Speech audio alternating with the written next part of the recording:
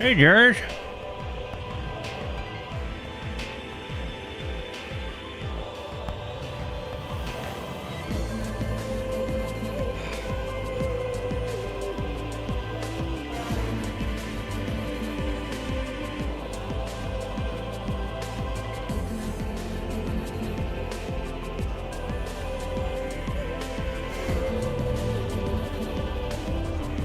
Playing with OBS things and decided, we'll deal with it tomorrow.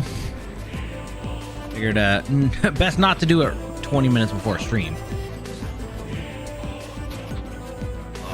Decided to take some ibuprofen because my poor neck is not happy with it. So we'll be fine. Okay.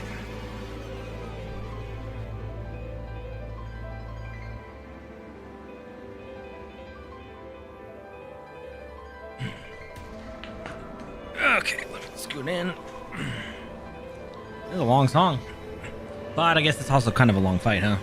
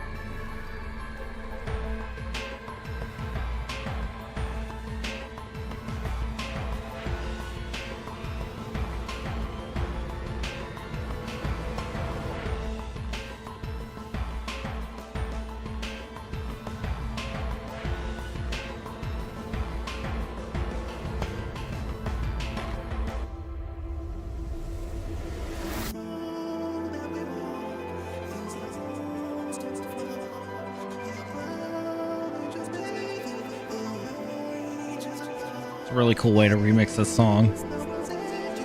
We will get started as soon as it ends.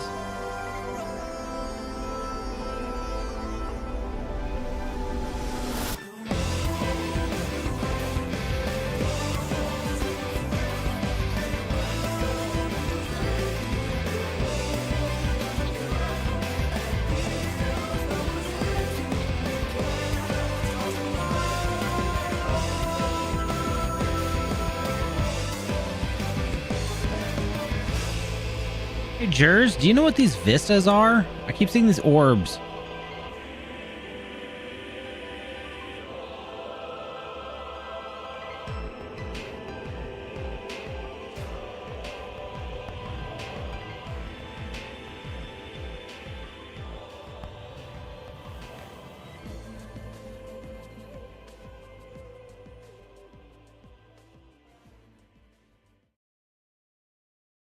Okay, and boom. Hey, there we go. And okay, it's just ambient noise. Cool. Well, welcome back to Shadowbringers, part 7 technically for us, but we're on part 2 of the game. Last time we took a little detour and did our stupid warrior, the tank roll quest. So now we have a crystal of light. Basically looks like the aura sight we used to trap the Ascian on the source. So, but now we're back with Grenold and trying to make a lantern or light for the Ondo. I've let the Ondo down, aye, but more than that, I've let myself down. Oh my, me-self. Might as well go back to mending kettles. Show Grenold a crystal which once belonged to one of Ardbert's companions. Oh. What's that you got there?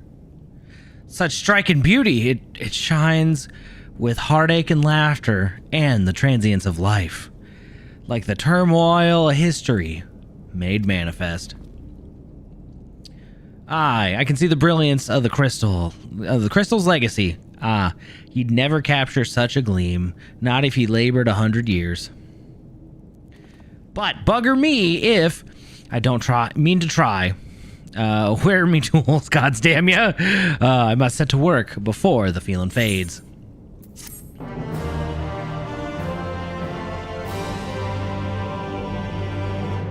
Well, it just so happens that to be the perfect time to pause and go out. Hey, look, we got it. I can feel it. A vision forming in me mind. Step aside, lass, and let me itching hands get to work. Well, you have fun. We're gonna go out, I guess.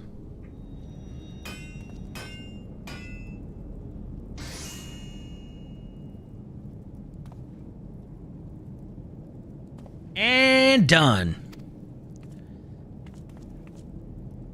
I've taken the wonders that crystal showed me and channeled them into a new shape, what befits the Ondo's spiritual character. Oh, okay. It looks kind of like a Christmas tree. A dead one. Not a bad job, if I do say so myself. And to think I was this close to hanging up me hammer after studying the craft of them ancients. Well, I've been across the length and breadth of Norvrant and gobbled up every scrap of craft and wisdom I could find. But no matter which technique I tried, me work was just no comparison. Wow. I couldn't even figure out how to put them damn buildings together. A mystery for the ages. That's what drew me here in the first place. I built me workshop, got the forges burning, then I lost me bleeding will to craft. Thank the gods for that crystal of yours, or I might have never gotten it back. I won't pry into your business, but I reckon your little miracle there has been through the kind of journey they sing songs about. The echoes of the memory it holds just speak directly to your heart. I can still feel them coursing through me. The inspiration's not fading away. It's welling up stronger and stronger. Well, give me the chance and I reckon I can weave the Crystal Saga into another thing as well. But bugger me, I'd almost forgotten the Ondo's commission. If you could drag the lamp over to Tolsh's Oth for me, I'll stay here and dream up a new armament for you to try. Fair enough.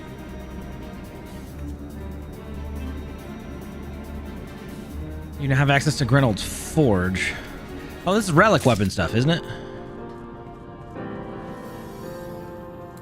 Let's see if I can get a mount that's big enough to not fit through the door. No, we're good.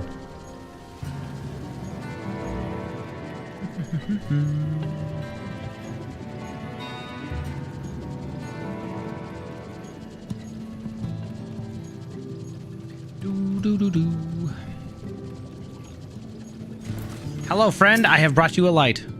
What is that you have there? Lamp. The sacred lamp. Then the Finless One has kept his promise. My people tell me of the many deeds that you have performed in the name of aiding the cups, and now you come to me bearing the light we had almost surrendered hope of ever seeing.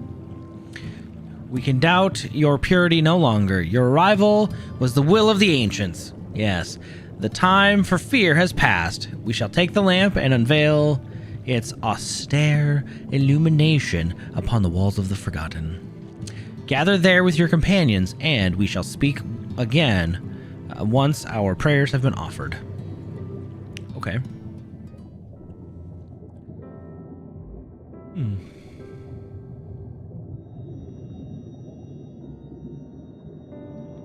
It really is a cool structure, though.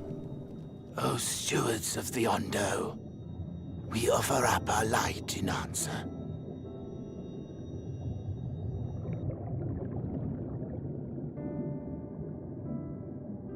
That crystal you showed the artisan. Was it... Did it belong to one of my friends? It did indeed. Brandon, actually. Missed that part, did ya? I thought you were always watching. I tried to give you a measure of privacy.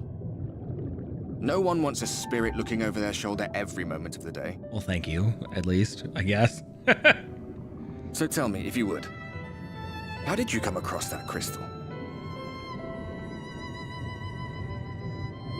Well, we fought Brandon after seeing all of his deeds in his sad life. And then... I was right then. Yeah.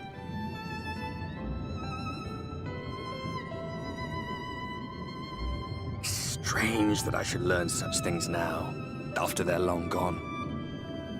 They were fine friends, every one of them. I didn't expect death to teach me so much. About them, about Seto, about you, about the hope that hides at the heart of this world. I've never been one for idle chit-chat, but if by some miracle I could see them all again, I doubt I would ever stop talking. Maybe one day you will. I'm grateful I got to bend your ear at least. And just for that, I reckon I'll stick with you. To the very end.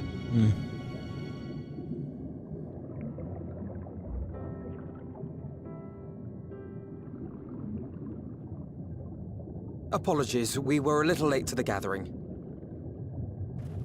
Oh, no worries, I guess. It seems we succeeded in gaining their trust.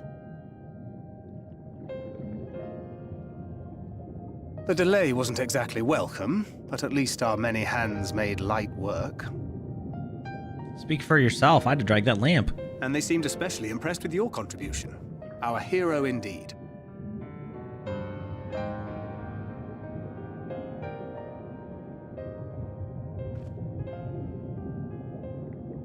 Y'shtola was telling us those structures may date back to the age of the Ascians. It's the theory, at least. An Ascian homeland. Despite his many protestations, I never quite believed Emet-Selch was telling the truth. Nor I. But there is no denying the evidence before our eyes. Clearly this was once a great city. A home they would see restored, no matter how many tens of thousands of years it takes. Well, they're basically immortal, so... It's a hollow dream when you think about it. Even if they manage to rejoin all the worlds, they'll never bring back the ones who were lost. But would I have done any different? I don't think you would have.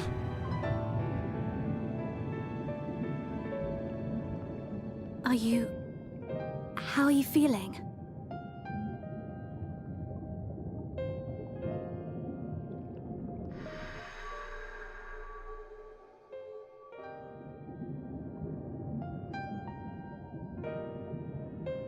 Still, glowing bright, apparently. You have completed your devotions? Yes. To the honored ancients have we offered up our prayers and our gratitude. You too have our thanks. Might we trouble thee then to tell us more of the illuminated land of which thou didst lately speak?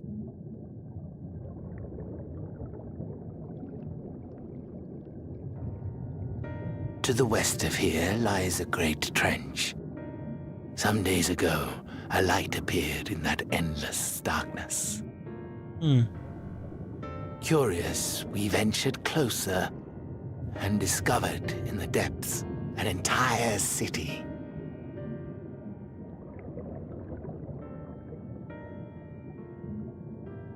The buildings we spied were akin to our own everlasting abodes, impossibly so. We understood at once the ancients had risen. There could be no doubt. Taken with terror, we retreated to the cups, and I decreed that none should enter the trench until such time as we received a sign. And where'd that sign? Might it still be possible to reach this city of the ancients? With no water to drown you, a finless one could now travel there. Yes. I am convinced you are the sign for which we have been waiting. My people will show you the way. Thank you, sir. It's been a pleasure.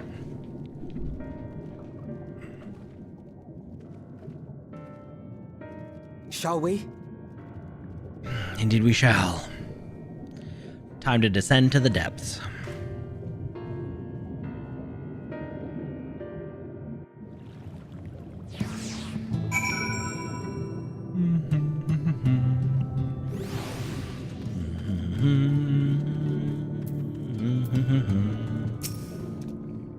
The chieftain has bid me guide your steps to the illuminated land. Excuse me. Come, the way lies downwards. Follow the path of coral and rock and join your comrades below. You got it. I will, we fly. Whee! The Norvront slope, huh? Excuse me, I'm trying to have a conversation here. Yeah. So rude.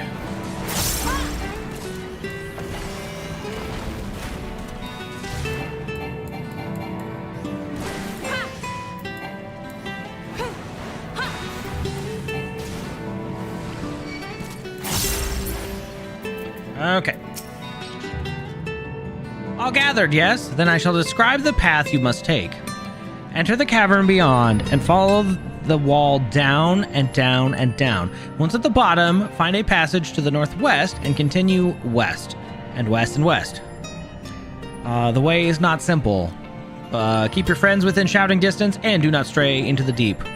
Just before the journey's end, you will find the Caliban Gap and the barrier we placed at its mouth. This obstacle will fade should you raise a hand towards it. We have made it so. A most succinct explanation. We thank you for your guidance. Oh, okay. Right, deeper into the depths we go.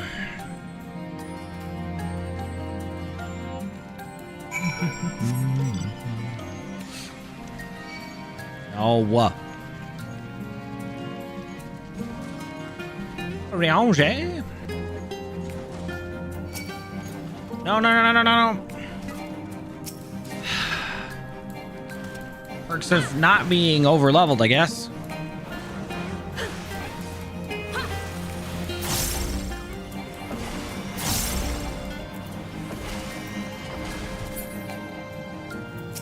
Thank you. Our guide bade us travel to the cavern floor and thence to the west. It would seem these twisting tunnels defy such simple instructions. Rather than rely on direction alone, I suggest we scout with care and relay the path ahead to those who came behind. Oh, come on. Hey, Hunty. Happy Friday.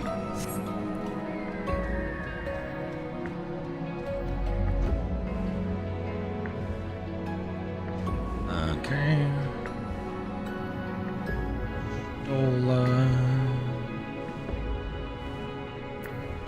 I see an anemone.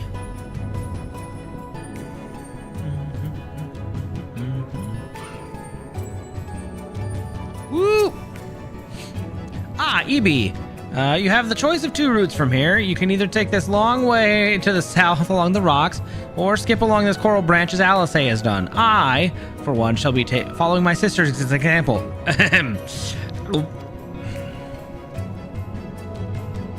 Or, you know, we just fly. I'm not supposed to be able to fly here, but I don't care. It's fine. Okay, the Caliban Gorge. Good. Aw, they grow up so fast. But that means more free time, right? There you are. Come on, I think I found the tunnel we're looking for. From here, you can see that from here? I can't see jack squat. Whee! Christmas! In August. Yay! Oh, that is blue? Oh, that's the barrier. Okay, yep. Makes sense. All right, Alice, raise your hand. Put the barrier down. Here, this must be the barrier the Ondo spoke of. Well, that was rather more arduous than expected. I feel a sudden rush of gratitude for the smooth roads our ancestors cut through the wilderness. It was a treacherous path indeed. Now, I believe one of us needs but to raise a hand to banish this next obstacle. EB, I elect you to do the honors. Should I be using any, should I be doing that? I feel like I'm exerting myself a little much.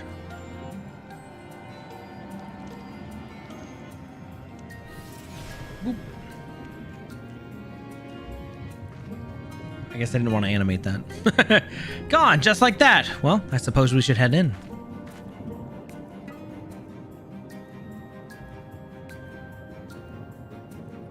Like as not, this tunnel will be just as perilous as the road we walked to get here.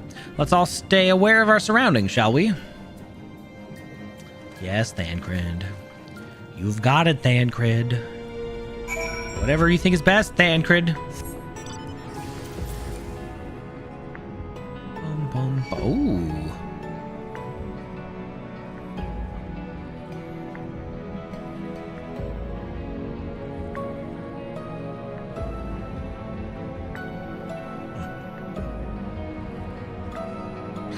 Jaws, huh? The classic.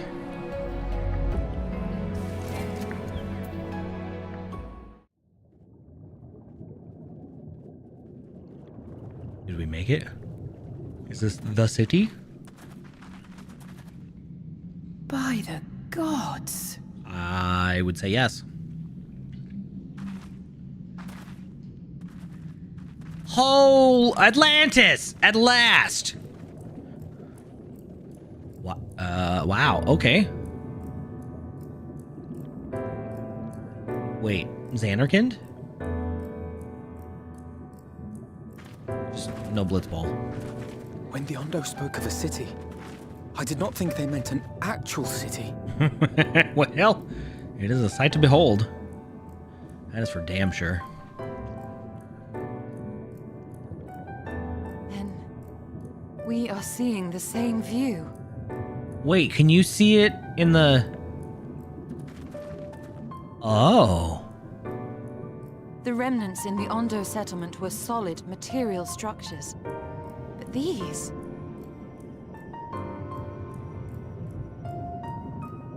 Everything here pulses with ether.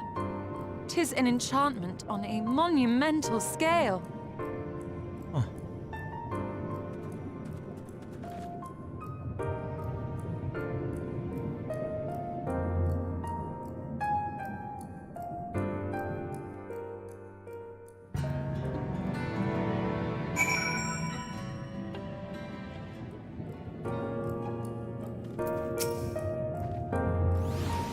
Evie, did you note the style of the architecture? 'Tis the same used for the remnants at the cups and the mural's painted towers.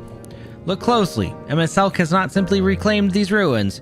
He has layered the semblance of an entire city upon them. Gods, the magnitude of his artifice is staggering. Though it pains me to admit, we did not fully understand the feats of which an old-world Ascian is capable. And thus we begin our descent into the city, I think. Alice is steeling herself from the task ahead.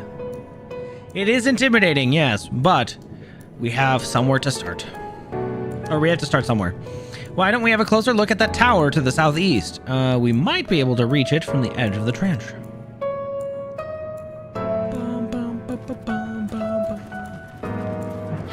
Hi, Bradley.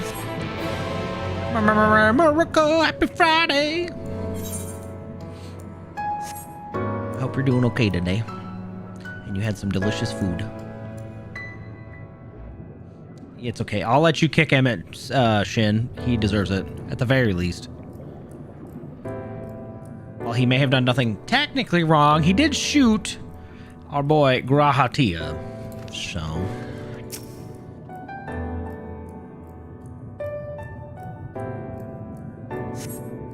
Sounds about what I had today. A couple leftover pieces of pizza. Oh, the doors. Look at the size of those doors. Now I know how pixies must feel.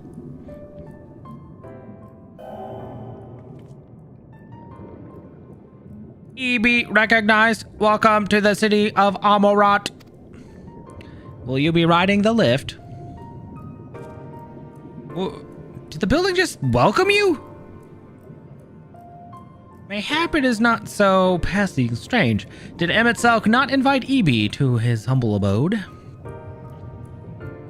'Tis plain thy coming was expected. It's true, he did invite us here. And where will this lift be taking us? The lift services every level of Akara Heights, but is presently configured to convey passengers directly to the ground floor. Well, there you have it. In the absence of some few hundred yalms of rope, we have little choice but to accept the offer. With emphasis on the we, and I'm not about to let you walk into that place alone. Thanks, friends. Ground floor, now. I wish to ride the lift, please. Be polite to it. As you wish, the lift will arrive shortly. I don't think it's actually a robot, but it sounds like it would be a robot. Oh, that sounds not fun, Bradley. I'm sorry. Is it stopping anytime soon? Is it because of the surgery? Next stop, ground floor. Facilities include the Bureau of Administration, the Bureau of the Architect, and the Capitol.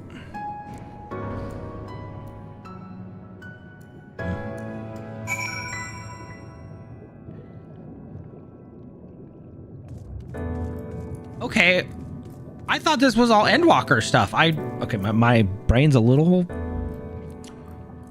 confused just because of skipping everything. I guess I forgot wrong or remembered wrong.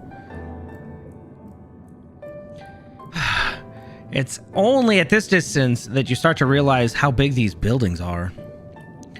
What did the voice call the city? Amorat? Look, over there. Big cloaked ones. Oh. Is that a person? No, my mistake. That's a giant. It doesn't seem to have noticed us yet. Wait, are those the old Ascians? Giant or no, a resident of this place may have much and more to tell us. I say we make the first move. Alphina, you can't just... Ugh. Well, he kind of is a politician. What the? Hello, friend. Pray excuse my boldness, but might I ask you a few questions?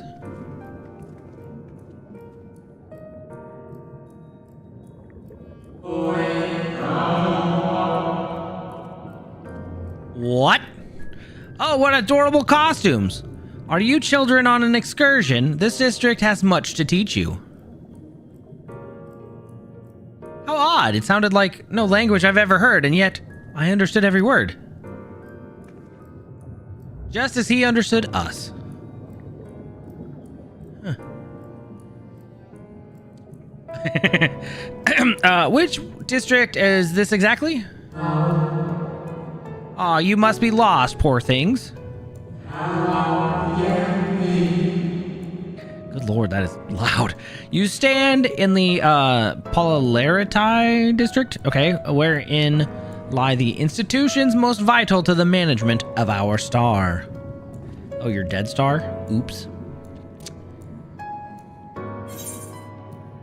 Can you tell us who rules the city?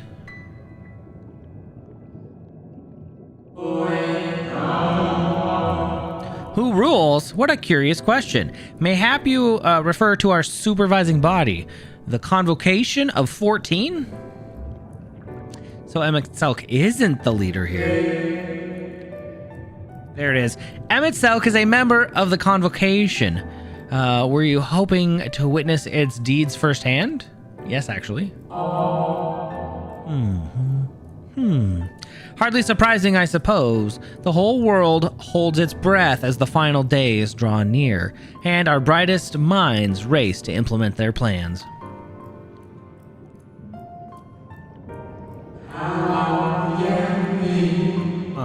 Thus, you must understand that gaining an audience at this time will be next to impossible.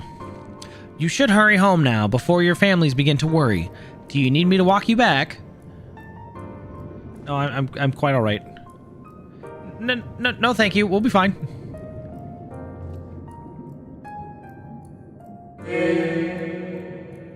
Very well. Take care, little ones. Interesting.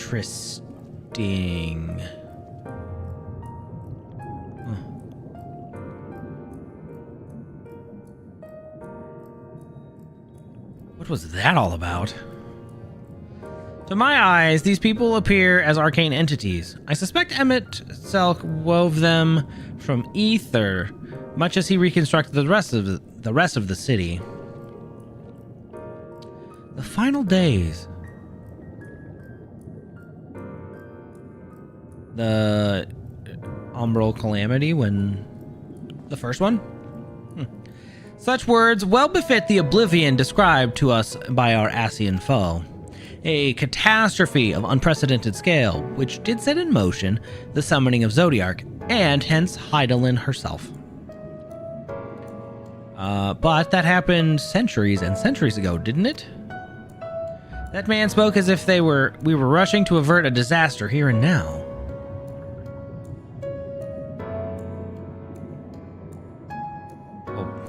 Unless, for these people, the distant past is the here and now. I believe thou hast the right of it, Master Alphino. This ethereal Amurat and its residents appear to be phantoms of a different age. Emet-Selch hath resurrected a memory, a moment in time from before the star was sundered. Interesting.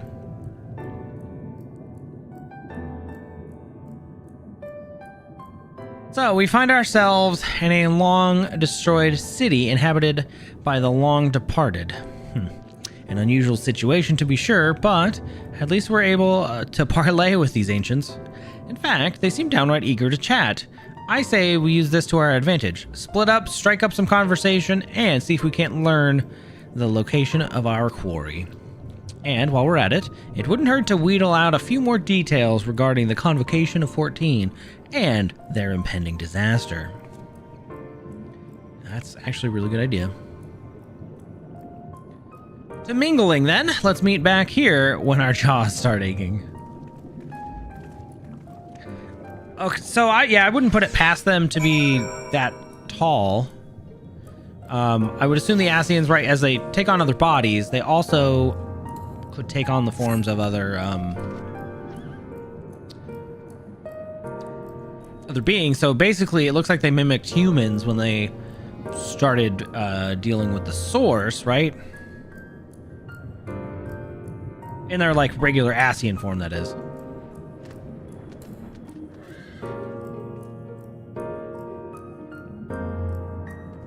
Figured I'd have to... Oh, friend?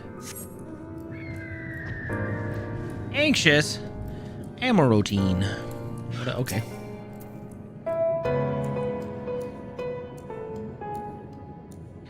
Good gracious, child! Where's your family? You should not be alone at a time like this. Run along home. Quickly now.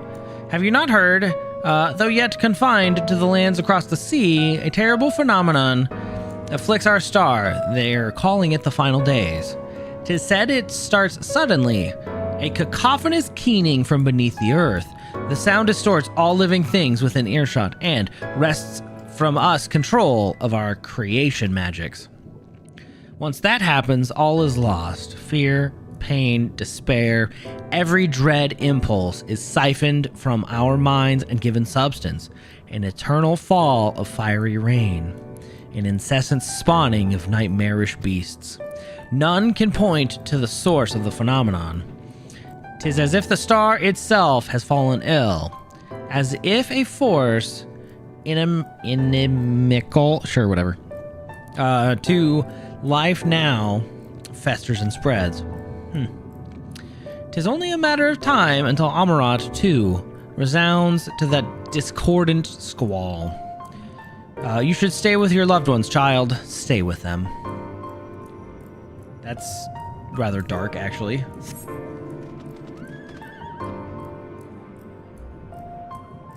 Well, I mean, it makes sense why the doors are so big, too.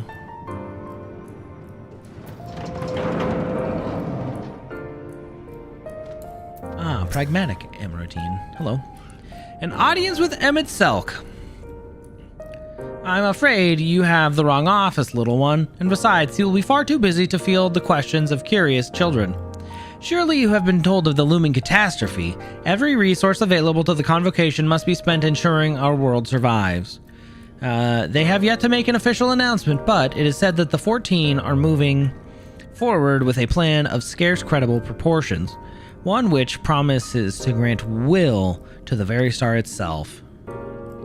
They will invoke our mightiest spells of creation to birth an entity of all-encompassing magnificence, and then they will rewrite the laws of existence. 'Tis a huge undertaking, and it must be completed ere the corruption spreads this far. Thus I say to you again, do not hold out hope for an audience. That's fine, just tell me where he is, because, like, you're technically a ghost. Just let me and my behemoth friend go. It'll be fine.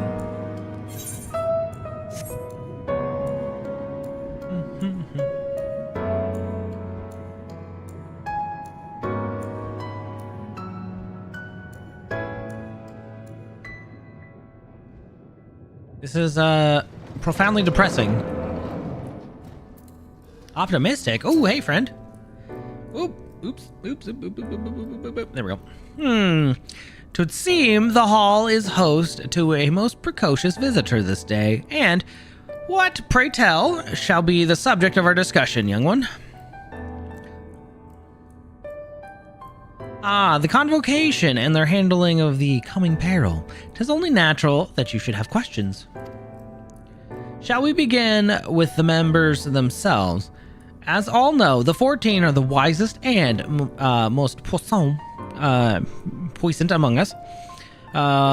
They are the stewards of order, responsible for decisions which keep this star turning season after season.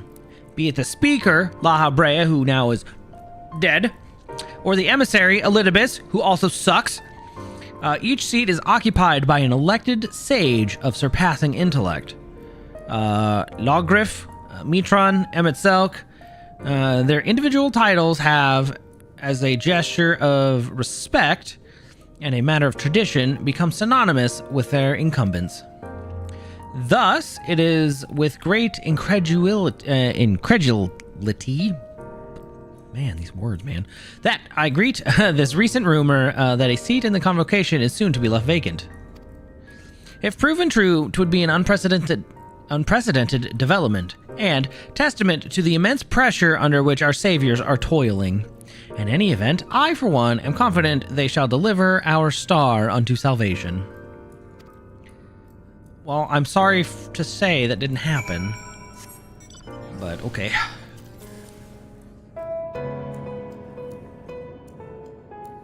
Behemoth's he's just a puppy to us all. Just a really jacked, steroided out puppy.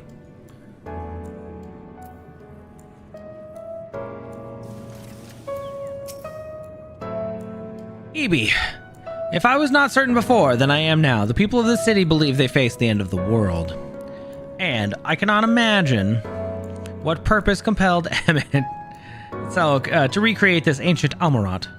And yet, I fancy I hear his words to us echoing throughout this ocean trench. He would have his story known. Alphinaud, you've been hanging out with Urianger too much. Well, we can compare notes once the others return. Hopefully, then our next move will become clear. name is just a bulldog. He's just cute.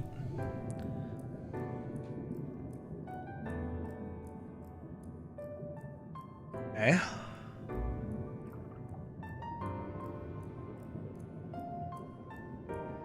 It would seem our conversations were much alike. A looming disaster, creation magics running rampant, and this convocation's efforts to bring salvation out of chaos. I suppose there was talk of little else in the time when these events came to pass. Urianger, if I may, what are your thoughts on the ancient art of creation? A fascinating discipline indeed. Aught the mind can conceive may be rendered in reality. All that is required is a clear concept upon which to focus one's will. 'Tis not dissimilar to the primal rites taught by the Ascians, where a ritual ceremony breatheth life into figments of myth and legend. Well, I see. We arrived at the same conclusion then. The people who lived in the age before the Sundering were blessed with a vast reserves of mana. No matter how draining these creation magics must be, it seems they paid the cost with not more than a fraction of ether which coursed through their own bodies. If we were to attempt the same, such spells would soon deplete our energies, and then seek to draw the balance from elsewhere, from a hoard of crystals, mayhap, or from the land itself. Thus, when this art of creation is placed into our hands, it became, in effect, a means of destruction. An interesting matter, which no doubts bears further study, but despite all these revelations, I worry we are no closer to finding Emet-Selch. Has anyone learned aught which might lead us in his direction? No, not directly. Mayhap, but from what we've heard, it seems the Convocation of 14 is sequestered in the nearby Capitol building. We went to see for ourselves. The attendant wouldn't let us through without a writ of permission. So we tried our luck at the Bureau of Administration, where we thought these permissions might be issued, but the clerk there said he couldn't help us since our names didn't appear in the registry. That is where we gave up. I wonder though, Evie, could you be eligible for one of these writs? The voice in the lift seemed to know who you were, so it might be that your name is registered at the bureaus as well. Worth a look, I'd say. Meanwhile, I'll head back to the capital and search for a less official point of entry, just in case. Pray allow me to accompany thee on thy reconnaissance. An arcane perspective may prove needful.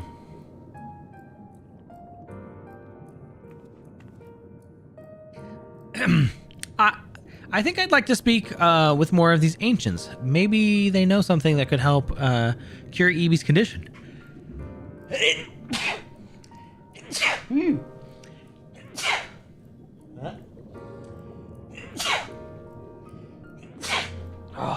I'm good. Would you mind coming with me? Thank you. Oh. Of course I don't mind. Just lead the way.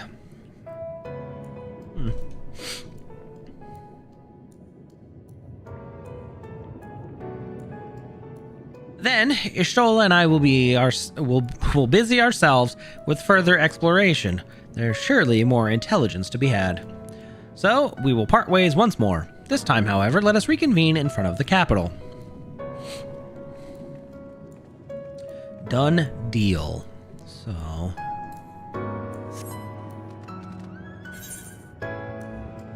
okay.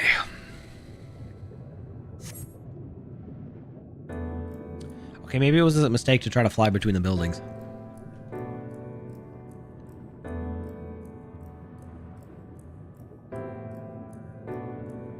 And I wondered, did Emmett actually, like, just pop all of these out of ether? Or was this city here the whole time? It just wasn't powered. Right? Because, like, the ruins were there the whole time. And the Ondo just kind of, like, took over. Welcome to the Bureau of Administration. Hello, clerk. I can't really see you from down here. A visitor's writ? Yes, I can assist you. Full name, please. Element box. Please wait near the counter while I confirm your details.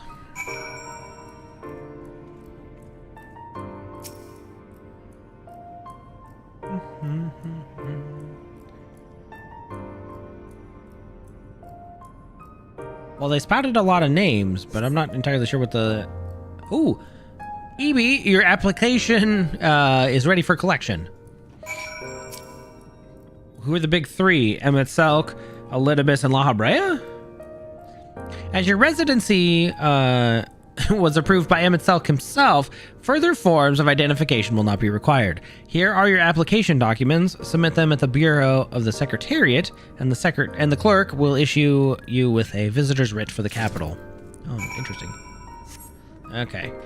Well, La Habrea is technically caught in an aura site. Elidibus is walking around faking to be Xenos. And meanwhile, Xenos himself showed up in a different body. Thanks to the Echo. Fake Echo. Huh.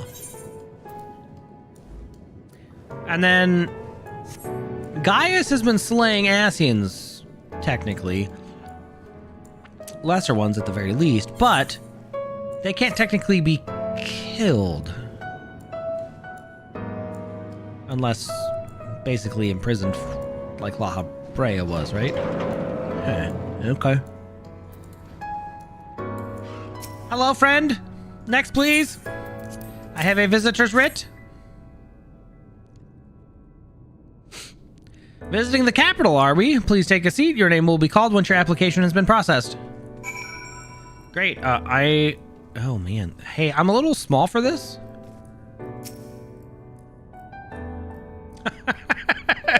I'm about as tall as the back. Goodness.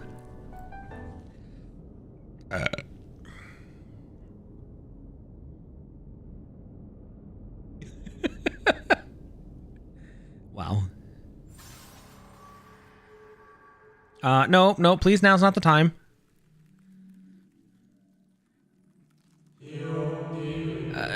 May I?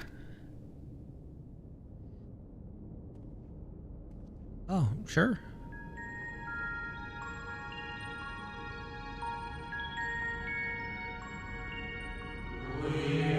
You, I think, are from a time beyond ours.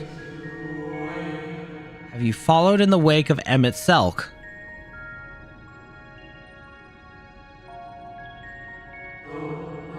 Nay, there is no cause for alarm. I am simply a shade, here and not here.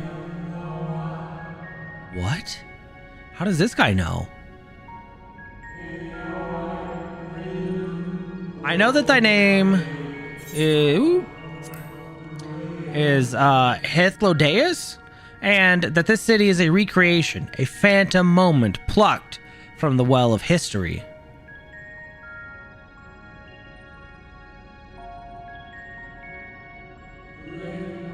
Huh.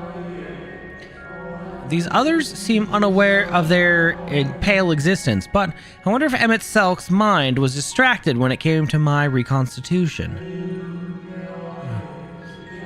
A stray thought would have been enough. Hythlodaeus will realize the truth, for example. We were close friends once, you see.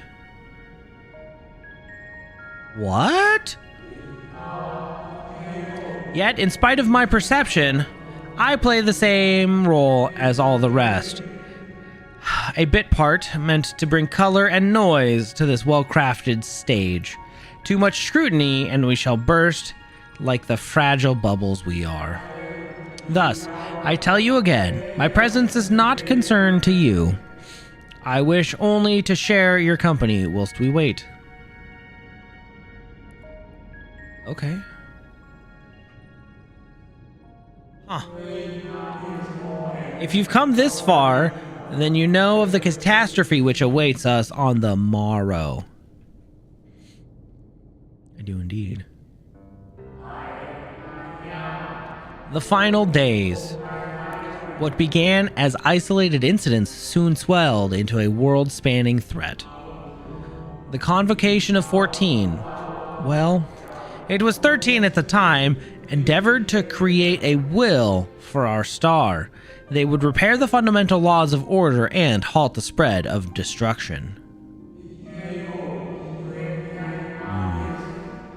But creation on such a scale required an immense source of power.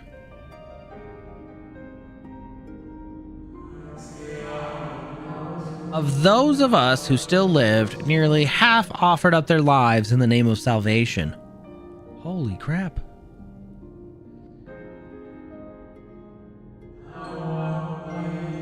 And from their sacrifice, Zodiark was born.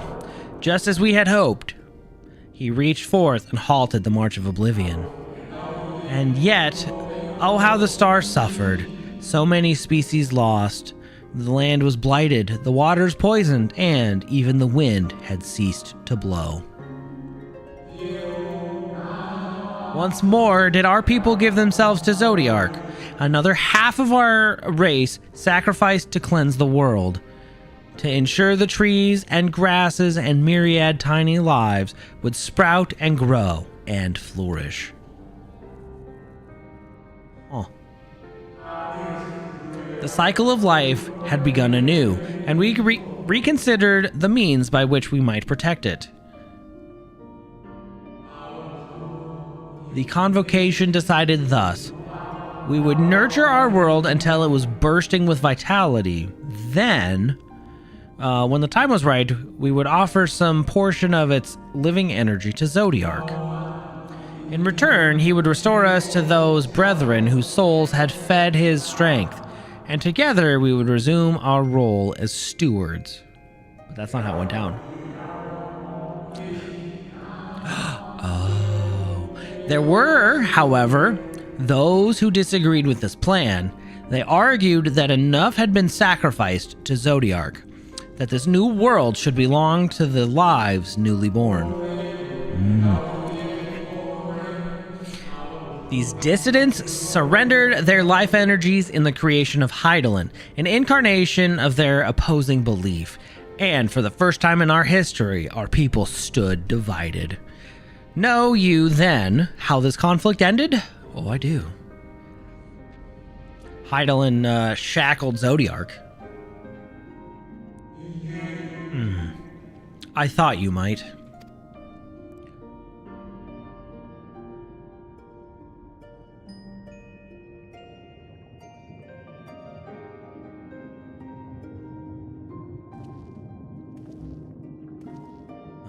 There he is. Emet-Selch has ever been a champion for the will of Zodiark. The original plan may have been set back by millennia, but he will not have abandoned his course. He will pay the price for our return by whatever means necessary. And though he may carry himself with a certain glib ease, Emet-Selch is not a man to bear his burdens lightly. In fact, I imagine they have only grown heavier with each passing century.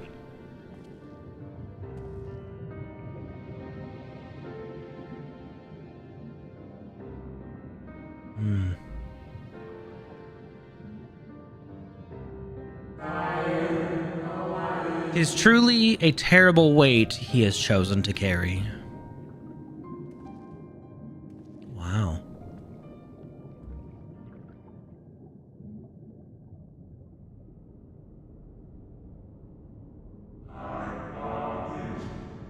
Element box? Oh, that's me. It seems your turn has come. Pray do not let me keep you.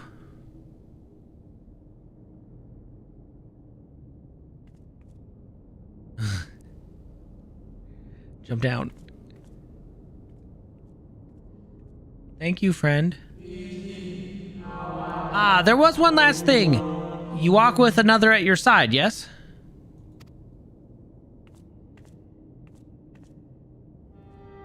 What? Nay, I see no definite form, just the faintest suggestion of a second soul.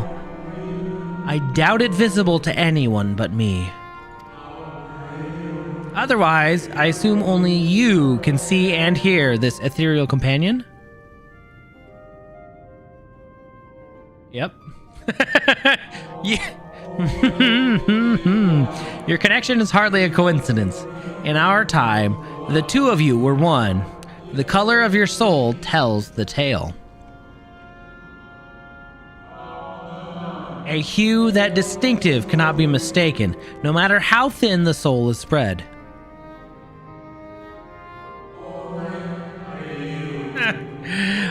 This is just the kind of fate I expect for one such as she. Surely Emet-Selch has recognized the hint of her in you. What? Element box? Fare you well, my new old friend. May you find what you seek.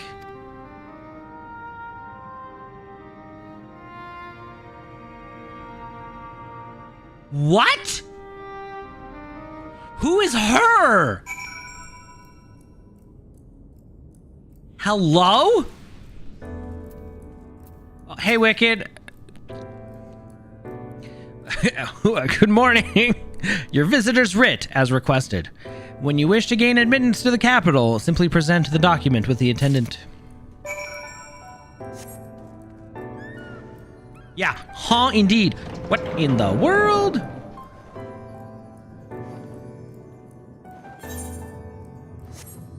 Okay. So, from what I understand is, since we are a warrior of light from the source, basically our original being, right, the color of the hue of our soul, it was essentially split with all the shards, right? So there's different warriors that pop up. So Ardbert was the one from the first, and we basically share the same connection, being the warriors of light from the different things. So being all one, it sounds like somebody was basically split. I don't know who her is technically, but we'll find out. Finally, you were gone so long, I was on the verge of mounting a rescue party. How fared you in your bureaucratic adventures? Well, I got my visitor's writ.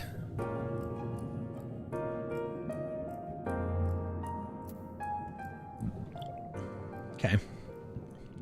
I see my instincts were correct. And good thing, too. Urianger and I weighed our chances of breaking into the capital, and an official entrance is by far the more attractive option. The capital boasteth not a single armed sentry. 'Twould seem that in their time they did not deem it needful to post guards. The doors and windows, however, appeared heavily warded, though mightily did we strive, with strength mundane and magical, we failed to budge them even a fraction of one ilm. Mayhap 'twas simply the case that Emet-Selch's recreation did not extend to their usual function. We didn't try everything, of course, but we thought it best to conserve our time and energy for more pressing matters. That's fair. Speaking of which, Reen and I tried asking about a cure for you. The problem is these ancients didn't exist beyond Amarats today, and they will happily tell their own tales, but whenever we attempted to explain our situation, the conversation quickly became muddled. What of you, Ebi? Was aught worthy of interest said during your efforts to obtain a writ? Well, I did meet a friend. Hethlodeus. He's kind of cool, I guess. A great sacrifice of life in exchange for their brethren's resurrection. And you say all the Ascian scheming has been leading to this? All this time. But if they still mean to enact this plan, then things won't end with a rejoining. Aye. I thought we knew their intentions in full. Restore the world to its former glory, and in turn empower Zodiarch to reclaim his throne as the will of the star. Yet that was merely a step along the way. I hesitate to put it into words, but We have to assume that following the final rejoining, the Ascians mean to draw the lives of the Source to make their sacrifice to Zodiark. That does seem to be the most likely scenario. Mayhap those who ally with the Ascians would be spared that fate. But what value is there in surviving when all our history, all our struggles will be erased? I cannot conscience such an act. Well, of course not. And let's just say not of what Emet-Selch's plan for the Exarch's power. Do we stand by and let him threaten our future as well as our past? We need to find him, Ebi, and when we do, make your mark. Change the course of history in a way that's felt by those who came before and those who came after, by everyone you've ever met.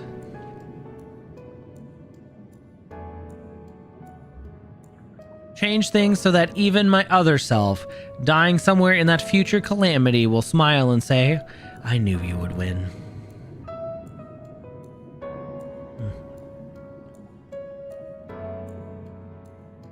Is fighting Emet-Selch the only way? He created an entire city. It will take everything to defeat him, if we even can. And if you push that hard in your current state, the light will break free.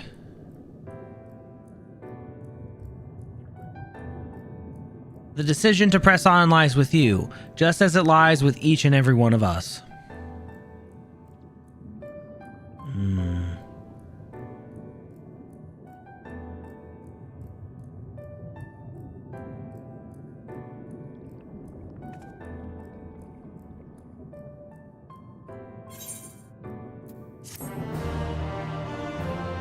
Greater purpose. Yeah, you can say your theory. I mean, you don't know what happens, right? So I think we're basically on the same page as far as that goes, so I don't mind. Oh, we're on the title quest? Oh boy. Do you remember that talk we had atop the tower in Mordsuk? I'm still of the same mind now as I was then. I don't abandon you. You don't abandon me, and together we make a difference in this fight. There's always hope if we look for it. I saw it again and again as you tore those veils of light from the sky. If we keep taking that next step forward, there's a chance we'll find a way to save you.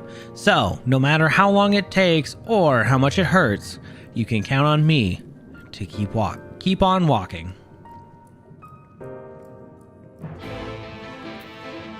We are the Shadowbringers.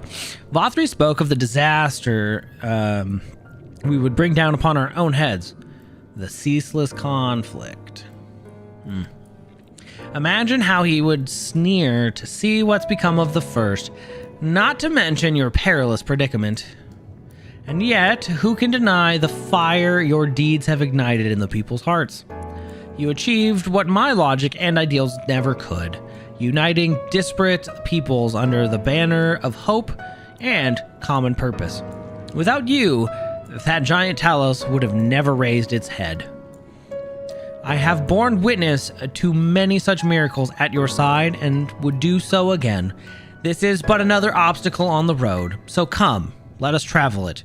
Drag me through wonder and danger as you are wont to do. I shall endeavor not to slow you down.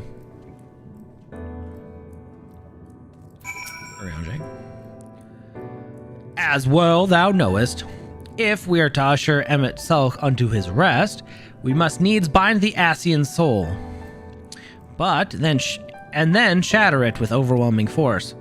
The former task requireth Orisight, and such have I prepared, upon the Exarch's asking, no less, though 'twas ever mine intent to provide said boon. The future whence our noble friend doth hail is a world fallen to Ascian artifice, and he would not see such grim history repeated. In a sense, Emet-Selch's destruction will be the culmination of the Exarch's efforts, a reward for all he hath endured these many years. Yet, even as thou stridest into the jaws of peril, forget not but that his fondest wish, and that of many others besides, is to see thee survive unto the morrow. 'Tis in pursuit of that happiest of outcomes, that I do pledge to remain at thy side. Man.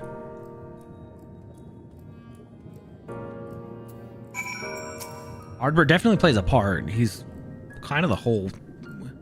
I'm surprised he was in ARR, though. Man, the planning and the foresight, holy crap. Anyways, our time in the first has been a never-ending succession of trials, as arduous as our path in the source ever was. Yet through all our journeys together, through that deep and foreboding wood, you have helped me stay true to my convictions. And thus I would return the favor, do as your heart decrees, without hesitation or regret. And that is all I will say on the matter.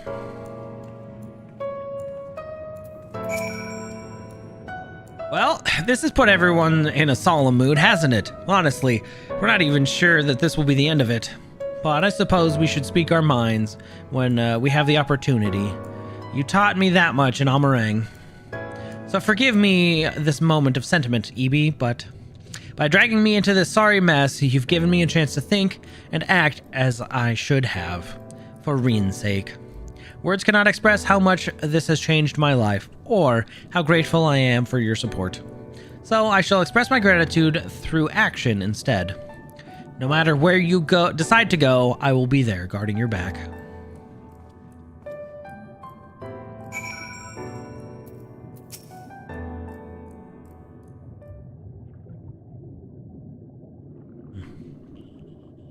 Reen, are you okay? When Minfilia entrusted me with her power, she warned me that no matter how strong you become, you can still fall victim to despair. You can still feel powerless. And she was right. After you collapsed on Mount Gulg, my hands wouldn't stop shaking. If I made a mistake, if I failed to bind the light within you, I was terrified you would die. Even now, you could be moments from turning, and I wouldn't know how to save you. You, Thancred, the others, you've all been there when I needed help. Minfilia surrendered her life to me, her legacy. I should be ready to do the same for you. And I want to, I do, but I'm not good enough. She told me to follow your example, and I've tried. I've really tried. Aw, it's okay. Then you shouldn't hang your head.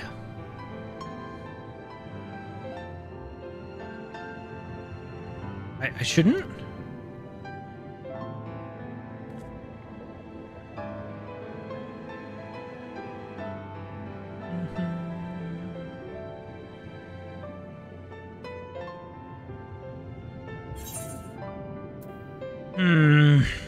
Fate can be cruel, but a smile better suits a hero.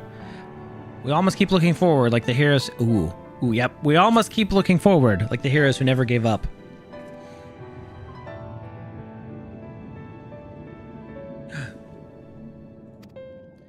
I'm not sure who you... Actually, never mind. I think the answer might be different for us all.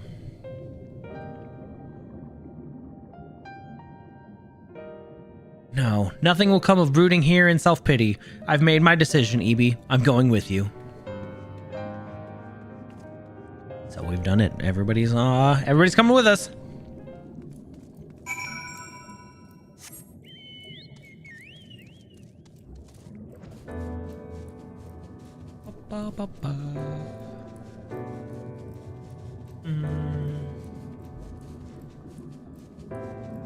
Oh, Orshafont.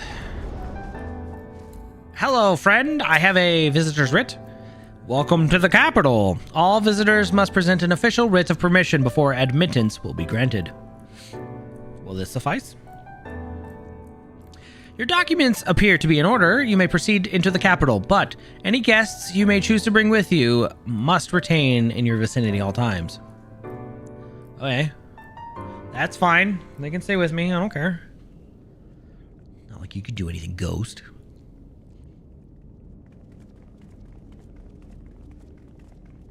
Okay, here we go.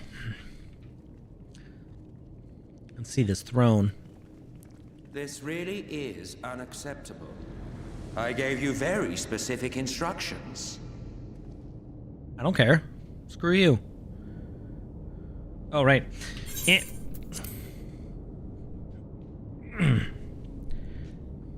Yeah, good.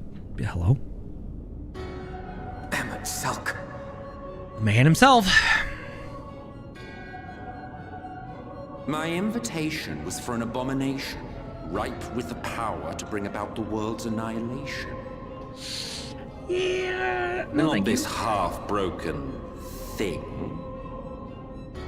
Whatever am I to do with you? Fight me and turn me into the monster. And I see you insist on keeping the same familiar company. Are you so lost without them? It is not she who is lost without the familiar. Not content with remaking an entire city, you aim to fill it with the reconstituted souls of the dead. I may have gotten a little carried away in my attention to detail, added a few unnecessary flourishes. Yeah? You think? Well, there's no point trying to hide it. Yes. Once the rejoining of worlds is complete, Zodiac will regain his full strength and shatter his prison. Then we shall offer up the Source's remaining inhabitants in sacrifice, that we might resurrect our brethren who died to bring Zodiac into existence. Oh. But what was it that you came here to do exactly?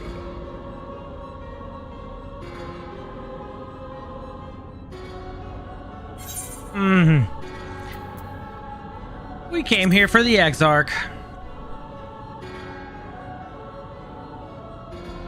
Well, you can't have him.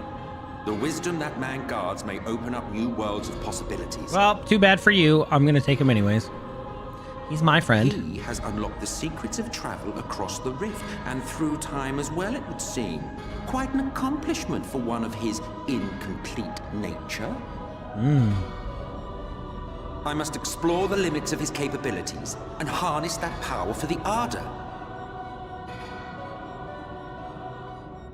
I don't think so.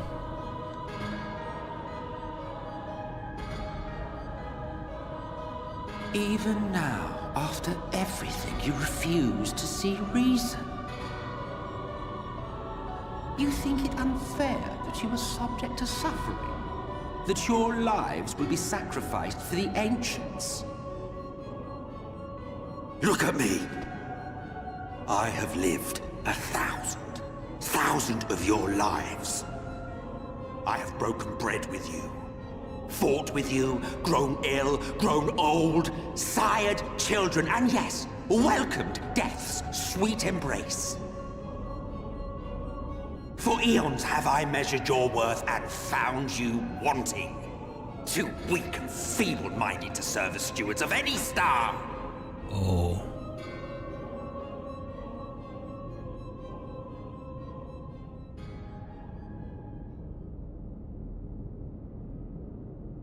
Have your recent spats with Vorthri and his Sin Eaters taught you nothing? Have you not learned that your ignorance and frailty beget only endless misery?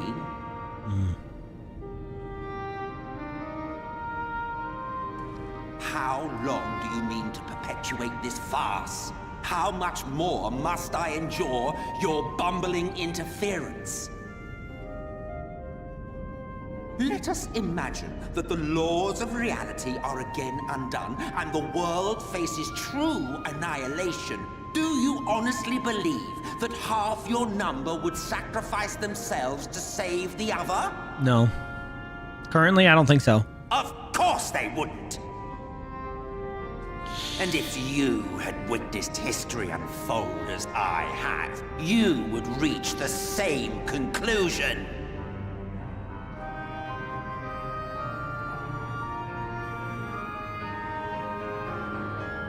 You cannot be entrusted with our legacy. I will bring back our brethren, our friends, our loved ones. The world belongs to us, and us alone.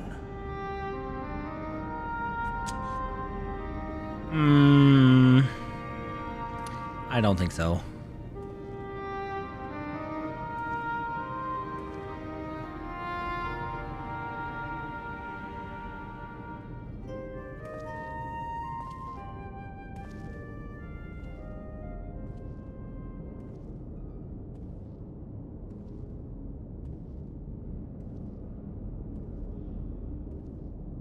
Emet-Selch!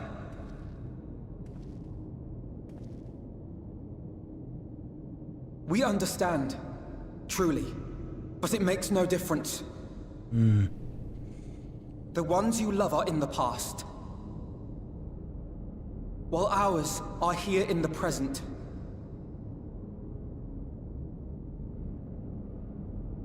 One day, we too will be ashes and dust, but not today. Our time is not yet finished.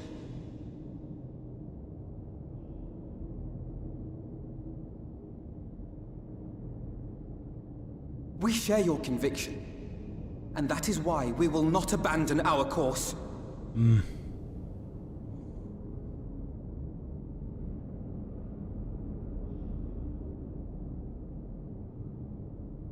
You think us the same? You think your tattered soul of equal worth to those I lost? Uh-oh. He's got crazy eyes. Earn your place. Prove yourselves worthy to inherit this star.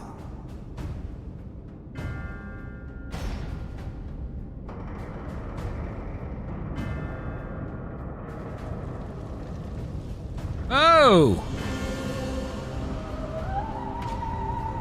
Behold the coming oblivion. 'Twas the end of our era and the beginning of our great work. A fitting backdrop for your final judgment.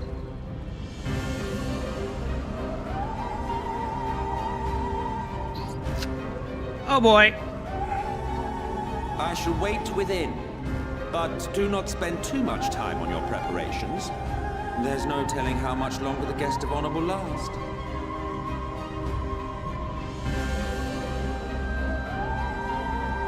I'll be just fine, thank you.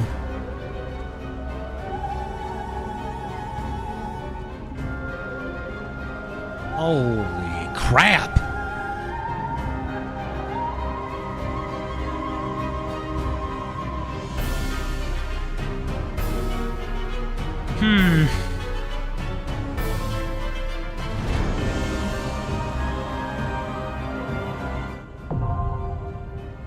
Amorat. Is it a dungeon? It is indeed a dungeon. Perfect. Hi, Volklin. He just answered, what? But yes, I did listen to the line where basically they're trying to do the rejoining, so when their world comes back, they get Zodiac to break free from the prison of Hydaelyn, right? Because basically Hydaelyn imprisoned him. Then he wants to bring back the souls that were sacrificed to give Zodiac his power, but by sacrificing the people of the source currently living there, right? The present ones, he wants to basically exchange the ether and lives for those of his brothers. Okay. Here we go.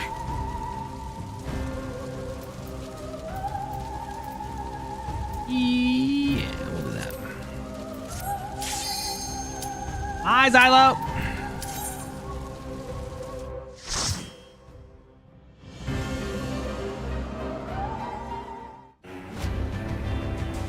Oh, look at him. Oh. Oh.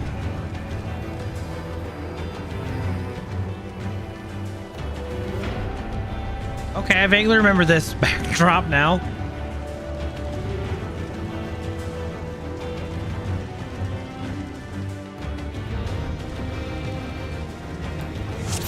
Welcome to the final days of Amarant.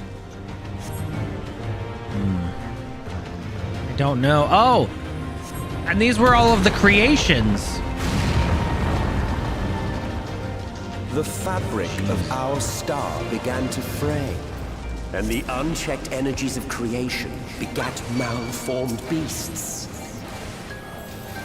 Yeah, that's right. Okay.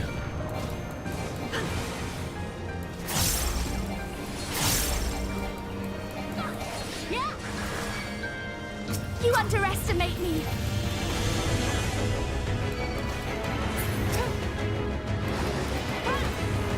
Oh, hello. Okay.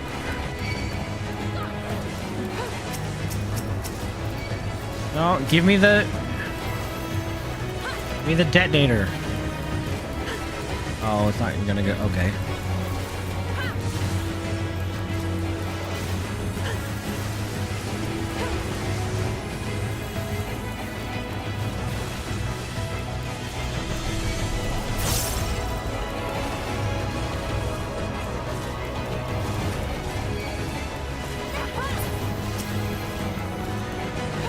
Leave the healing to me.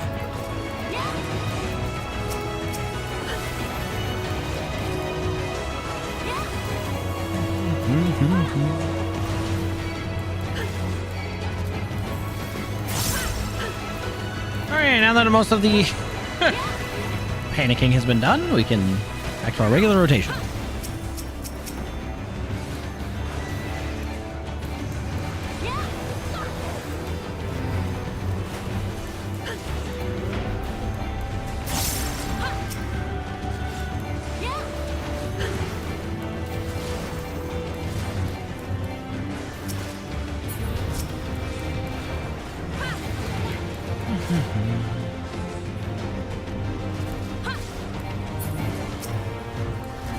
Well, would they be broken if the rejoining happened?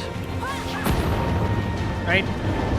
Because technically they're broken because all of their souls kind of split when the source split, right? With all the shards?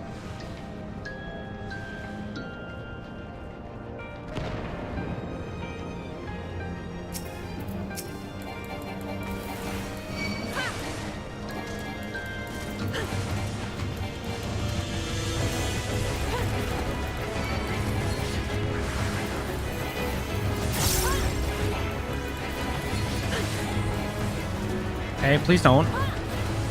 It's not very nice to spin to win.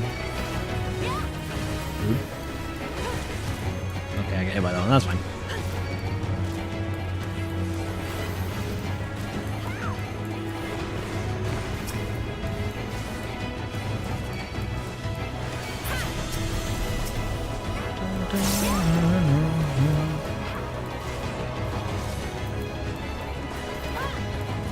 Excuse me. Hey.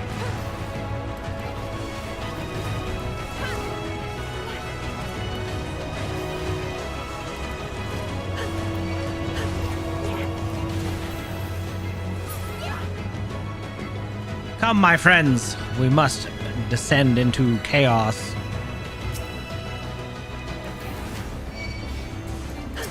No, no, no, no, no.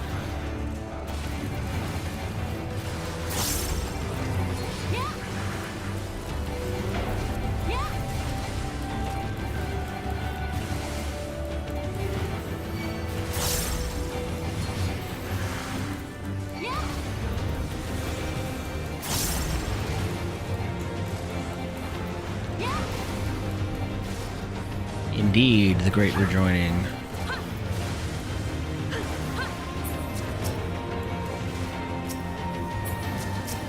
Which is what the Ascians really just want the whole time, right? But okay, so but the reason Hydaelyn was summoned was because there's people that are like, well, I don't think we need to bring them all back. Why aren't we good enough to be stewards? Away with you! Interesting. Just as prayer gives rise to primaries, our dread made manifest our deepest fears. Yeah, these are kind of terrifying.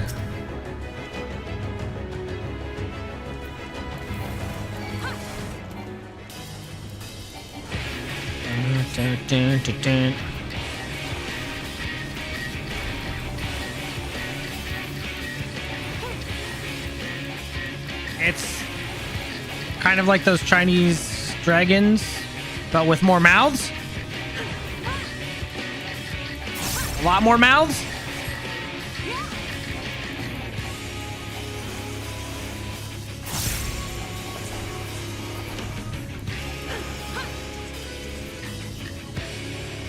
Oh. Ow.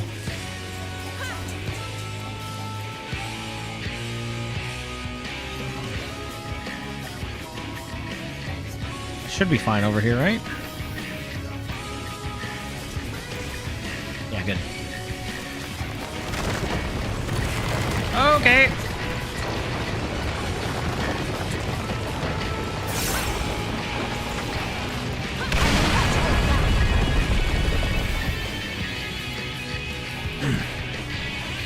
Kill him with eternal fire.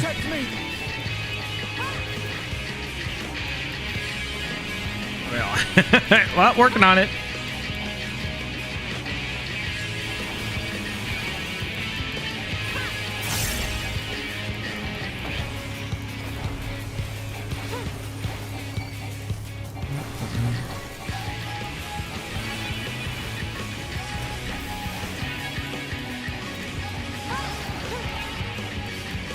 Oh, Lord.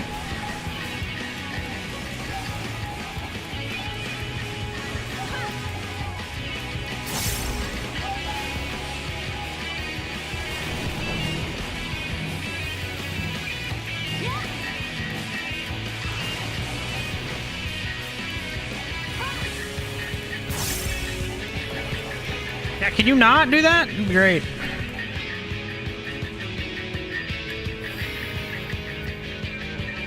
You're gonna be joking.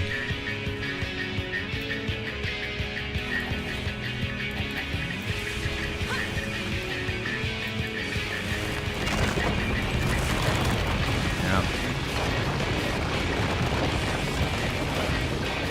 Hey guys, while you're standing there, you can fight, you know? You're holding back right now.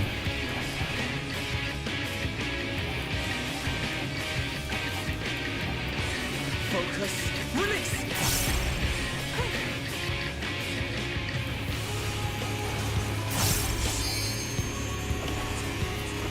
Please don't use it. You don't need it right now. Thank you.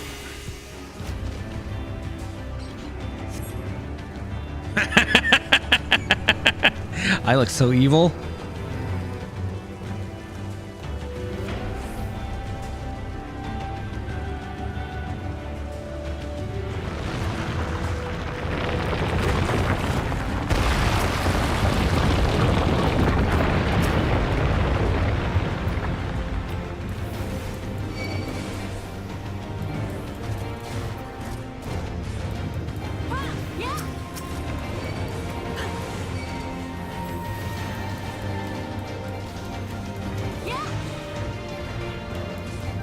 Thank you. Attack me, not them.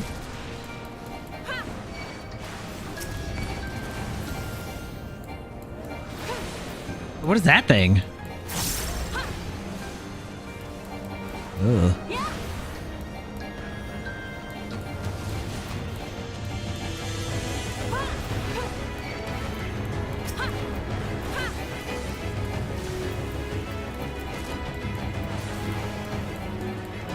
So these were in the minds of the Ascians before they fell.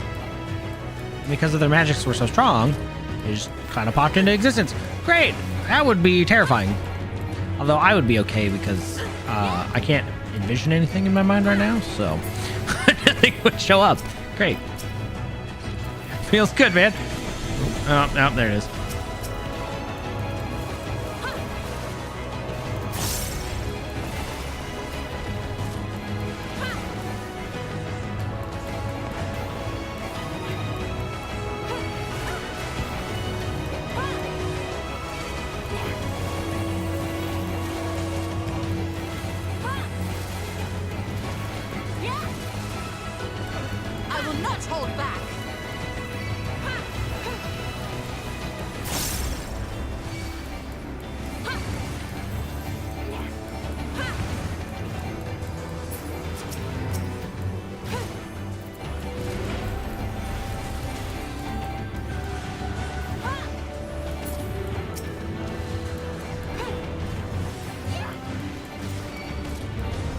You could start a new character. Because I think you can play for... I don't remember how long the free trial goes up to, but it's quite far. The city's burned. But I'm sure your main character's past that. Red with blood.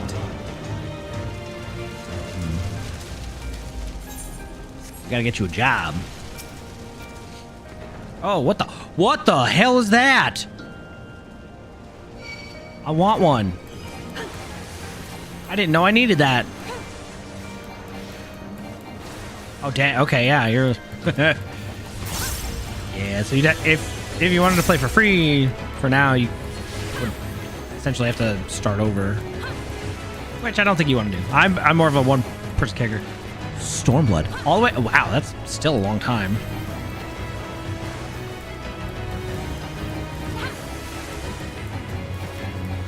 Yeah. Dang.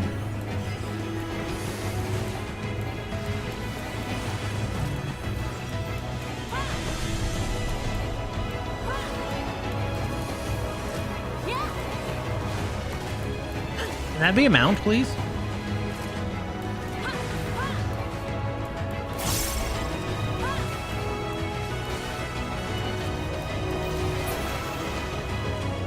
Onward. The weather is termination. That's lovely.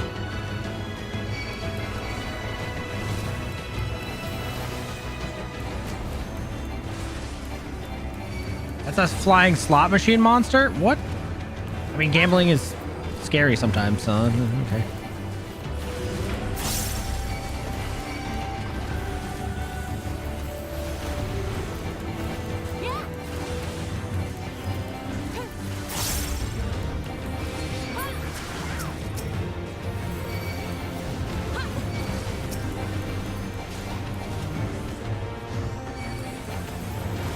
You know what this kind of reminds me of?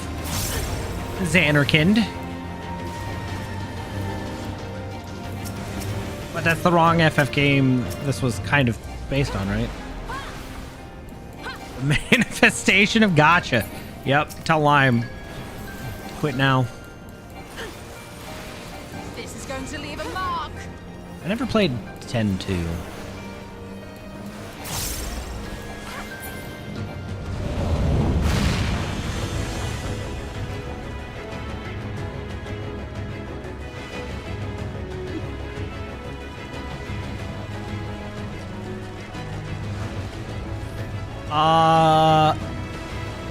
I don't like that either. Can we go back to the other beast? This one's kind of...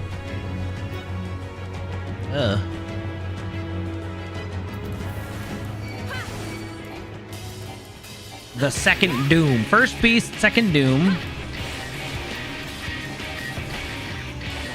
Here we go. That's acceptable. I'll let you do it now.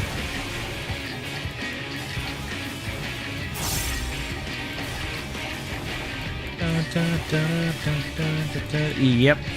Because this expansion was based around FF12, right?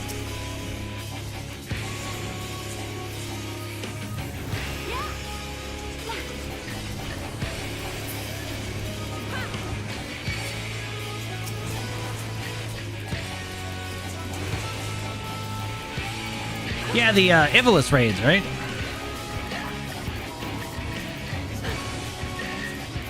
Oh, Stormblood, though. But the Viera were from... And the Hrothgar, I thought, were from 12. But I'm only an FF7 nerd.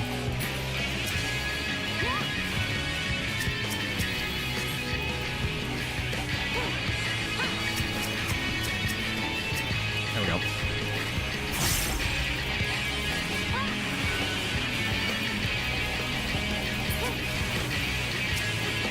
Leave the healing to me.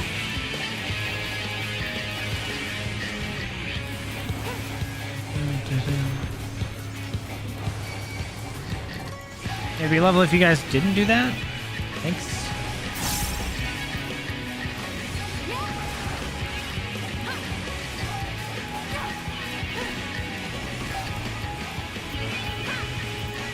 Ronsa, what the like lion people. Oh my god. More? Can we not? Can we stop it with the ads, please? That'd be great.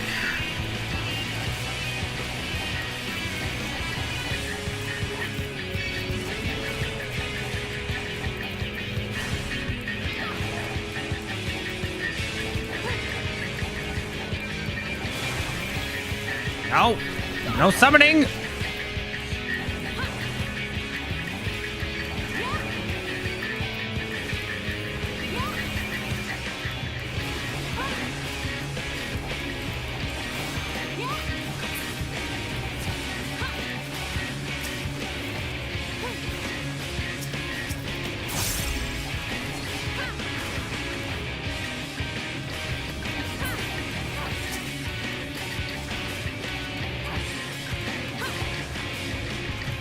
Okay. Raging Rabbit.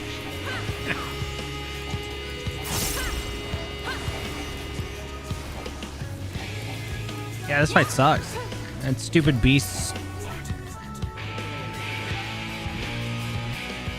Welcome back, Bird Brain. Oh, it's gonna burst now? That's gross. Please don't.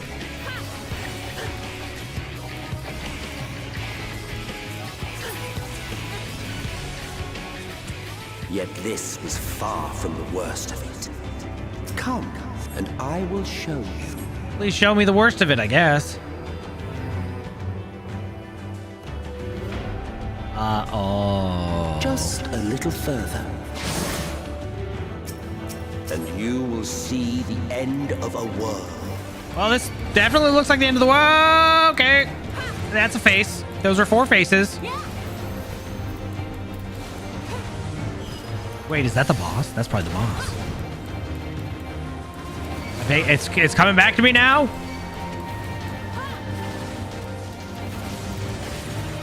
Wait, I mean, I'm sorry, I don't remember anything. This is all so brand new to me. Wow.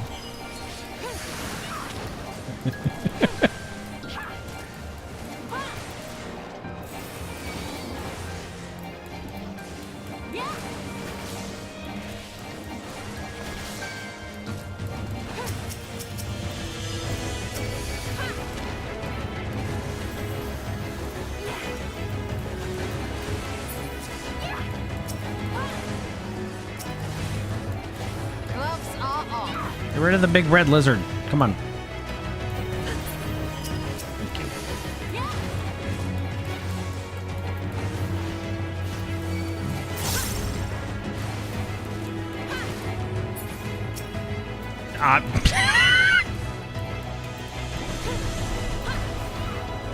I'm not going to.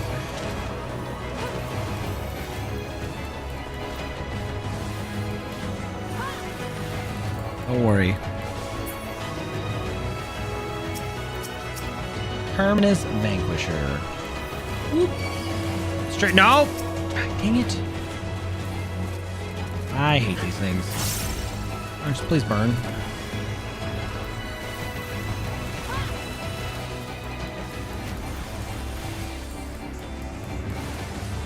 Okay, Mr. Slot Machine, please. Oh, it does have a clover on it, too. Wow.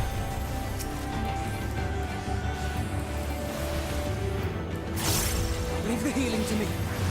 Well, give me succor or else I will heal myself. Come on, Alphino. I thought you were better than this. I'll show you. Show Marine.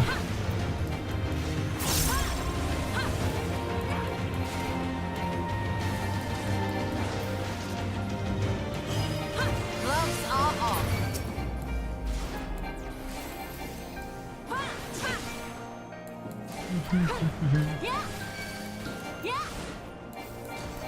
Yeah, but they won't let me bring a 4th DPS. Be too angry to die. Well, working on it. The star was fading. We saw we had to weave its laws anew.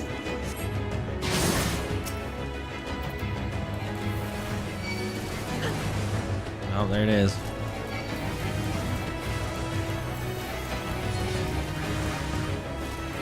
There it freaking is. Does this count? My eyes are red. I'm angry. I'll show you.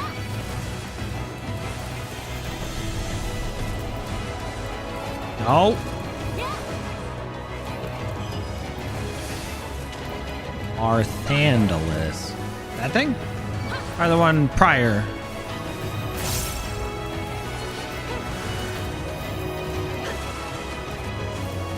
Nope.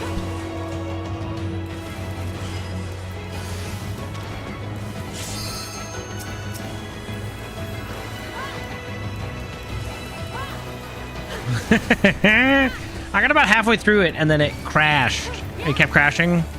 Because I did it back in like I think the early days of my streaming. So I just gave up. Never to play it again. Maybe one day. But I'd rather go through FF7 OG. And actually, we need to play Rebirth. I'm not speaking ill of it. I tried to get through it, but it kept crashing on me because the PC port was garbage. I liked Lightning. She was cool. Oh, yeah, you can DM me a meme. That's totally fine. You can share it with the class if you want to put it in my Discord, too. Oh. I think most people don't really like 13, though. Maybe I can play it on... oh, what is that? 360? Is it Xbox Series X backwards compatible? Maybe that's the way to play it, because I don't think there's like a mod to fix it, like, you know, there's with a ton of other ports. Oh, okay, I'll keep that in my back pocket. But first, Persona. Ah!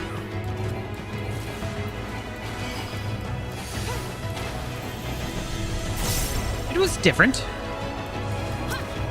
People mentioned it was kind of claustrophobic. It was very, like, rail heavy, less open world, I think.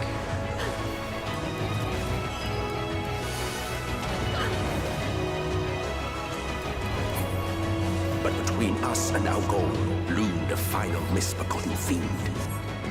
Fine. Oh, here we go. The Thing. What a view, though. Oh, hey, that thing is following me around. Dun dun dun dun dun dun dun dun dun dun dun. Too angry to need healing. Not liable for heart attacks. And then that's good. I like that. A little red Borb. I'm gonna look them up later. I really like that art. Cute style. Oh, got even more linear? Because the beginning of the game, they basically just have you, like, stuck in linear land. And then that freaking Hope kid just never shuts up and always cries. I don't know, man. That's all I really remember out of it, but I never finished it, so I never got a happy ending.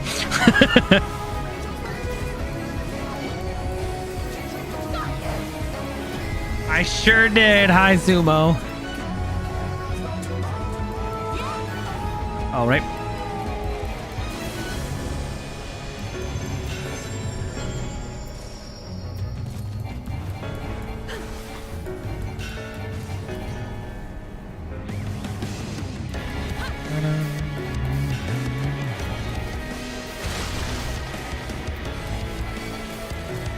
Leave the healing to me. Dun, dun, dun, dun.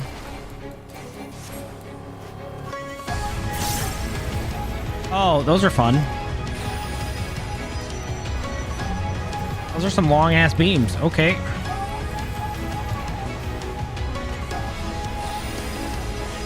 Ow.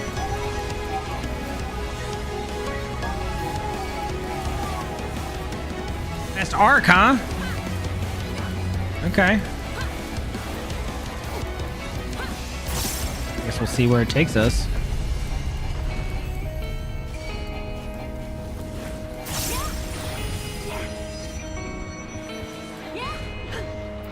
Alphina, why are you just standing still? Ishola, why are you... Can you guys actually do... Oh, okay. See, they can't be putting dialogue in the middle of the fight like that. Come on.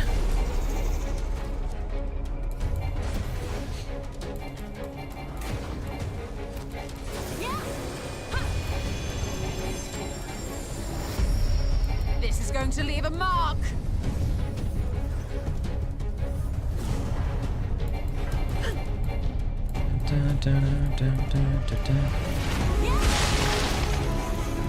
Oh, that's bad.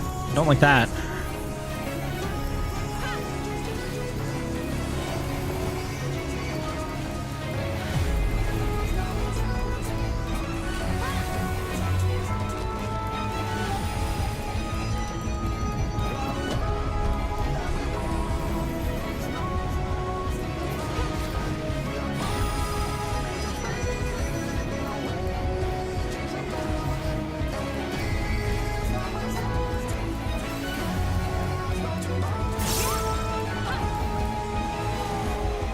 Oh, they changed Ariane's voice actor later?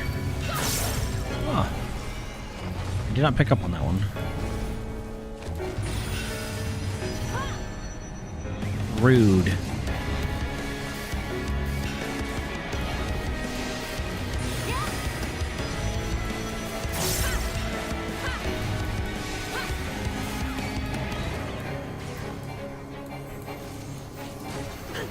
Shadow Wreck.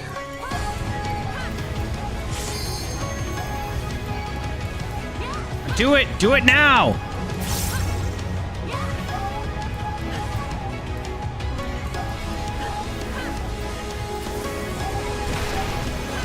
We unfortunately have nowhere to run.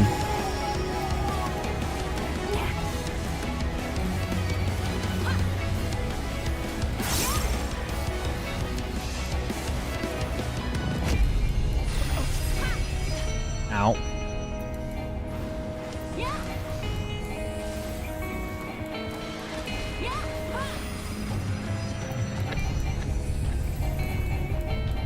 Aw. When did that happen? Ah, we did it! Okay. I don't think they're gonna put a ton of story in this one. It's after we leave the dungeon.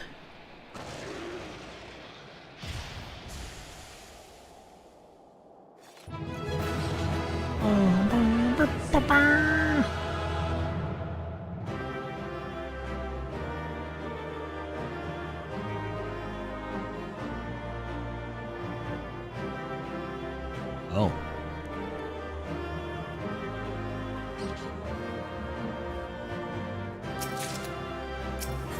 Healing. Really?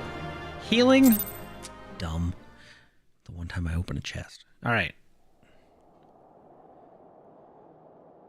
That was your calamity. Now what, Mr. Selch?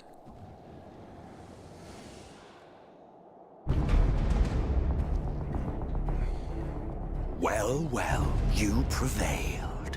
Where you could not.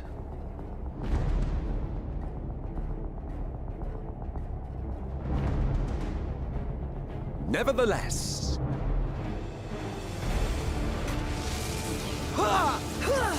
Oh.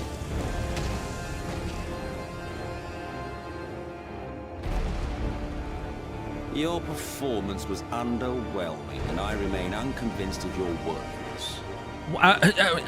Rude. Tower of your misbegotten ilk, no doubt. But should I bring my full strength to bear, well, you would be as leaves in the wind. The gulf between us is a reflection of the disparity between the world as it was and what it has become. Oh.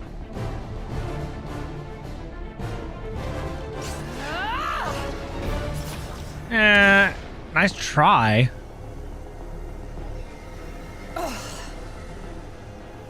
Our worlds may not live up to your lofty standards,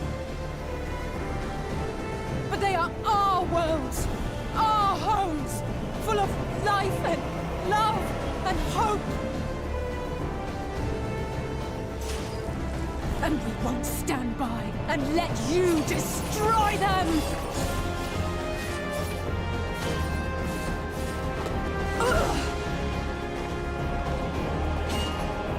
is a... You are a mistake. Rude. For we who have known perfection, the shattered source and these shards are ghastly mockeries of the true world. The ephemeral lives you exalt are pale imitations, utterly devoid of meaning.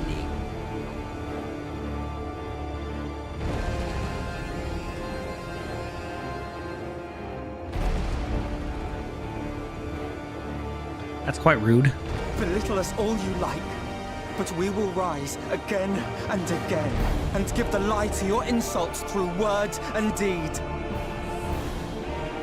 We define our worth, not the circumstances of our creation.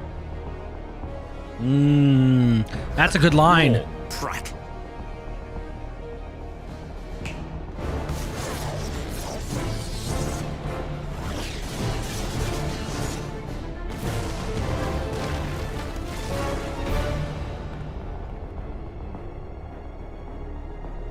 Wow.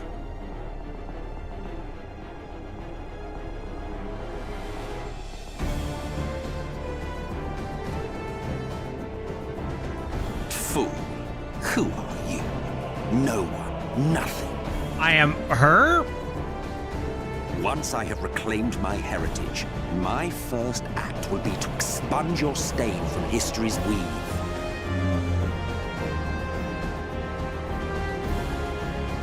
My world will have no need for heroes.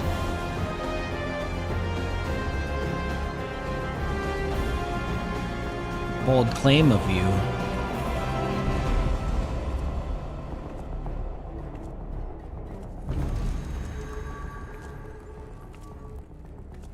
Still fighting the good fight.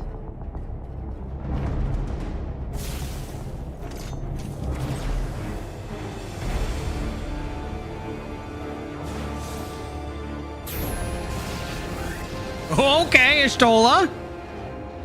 It is true that all we hold dear is fated to fade away. But that is no reason for us to forsake it. To take what steps we may, and thus mark the road for those who would follow. Yes. To strive for the best of all futures. Be this not also thy purpose? He just wants his. Ooh.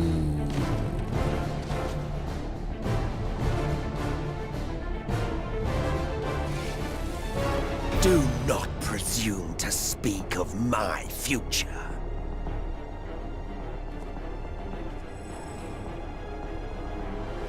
And you? Why waste your final moments in futile defiance? Because I'll go out on my terms. You've no fight left to fight, no life left to live.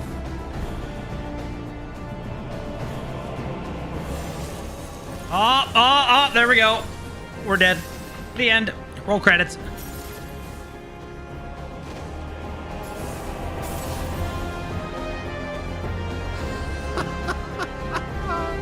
You see, the light will not be denied. Surrender to your fate, and let the transformation take you. No! I refuse. Rise up in madness and fury. Devour the vermin infesting the land which is rightfully ours.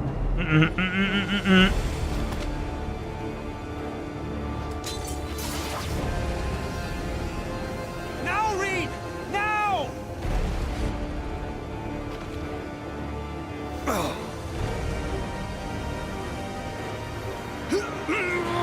boy. Oh boy!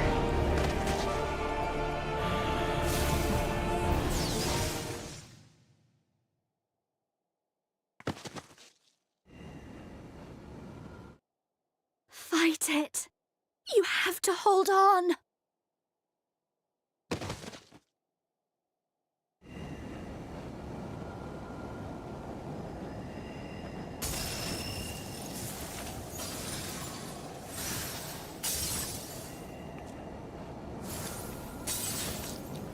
Oh! Not now! Gross.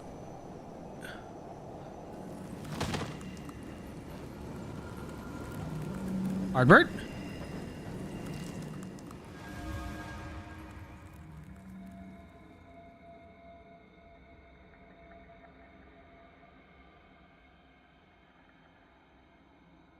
He better not have killed Reen. If you had the strength to take another step, could you do it? Could you save our worlds?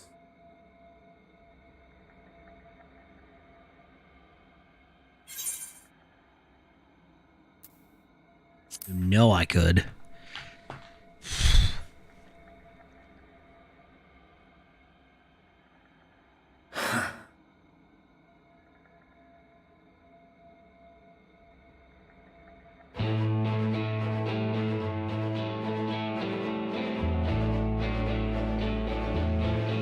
Take it. We fight as one. Okay.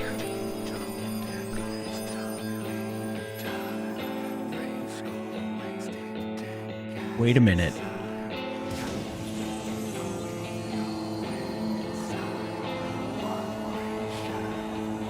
This world is not yours to end. This is our future. Our story. Oh! Yes! No, it can't be. It can!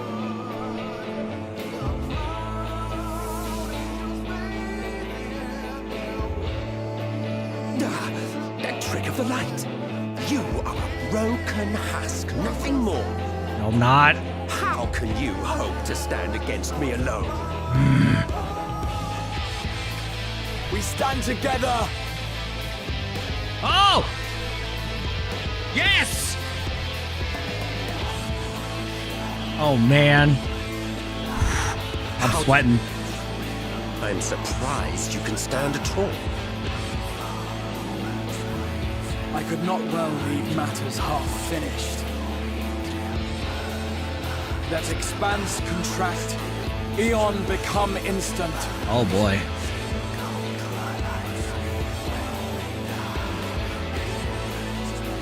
Champions from beyond the rift, heed my call! What?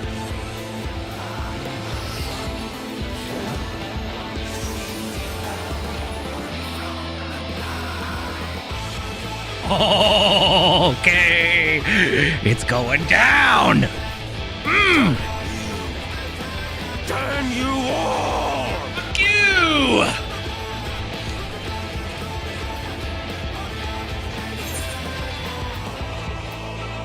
It ends this day. One way or another, it ends.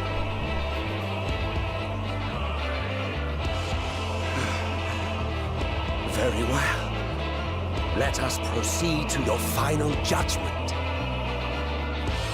The victor shall write the tale, and the vanquished become its villain.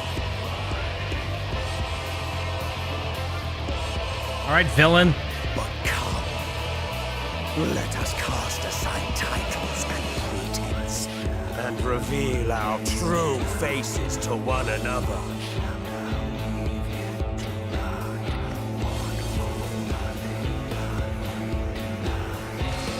I am Hades, he who shall awaken our brethren from their dark slumber. Hades, huh? Great.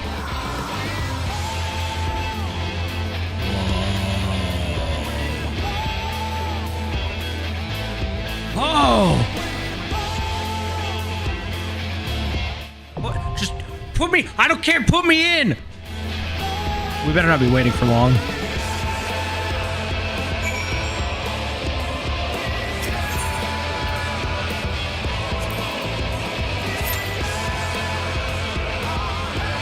"16 minutes? Oh, you gotta be joking.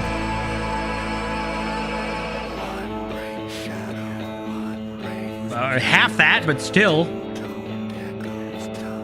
Jeez. That's fair. The song is pretty good, but you can't just hype me up like that and then let me sit here. That's okay, Jers. You're playing M3S, right? Healer privilege. I could switch to healer, but then I wouldn't be in my sweet gear. Oh, no worries. Good luck on your M3S though. I don't know what would be canonical for Endwalker in terms of like the hero class, right? I off tank, thank you. Kraken usually takes the main tanking.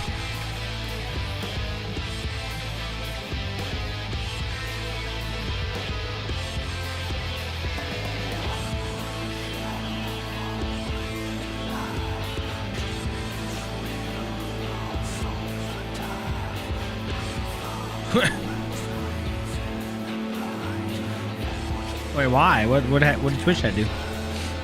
Truly the thing it takes. Rip.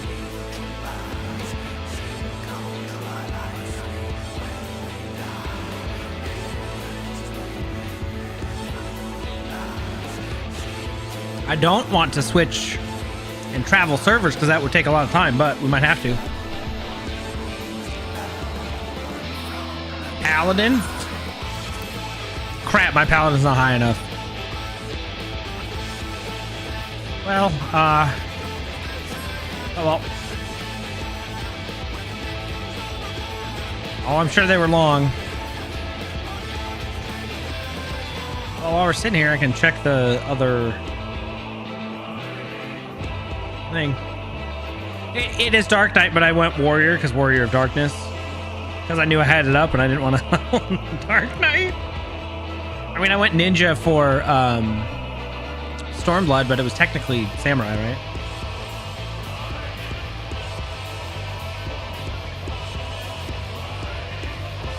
Congested everywhere. Yeah, that was kind of my thought. And now we are one. I don't know how exactly he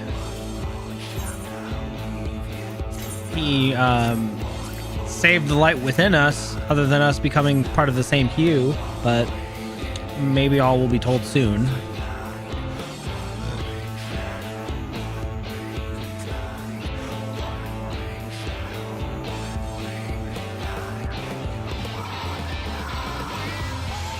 Well, that crystal we used was used for the light, so I don't think that helped. Pictomancer starts at 80. And so does Viper.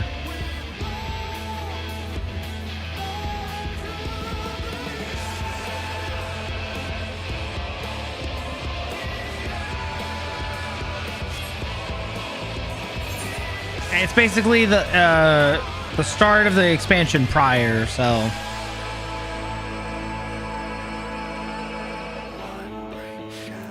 So there was the crystal that we got from our dear friend, well, Ardbert's dear friend, Brandon, right? And then we used that for the Ondo lamp.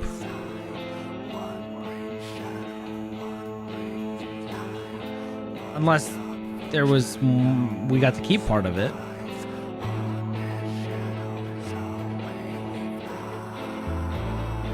It looks like the aura site we used,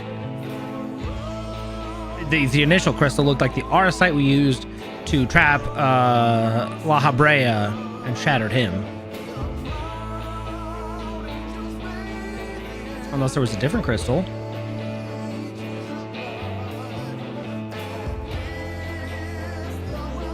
That was the whole point of that side quest that I made me do.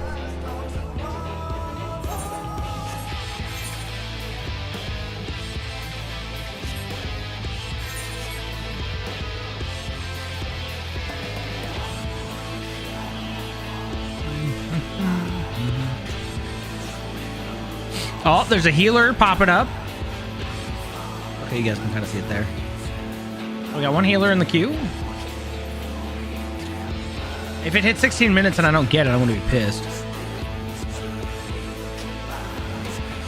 It's supposedly raining here, and it stops in 31 minutes.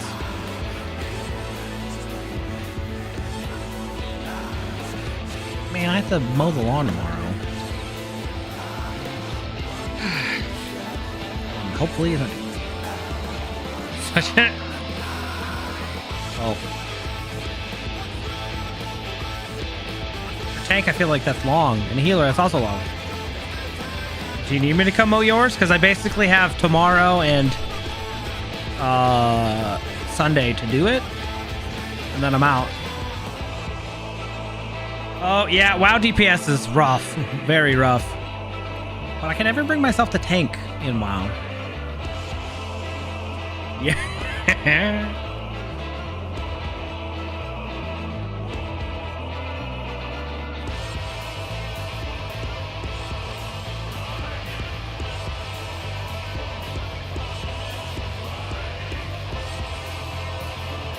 Oh, jeez. I was a rogue for the longest time, but now I've been taking a liking to warrior lately, but not for tanking.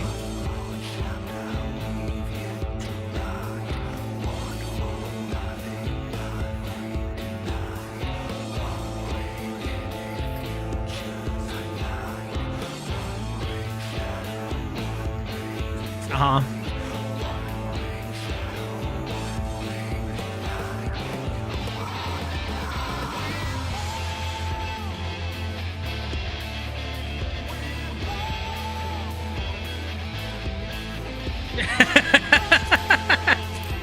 He'll have to DM you then.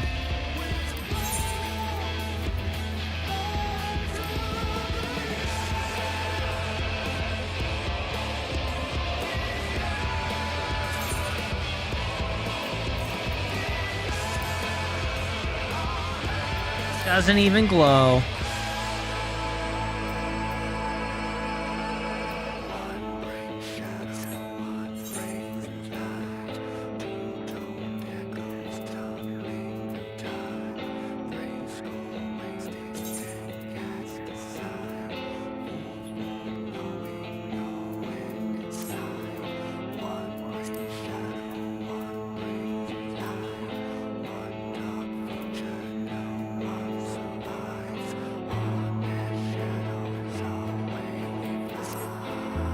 Mm-hmm. 8 minutes.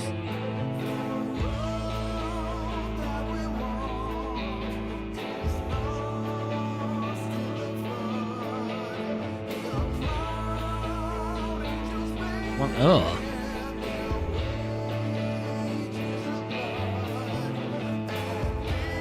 That sounds awful. Also, grocery shopping on a Friday night sounds like, I feel like that wouldn't be too like busy, but I guess might be when a lot of people go too. Sorry, I'm doing my idle game real quick.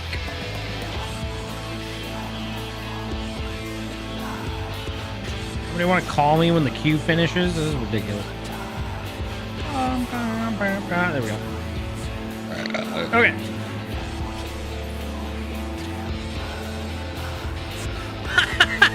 You spill. What? Spilling paint. Oh, jeez.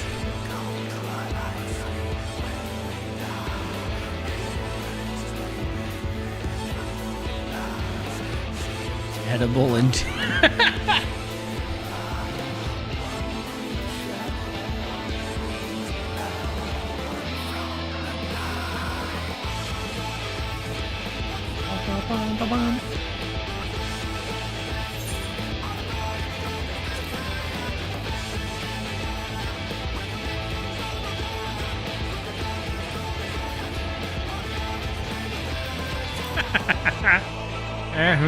There.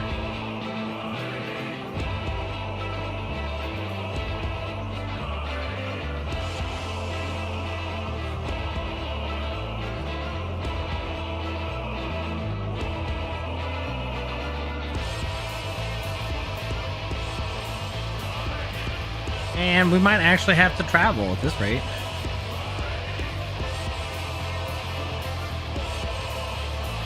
In the meantime, pardon the frame drops.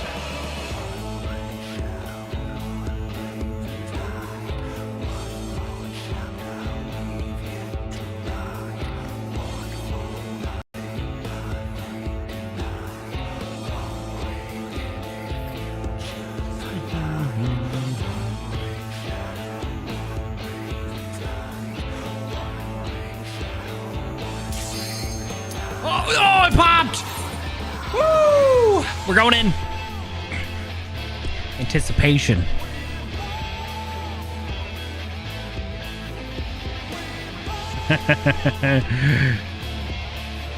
Rain better not be dead. Hades is going down. Come on, healer. Thank you. All right, here we go.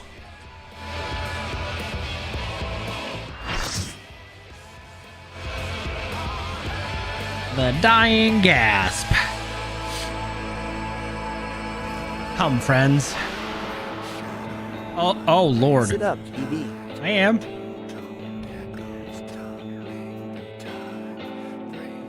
Show me your vaunted strength, and I shall expose the lie of your fragmented existence. Yeah, that looks pretty cool.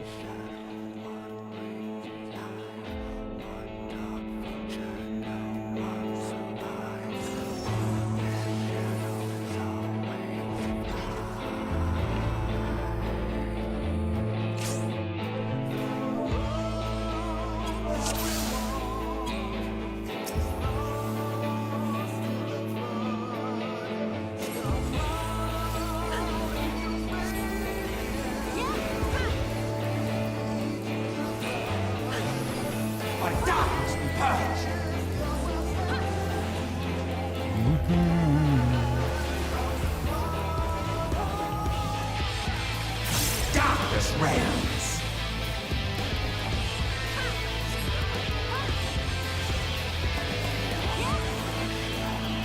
Flee, fool. Fly, you fools. Wait. Oh, that's Gandalf. You are wood.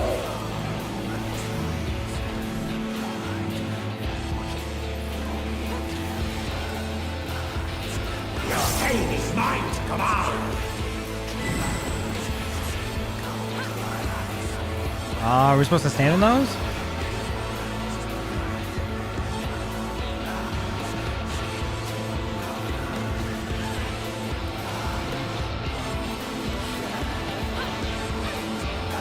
Oh. Flee, fool. Scurry and shatter.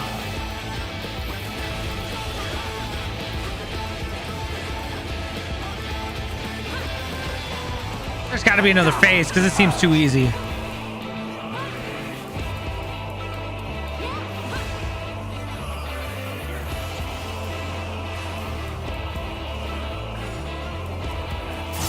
Darkness reigns.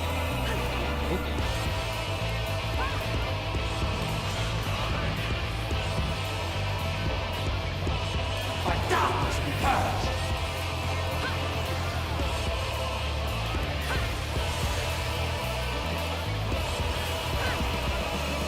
Flee, fool.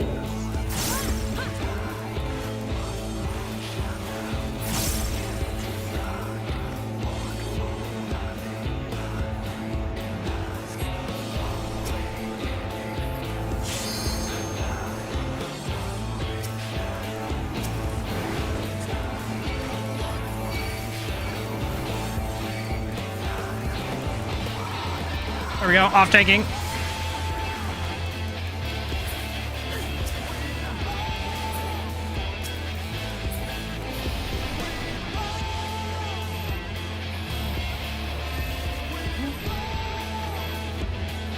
God.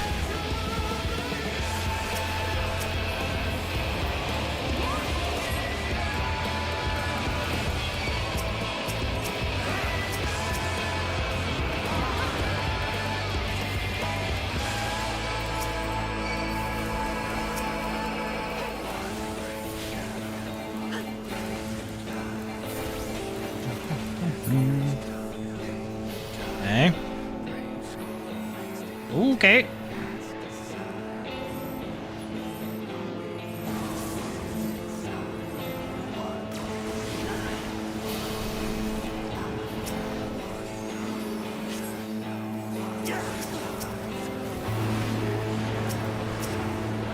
Oh, jeez. That'll work, I guess.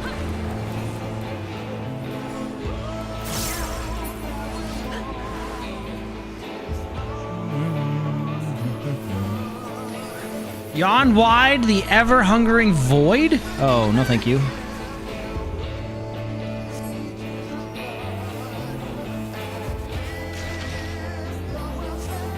I am stifled by this vessel of flesh. Are you gonna let it free? Oh boy.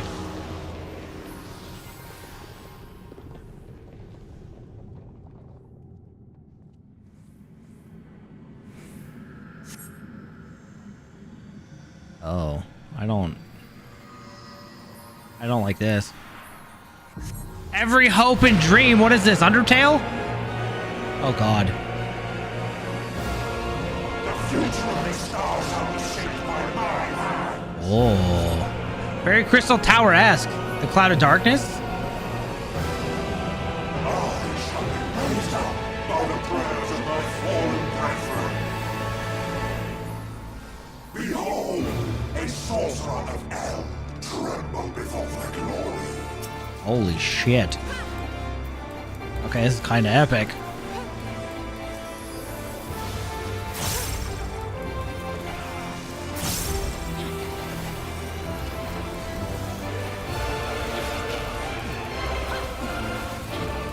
Darkness flow through me.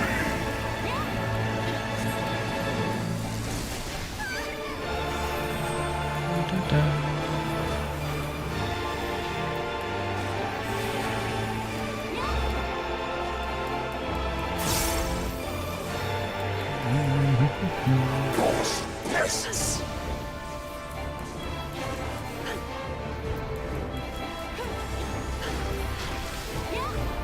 Oh, we gotta get to the other side of it. Okay, that's cool. Bound by cosmic law.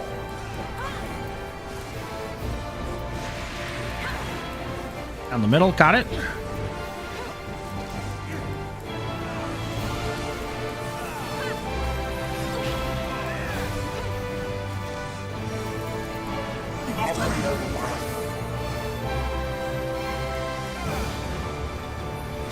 Oh boy.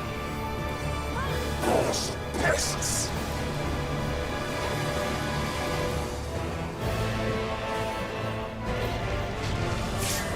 Haha, I got out of that one.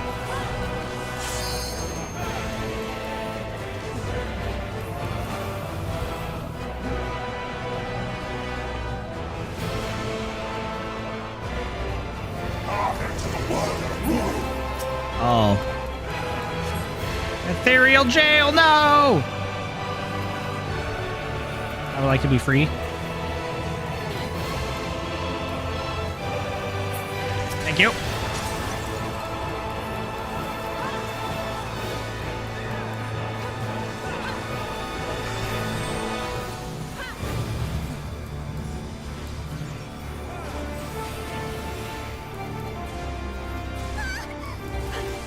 I don't know this mechanic. This place will be your tomb.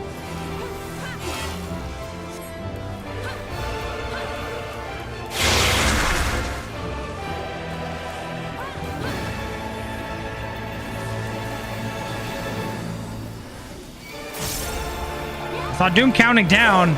Oh, jeez.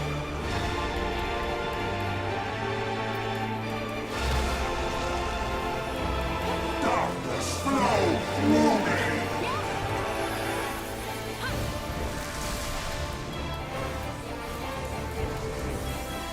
Drown in despair. Life in captivity? No, thank you. No! My dormant brethren, dream now of the dark tomorrow. No! Royal gathered might must reclaim these vain reflections. In Zodiac's name, I beseech you. You get that gross name out of your mouth. Hydaelyn, save us. Oh, mash time. Ah! Freedom. We go Super Saiyan. Does the war was right about free? No. Damn you. Damn your mountain blessing. Damn you.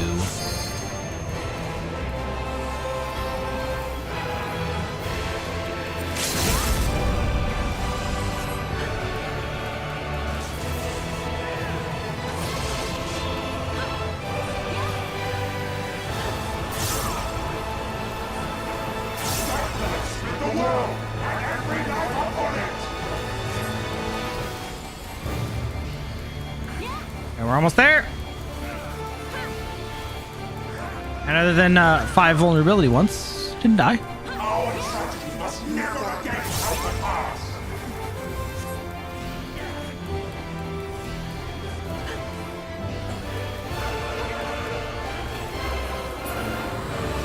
Woo!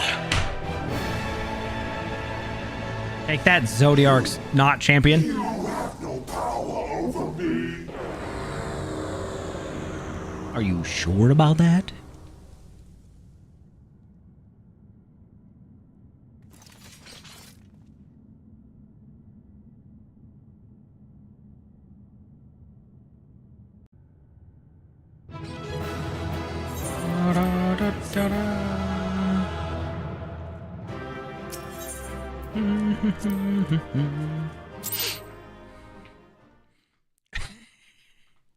I'm okay with that title.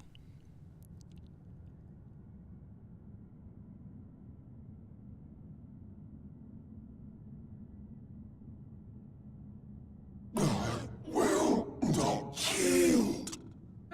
You might want to. Should I surrender this fight, what will become of it all? What will become of our dreams?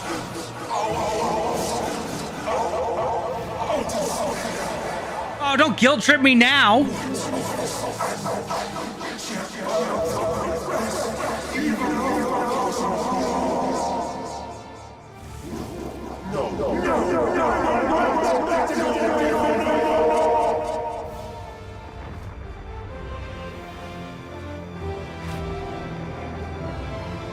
Yikes. Enough, damn you! Let's go!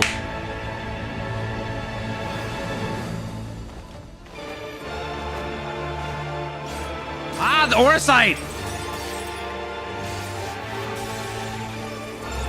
Oh, clever. Okay.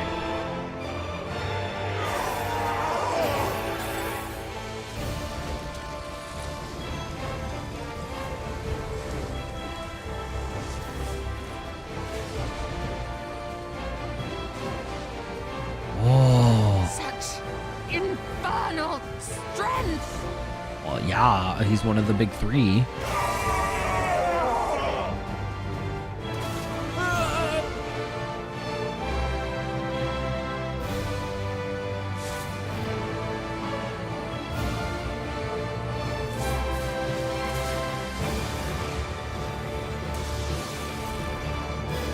Now! Strike with all thy might!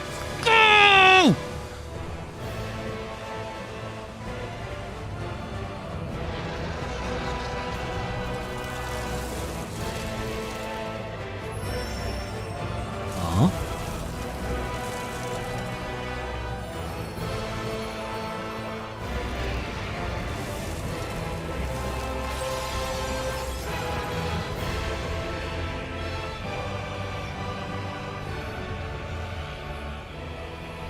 Huh?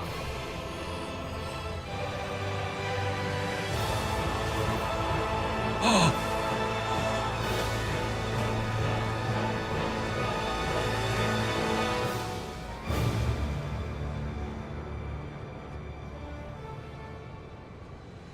Come on. Yes.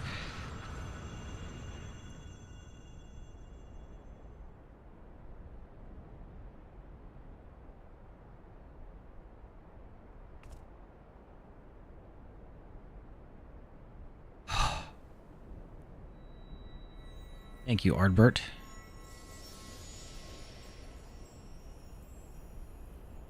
Wow.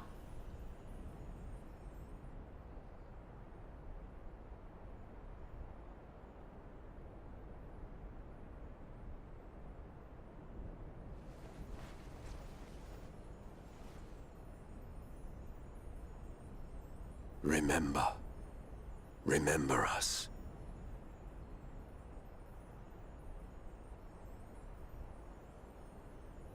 Remember that we once lived.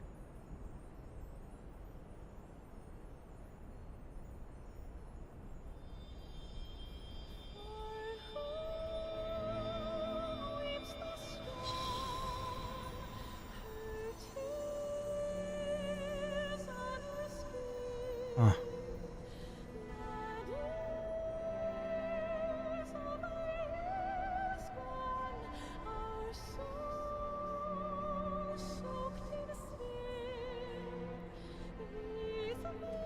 It's over.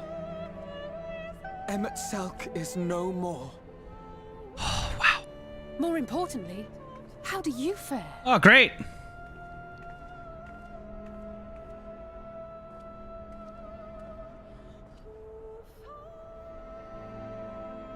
What dost thou see? Yes, please tell me. She's pure. Her ether. It is as it used to be. As a disciple of Zodiac, the Ascian was the darkness to your light. I can but assume that when you set your strength against his, the light within you was spent. No, Well, it's more than that. yeah. Under the strain of that incredible flood of ether, your soul had begun to break apart. Yet now it seems somehow restored. Tell them. I tried to help you before the battle, but Emet-Selch stopped me. So, how did you... exactly what did you... Can you tell us what happened? Well, a dear friend had come to save me.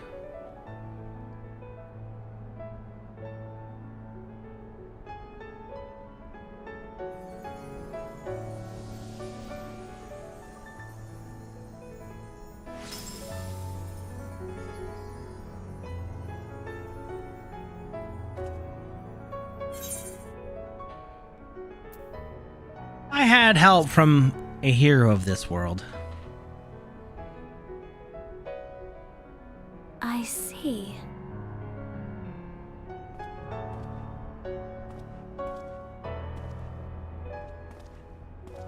Grahatia! Oh yeah, you still look not good.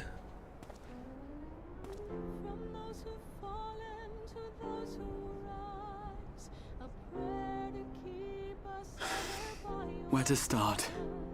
Yeah. I believe I owe you all an apology. And you, most especially.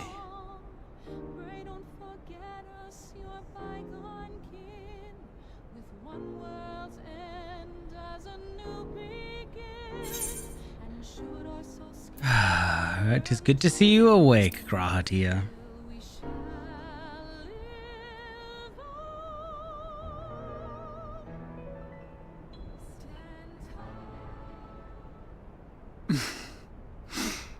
Aww.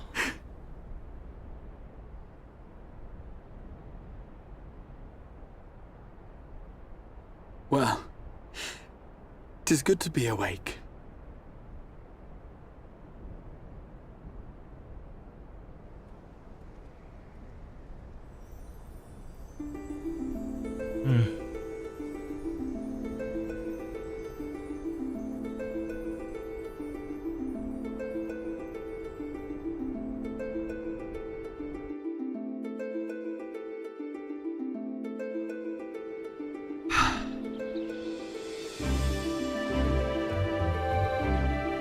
Wow.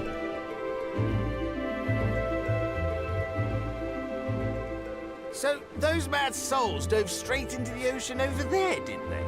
Sure did. All I could see from here was the whale, Master Chai. 'Twas surely Alphino and those friends of his. They did something heroic, mark my words. You need only look up there for proof of that. Of real clouds. Beautiful. As you say, my love. They're sure to be back any moment now. Any moment.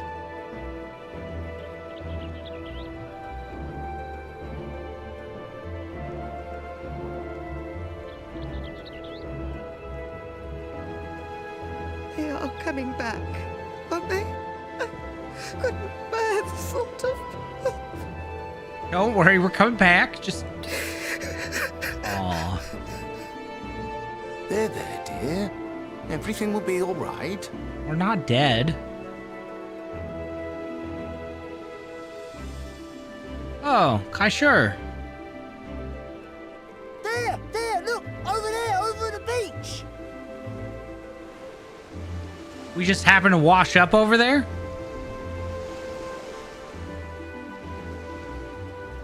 Wow.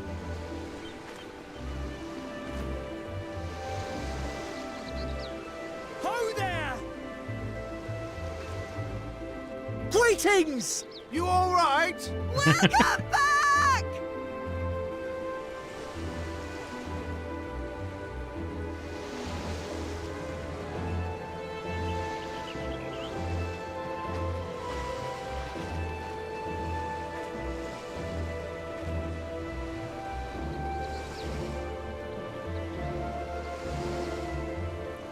I didn't think we'd be swimming the whole way back. Poor Alphino.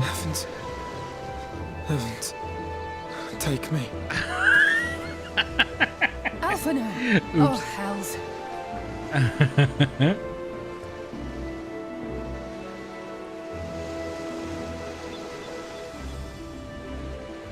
Wait! Where's Orianche? Ah, he's coming. He must have fallen behind. But shouldn't we look for him? He's a grown adult. He'll wash up sooner or later. For the love of... Alphino!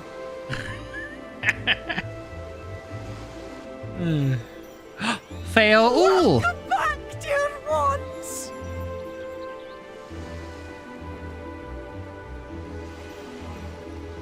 And thus did salvation come to the first.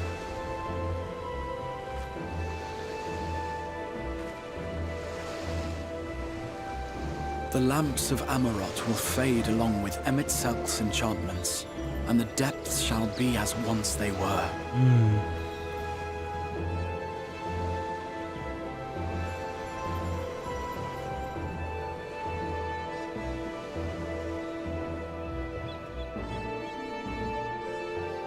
Mount Gulg will one day fall, and the Talos below yield to wind and rain.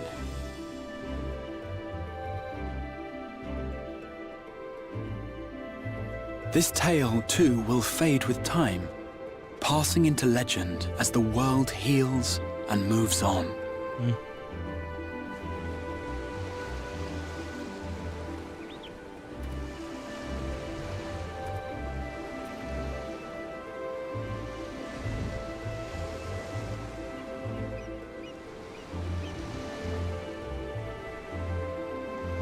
Nevertheless,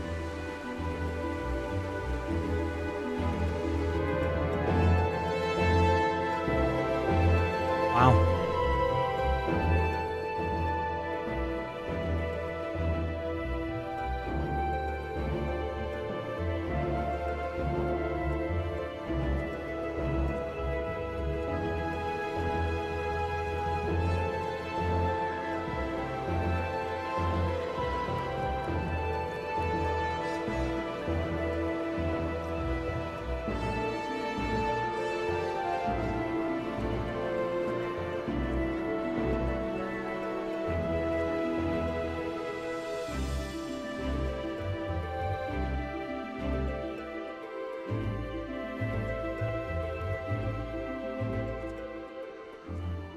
as ether obeys the cycle, as death and decay gives way to new life,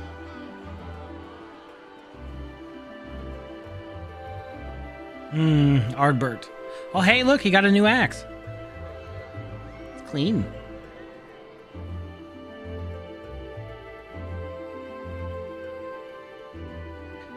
Oh, he's gonna go be reunited with his the friends? memories we share inspire others to rise to greatness. For we who walk before may lead those who walk after.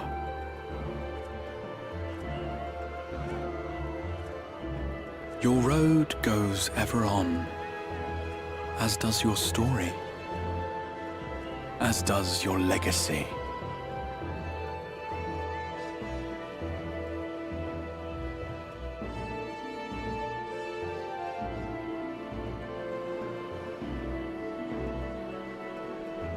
Such is the hero's lot, to touch the lives of countless others.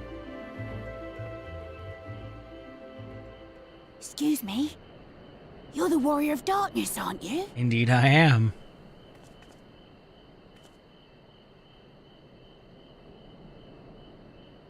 Where are you from, really? And how did you get to be so strong? Funny story, that one.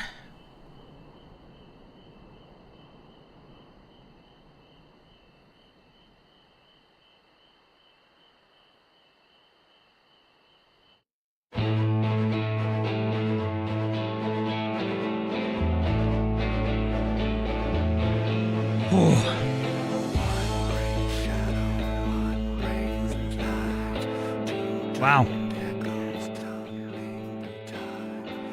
By exploiting my friends. Rude.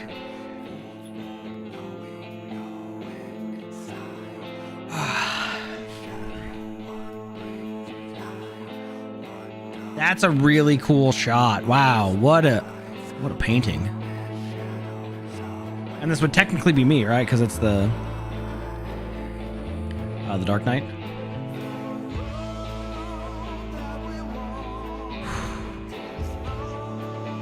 So there's a little bit of post, but then it's basic. So there's two more parts, right? Does it basically just lead straight into Endwalker from there? So, because like for Stormblood, part 4 was basically just pre-Shadowbringers.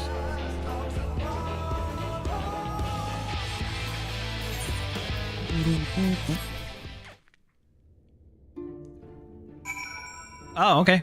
No, that's cool.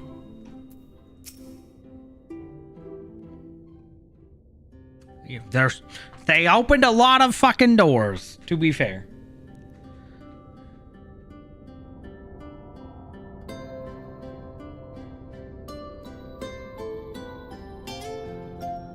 By your deeds has the blinding light been banished from these skies, and the Sin Eaters driven to retreat. Although our many hurts will be years in the mending, I have faith that this world and her people will one day be whole once more. With no rejoining in prospect, the Source need no longer fear the coming of an 8th umbral calamity. Nor my death, apparently.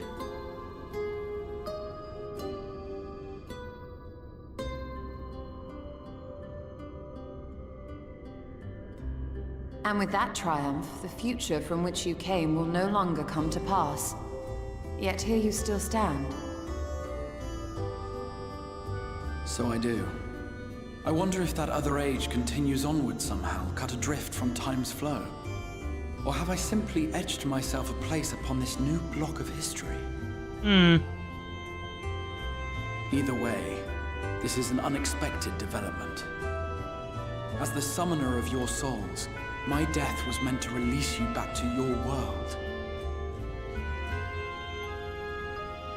Yet I am very much alive, and you are still stuck here in the First.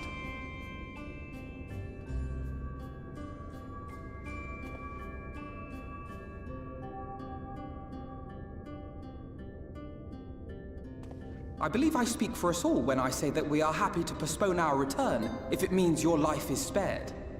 We will seek out another way.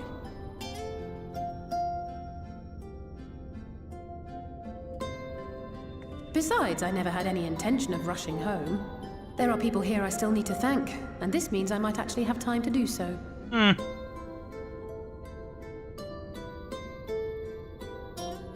Yet we dare not neglect our comrades in the Source. Mistress Tataru, to name but one, will be most anxious to know how things stand with us. Yeah. So, you'll just have to make the journey alone for the moment. Be sure and give a full report to our fellow scions, would you? Oh, and we'd also appreciate any news you can bring us from back home. Fair enough. Then I see no reason to delay. I can open the path from here. Thanks, friend. I imagine we each have matters demanding our attention, so let this be a farewell for us all.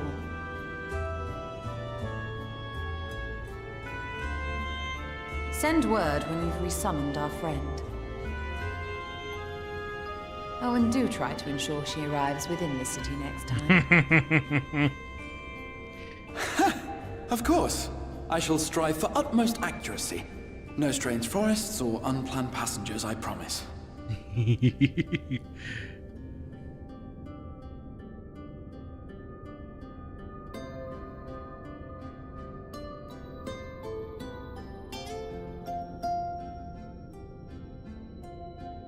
Wow. Oh, hey, Reen. I'm a little relieved, to be honest. I would have been terribly lonely if everyone had suddenly disappeared. Why don't you come? Can she come with us? But I understand that you have to go. Safe journey, warrior of darkness. I hope to see you again soon.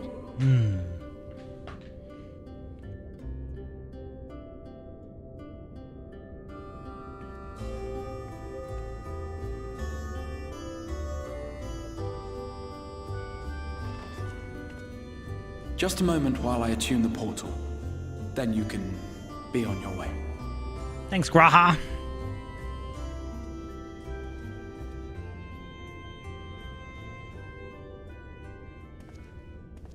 When I was a boy, many long years ago,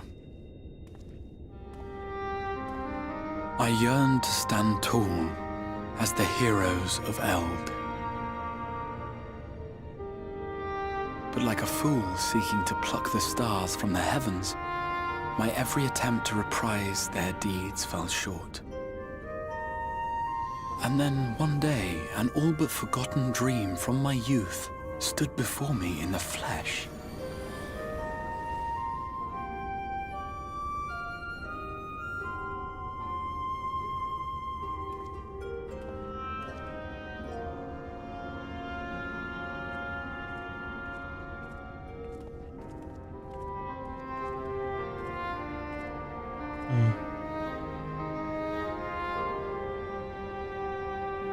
A hero who looked at the horizon and beyond and saw I knew not what.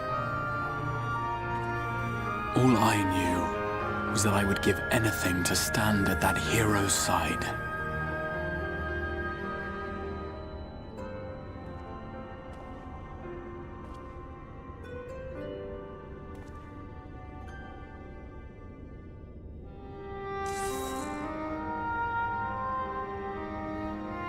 Would that it was so easy.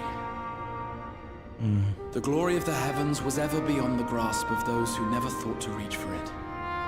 But if I have gained anything from all of this, it is the courage to stretch out my hand.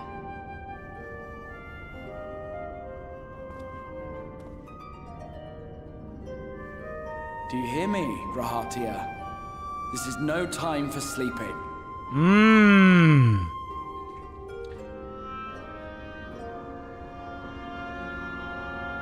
Oh, wait a minute. Is he gonna wake up the present time?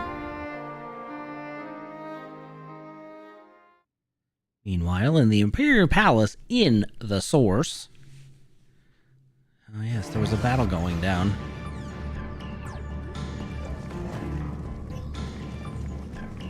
Oh, okay, Gaius. And an Estinian.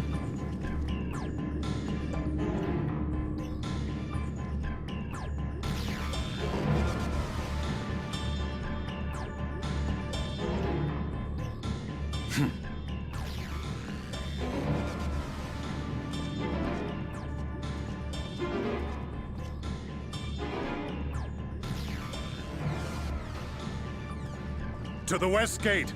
I want to know what's happening there.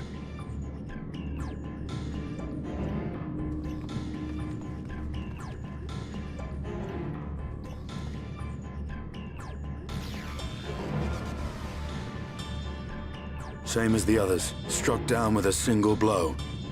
An unfortunate day to draw guard duty.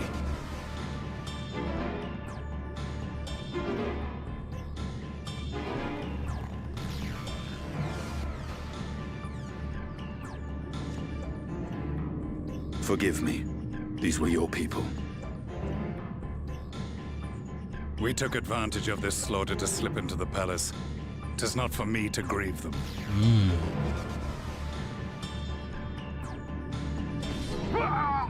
Oh, does that mean Xenos and Elidibus? Yeah. They're fighting. Wait! Oh boy.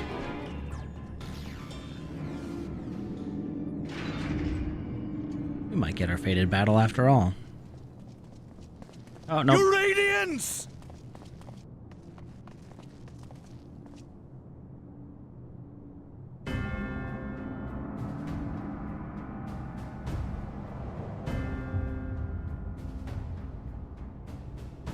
Gaius, you've missed your part in this, I'm afraid.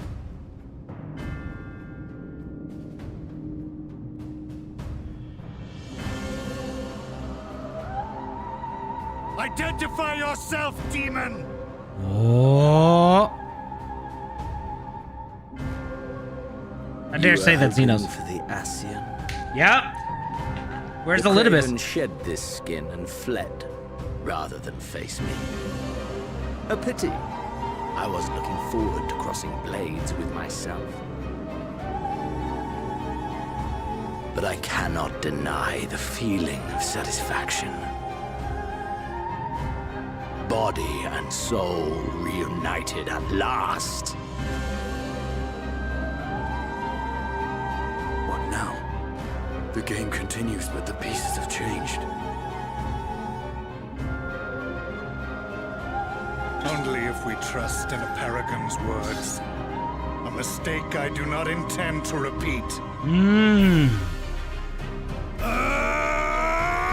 I don't think you're any match for him. He speaks the truth. Elidibus is gone. Tore a hole into the rift.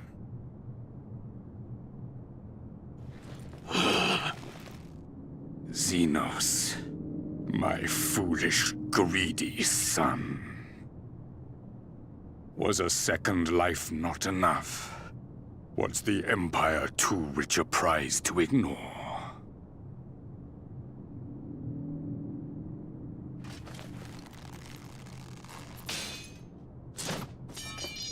True freedom for our nation, our people, will never be won by a spoiled princeling. The burden of this throne is beyond you.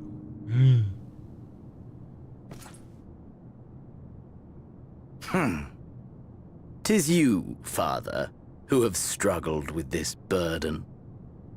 Simply holding the Empire together has occupied your limited faculties. But you may take comfort in knowing that I have no intention of pursuing your tedious agenda. Nor am I interested in ruling over the Empire's lands. I came only to remove that which ruins my sport. I will not have my prey stolen by your petty wars and cowardly weapons.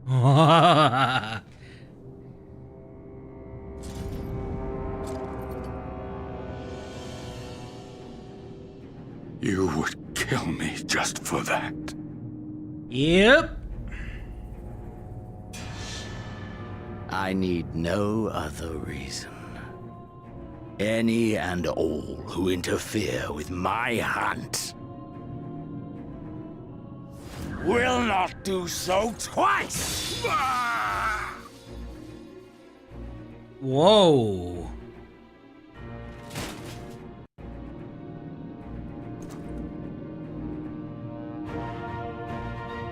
I heard the Ascians speak of Zodiac, an Eidolon.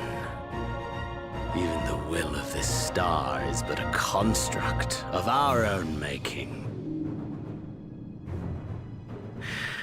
We shall gorge upon their strength, and then, my friend, our contest shall begin anew. Xenos! I sure not really match for him. Oh boy. Oh boy.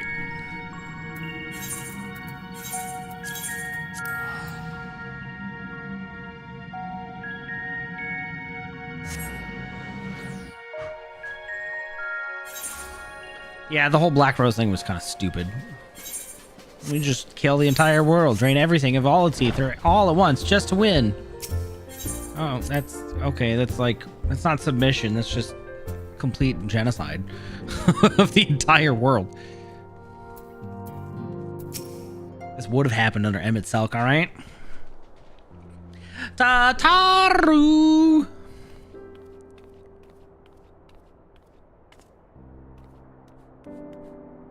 But Evie, is it really you? In the flesh?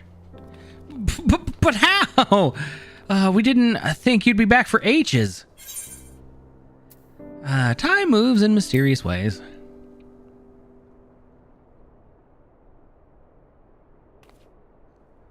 Right, so it does. The reports have you had delivered by that excitable little pixie as said as much.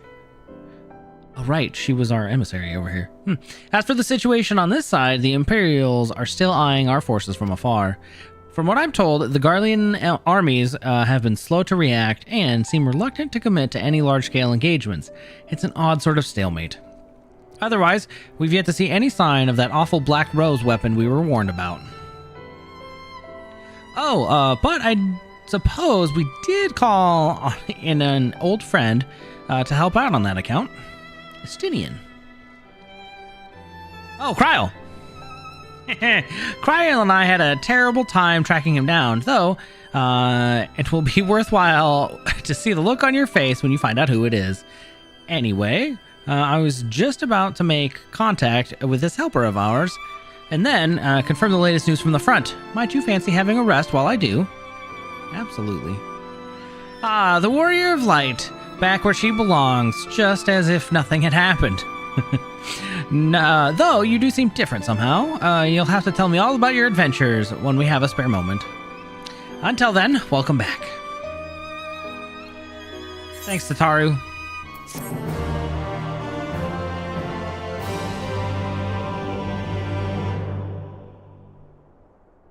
And that concludes. Oh! Hey, Elidibus.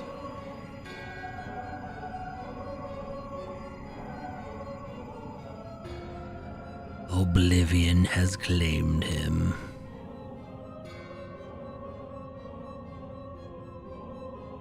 Emet-Selch, gone. La Habrea, gone. I alone remain, the last of the unbroken. Once more, I am moved to reevaluate the potential of these tattered souls. Ah, Xenos. Never did I dream you could overpower me so completely. Possessed as I was of your body, and all its uncanny strength.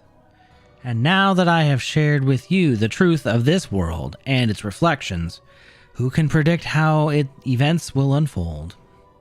Not I. Emissary. What a poor jest that title has become. The flow of history has become muddied. Its currents wild beyond my capacity to direct them.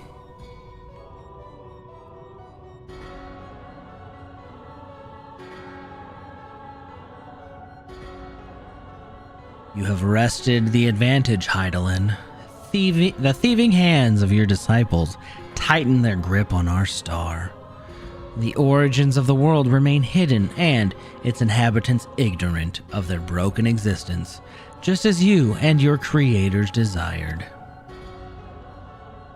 They celebrate the gift of imperfect life, uncaring, unknowing as we weaken and fade.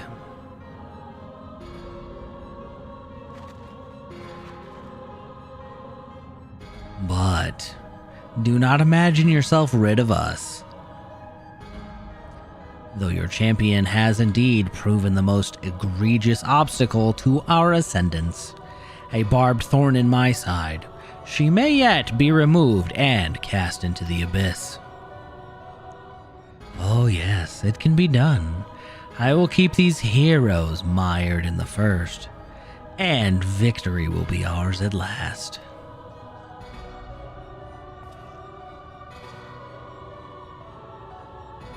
Warriors of darkness now, are they? Then their fate is decided. They shall meet the same end as those who came before. Death at the hands of warriors of light. Wait, what? Wait. What does that mean? Hold on, what does that mean? Sir? Sir, I would ask that you don't do whatever you're thinking of, please.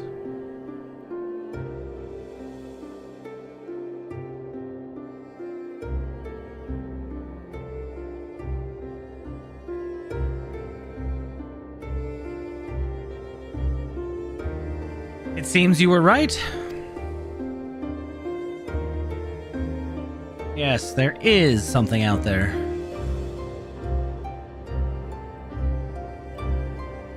But it would mean crossing malms and malms of this infernal emptiness, which is rather unhealthy for living creatures as I understand it. Even were we to restrict ourselves to brief forays, I don't like to imagine the effect it would have on our ether. But you still want to go, don't you? We may have saved the world, but we haven't reclaimed it.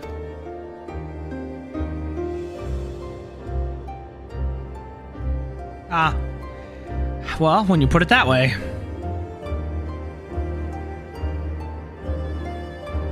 What choice do we have?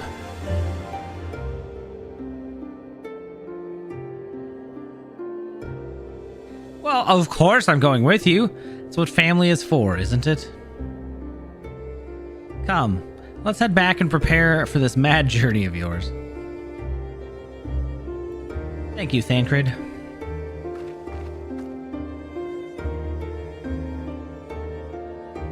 Wow, okay, so the entire flood dissipated and everything that got touched by it technically, right, turned to ash. What the?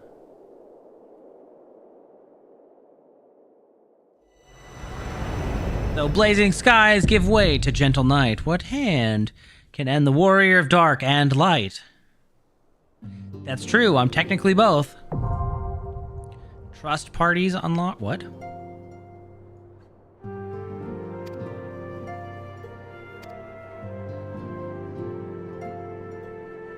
Like trust under duty from the main menu. Right.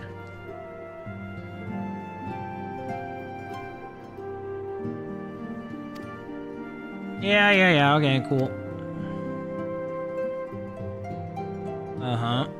Rest well, warrior of darkness and light.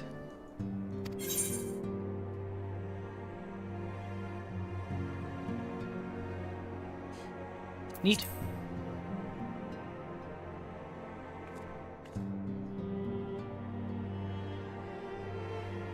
Oh. I mean, that's different than the, what I was doing before. The story ones? Oh, interesting.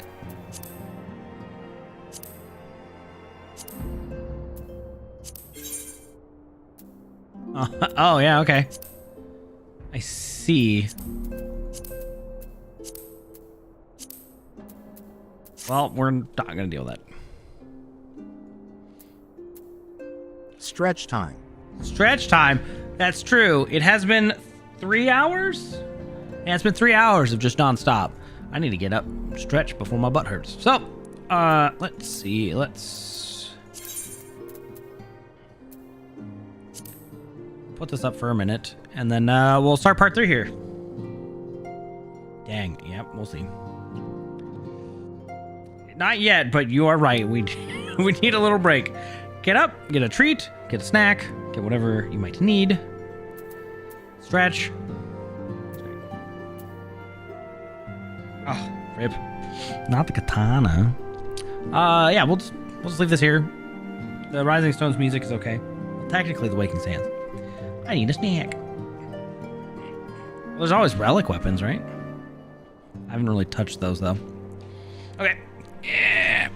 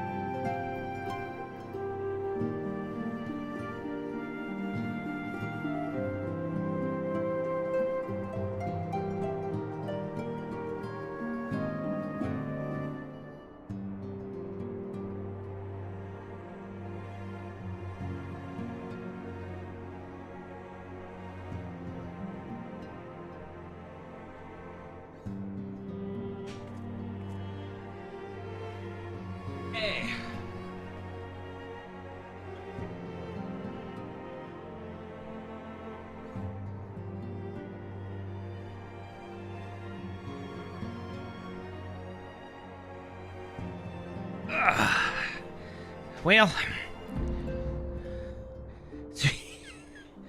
Hold on, I'll get it. Wait, because we, yeah, we didn't get it.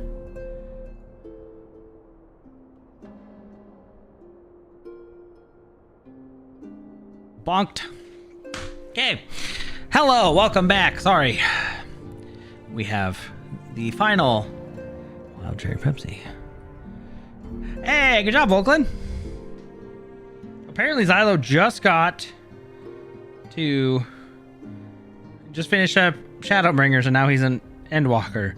And I'm catching up to him fast. It's nice. Apologies. Wife, we wanted to talk a little bit, or Zoe want to talk a little bit for about her vet trip today. I was like, oh, okay. Anyways, I hope you got snacks and stuff. All I got is a soda, so. Meaning I have to brush my teeth before bed, but that's totally fine. I should do that anyways.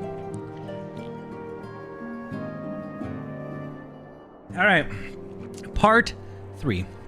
Oh, good night, Volklin. See you later.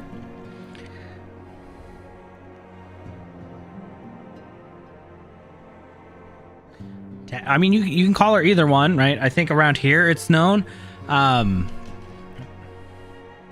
But we agreed that maybe Waifu Box wasn't the best name for her own Twitch channel.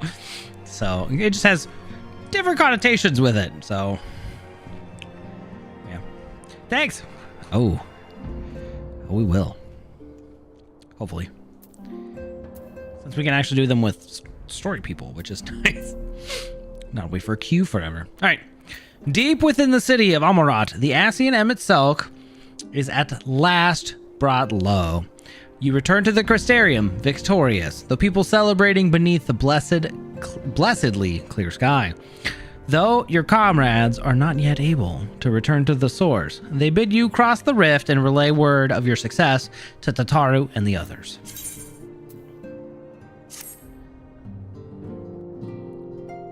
Hold on, we're loading. We're loading. All right, here we go.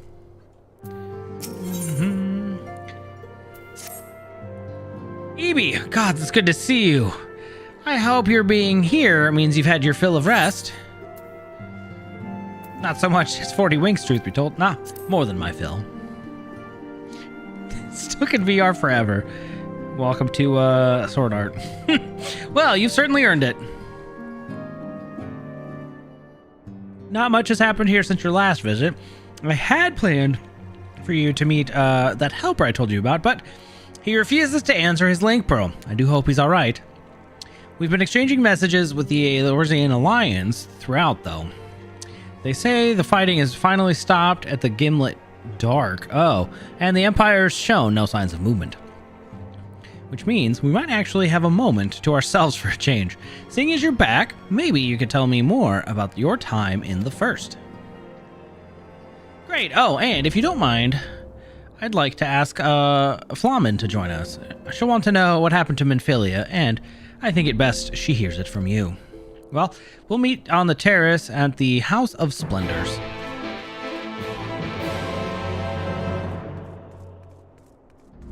Donut? No. Did I?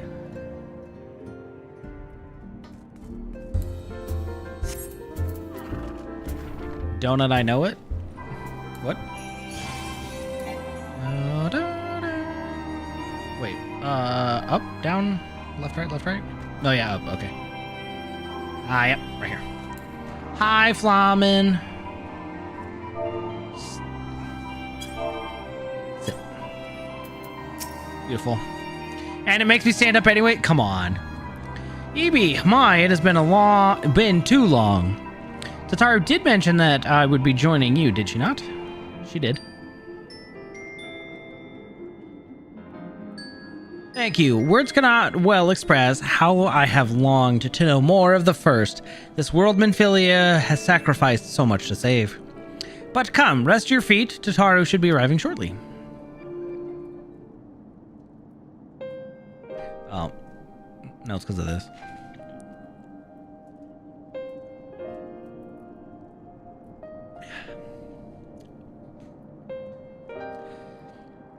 And so, Minfilia chose to pass on her gifts to the next oracle, this girl who Thancred named Reen. To have such a burden thrust upon her as a child, only to embrace it when given the choice. In that respect, they are quite alike. It would seem her legacy is indeed in capable hands. Evie, might I ask a favor of you when you next you return to the First? To tell Reen what I cannot. To tell her thank you. I can do that, that's easy. And I would offer thanks to you as well for staying with her to the end. Begging your pardon, but could I have a word? Oh, hey. It's you. Riol, I hope you're here to tell me you've received word from our helper. I wish, nay, I've not had a peep out of him, and it's been a good while too. Too bloody long. On account of which, I'm going to sneak over the border and see if I can get a signal to him from closer up. But what if they catch you? There must be another way. Well, it ain't as if we can cast Thancred to do it. Besides, I shouldn't have no trouble picking me way through Gimlet. Now that the fighting's died down. Gods know there's been enough shadows to hide in. And it beats waiting around here twiddling my thumbs. Any road? I just thought I'd let you know. Now, I'd best be... I nearly forgot. Kryle's at the stones and she wants a word. Something to do with patience. She was getting ready to examine them again when I left. Oh boy. Well, we'd best head back then. I'm sure it's important. Hi, Flamen. Nice to see you again.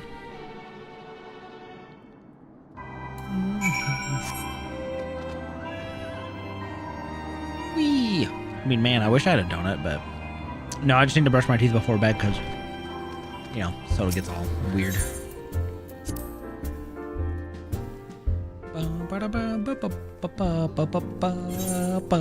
Alright. It seems she is still examining them. Oh, I do hope it's nothing bad. Maybe they're slowly returning?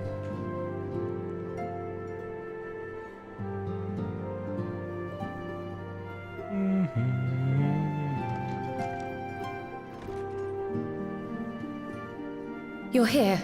Good. Kryle! You're alive and well.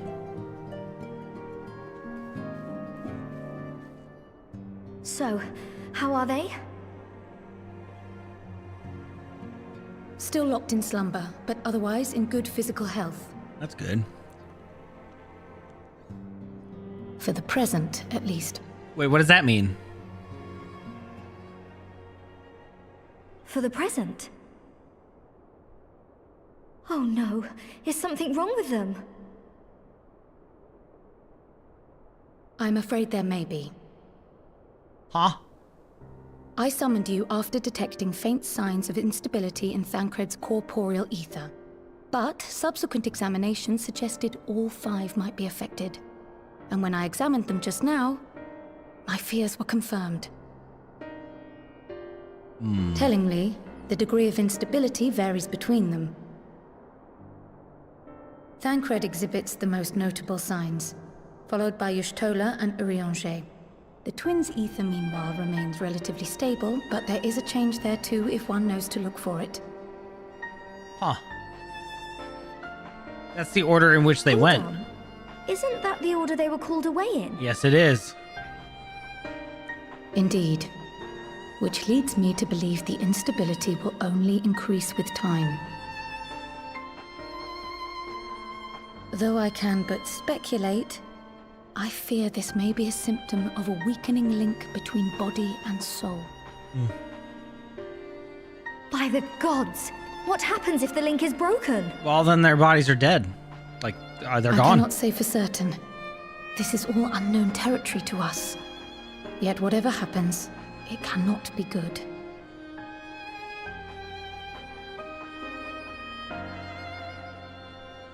Mercifully, the instability is still only slight. And you may rest assured, Master Matoya and I will do everything in our power to keep it from worsening.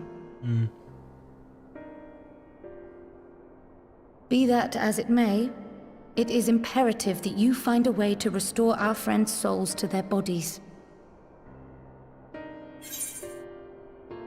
No rest for the righteous, eh?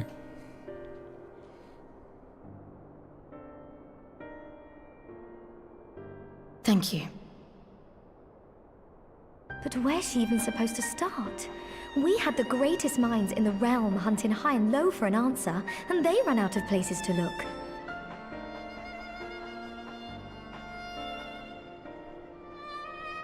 You stated in your report that the Exarch had originally intended to reverse the summoning process by means of his own death, correct? Indeed.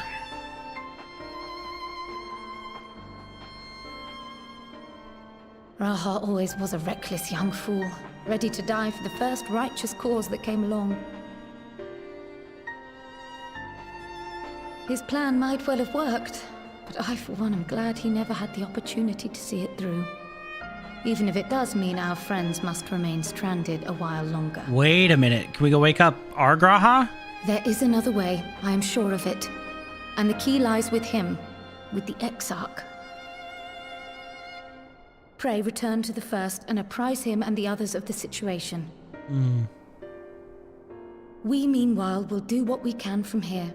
And, if the fates are kind, we will have good news to share upon your return. Very well.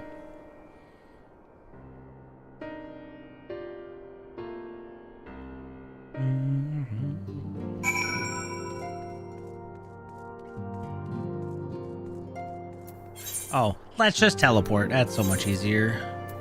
Yes. No. Hold on.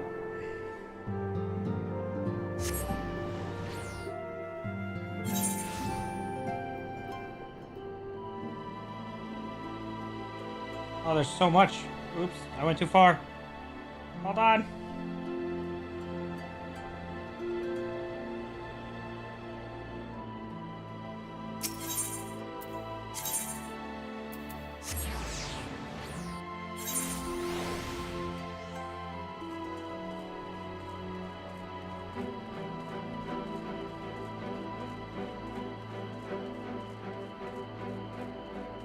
Okay, there we go.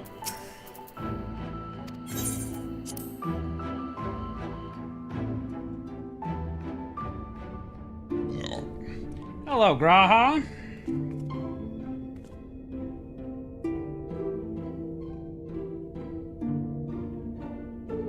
Nope.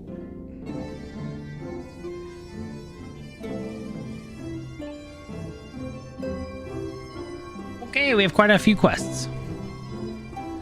Yeah, I like both of mine. They still work perfect. Ah, Ebi, you are returned. I hope your time in the source was suitably restful. But of course it wasn't. Go on.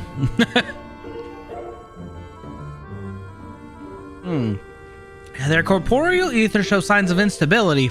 By the gods, the possibility never even occurred to me. If you have returned in the hope that my research has yielded a solution, I fear you'll be sorely disappointed. 'Tis but a mercy we have the likes of Mistress Kryl and Master Matoya to keep our friends' bodies safe while we wrestle with the problem. But they cannot forestall the separation of body and soul indefinitely. Come, the others must be told.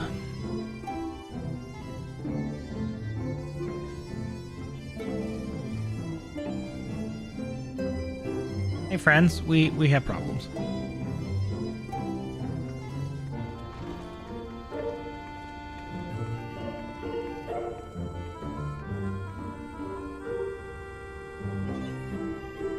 Ah, the Wonder Twins. Hey, no Thancred or Yanje, huh? Or Rin, but she's staying here.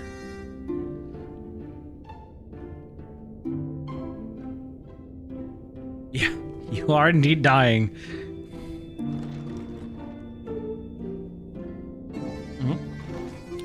Well, there's Hot Elf Man himself.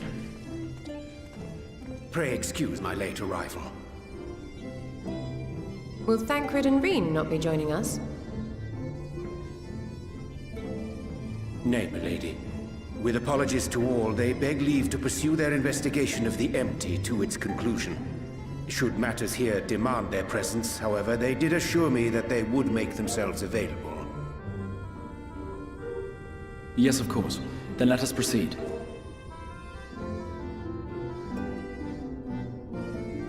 I think it best that you begin by providing a summary of Mistress Kryle's findings.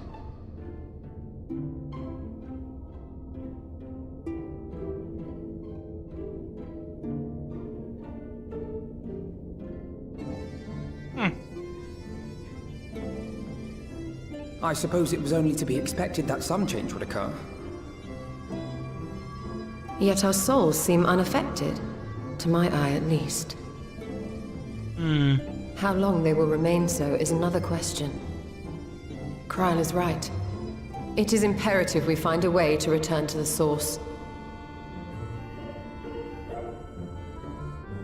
Perhaps an explanation of the method by which I brought you here will yield some inspiration.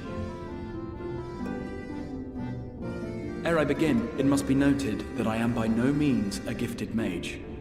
In order to employ powerful magics, I must rely upon the Crystal Tower and its boundless reservoirs of energy. The magic that summoned you was no exception. 'Tis a singular spell, adapted through painstaking effort from the technique that transported me to the first. To use an analogy, it works by cutting a hole in the fabric of reality. A hole tailored to the object of summoning, through which it and it alone may pass unscathed. Though I succeeded in creating said hole, I failed to latch onto my intended target. Instead of you, the spell found those close to you, and ended up summoning them in their incomplete state. Could you summon their bodies here?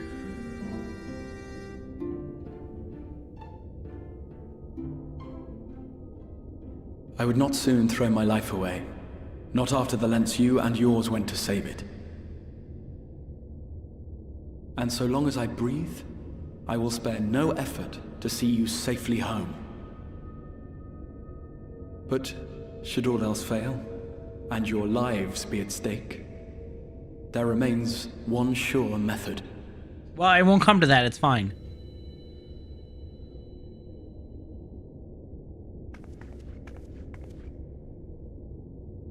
Oh! What was that for? Not even happening. Don't even think about it. How can you even entertain such thoughts? You owe your life to the Warrior of Light, and you don't get to die unless she says so.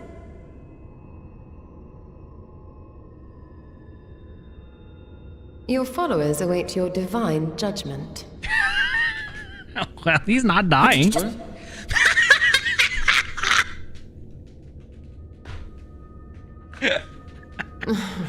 If the two of you have finished, perhaps we could return to our discussion? Rather than dwelling upon the multiple failed attempts at transference, I think it would behoove us to focus on the solitary success.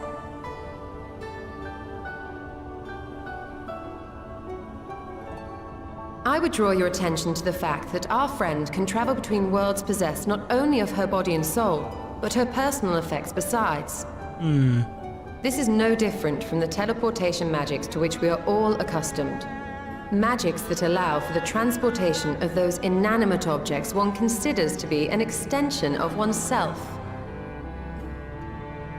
Are you suggesting that simply by considering us her possessions, she could carry our souls back to the source upon her person?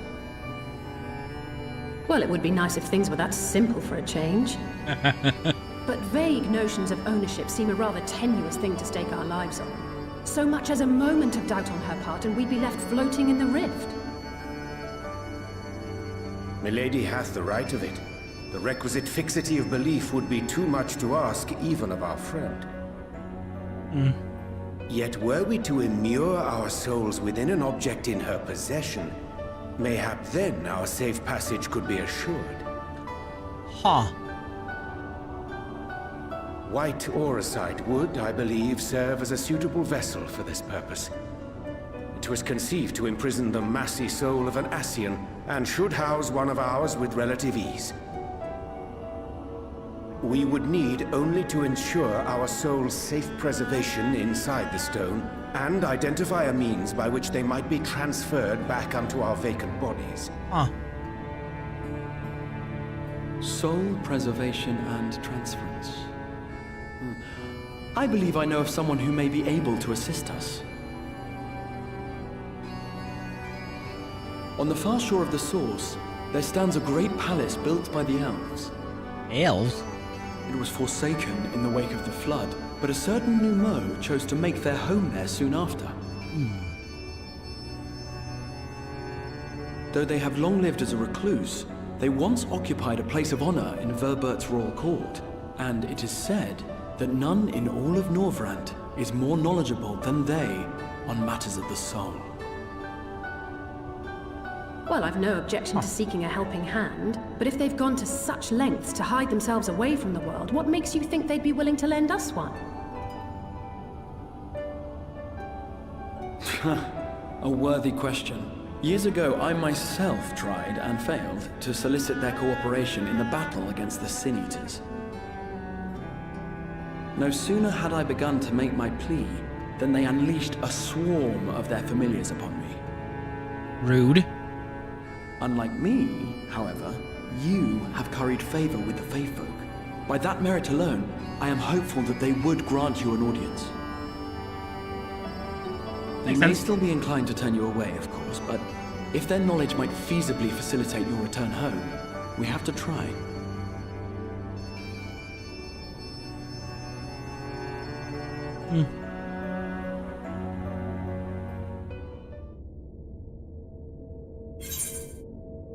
Shake and resolve. Oop.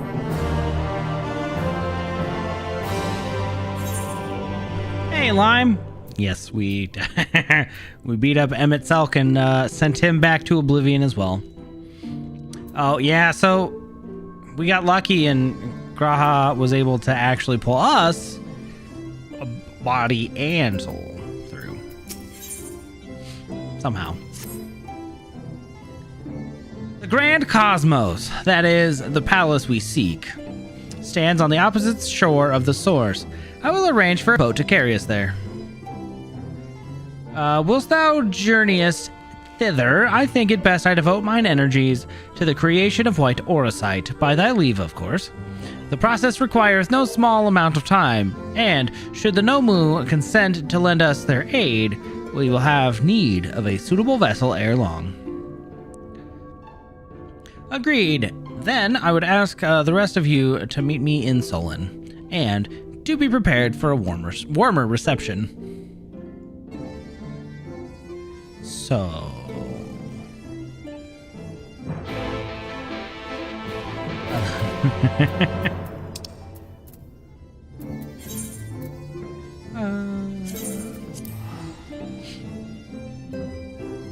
I mean, I could peek at it right now, but that would be cheating. Shouldn't do that.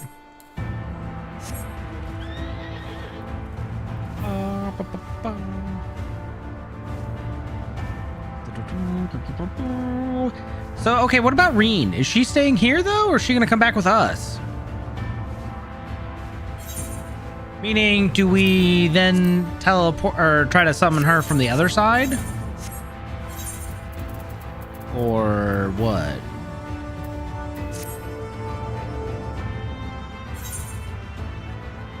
Oh, hey, Bismarck. Hi, friend. Da, da, da, da.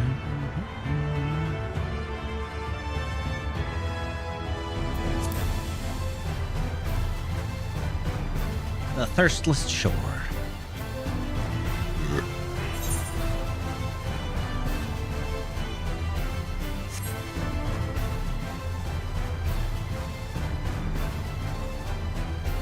Oh no. Oh no, no, no, no. You gotta be joking.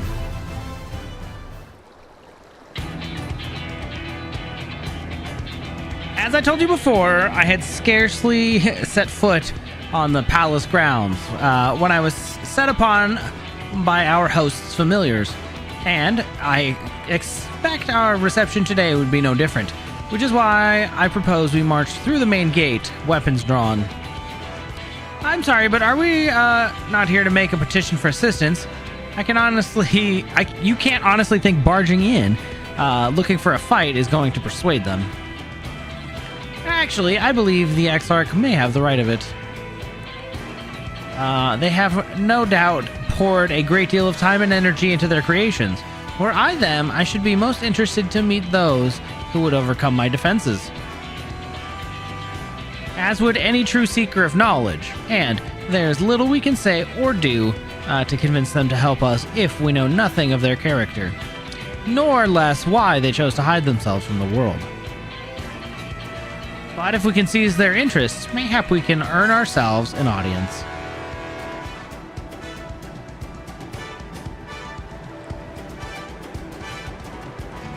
Weapons drawn it is.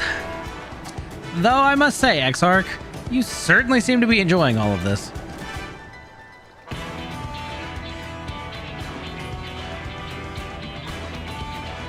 Do I? Well, I will not deny I enjoy the thought of fighting alongside you all, rather than pacing about inside the Crystal Tower. You both seem to be rather high spirits, if you ask me. Not that I'm surprised, your moods invariably improve when EB's around.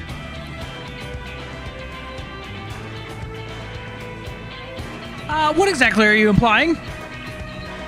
She averted a calamity, and the light which seemed destined to consume her has been extinguished. 'Tis only natural that we are pleased to see her. Yes, well, you have plenty of time to celebrate her good health after we've finished here. Of course. Then let us proceed to the palace. Goodness. The Grand Cosmos. Hey, ATP. Good evening. Happy Friday. All arounder. Let's Very well. Yeah, you can be my damage.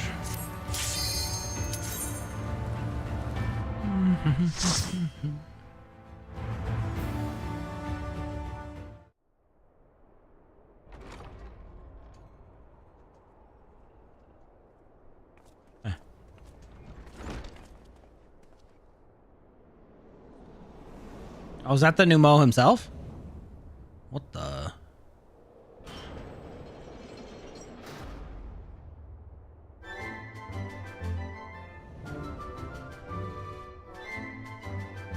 He looks more,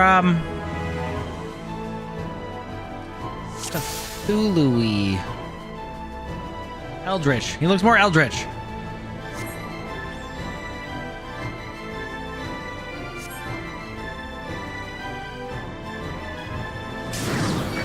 Oh, okay.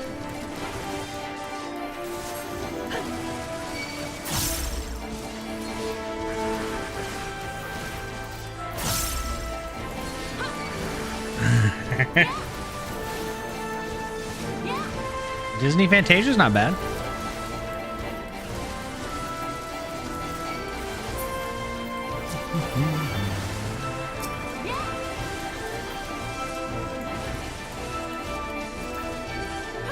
Welcome to castle music. Mayhap even Kingdom Hearts?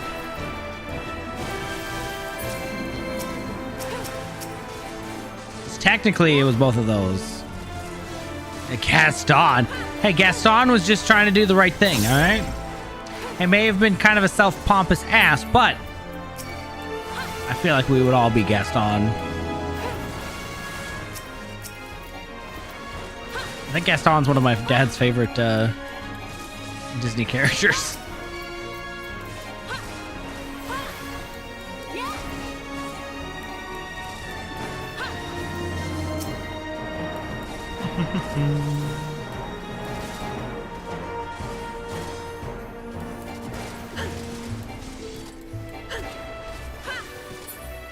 Okay.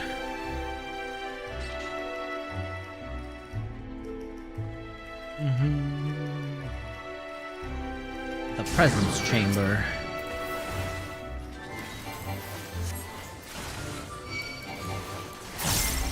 Okay, it really does give Disney vibes though, huh?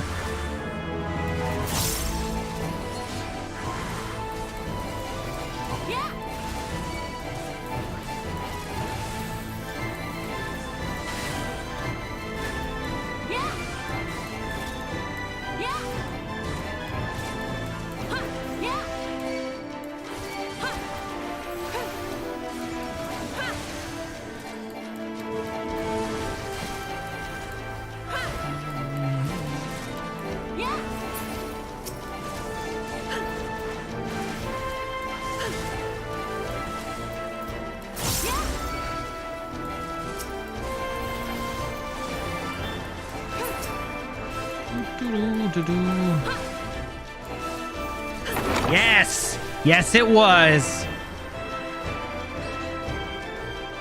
And then I think the Sephiroth fight was basically Power Man 5000, which was a little odd.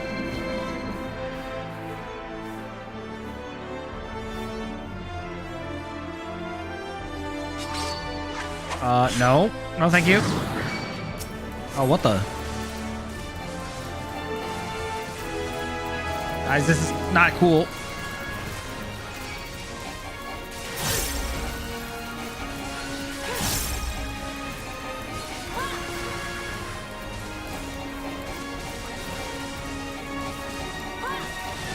What do I know, babe? I know you're watching. It's still awake. I will not hold back. Whoa.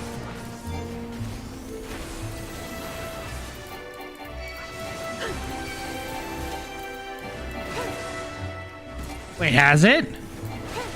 Really? Oh, is it time? I would love that tomorrow. Wait, how do you know it opened?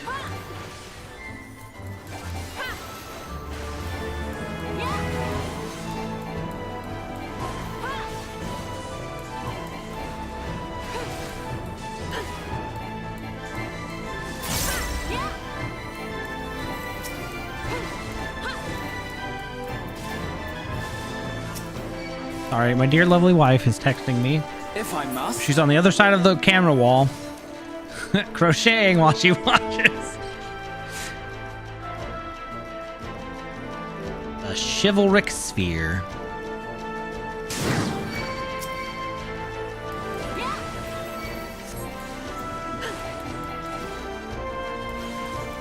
Huh.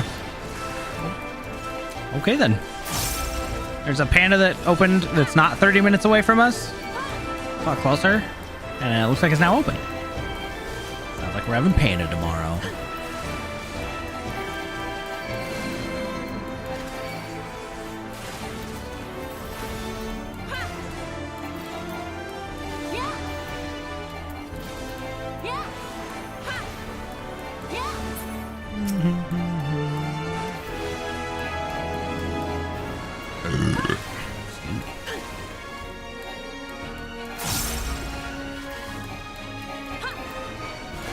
So if there were brooms cleaning the floor, does that mean there's a sorcerer's apprentice somewhere around here casting all these spells? Or is it just the lonely recluse? Yeah, this guy. Seeker of Solitude.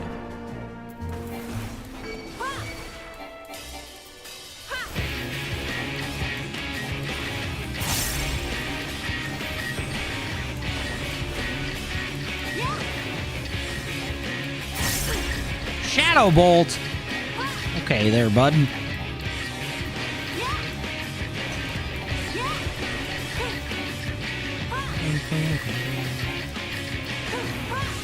the healing to me. Going to leave a mark. I have a feeling those are going to get...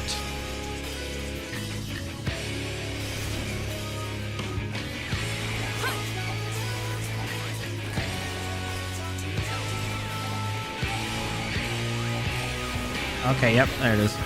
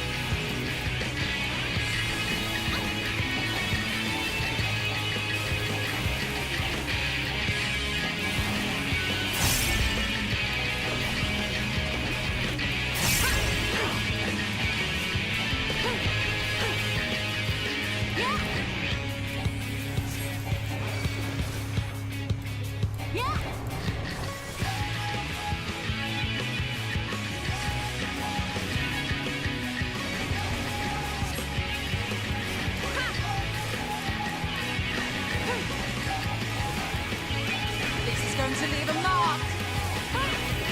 Oh, no, no, thank you.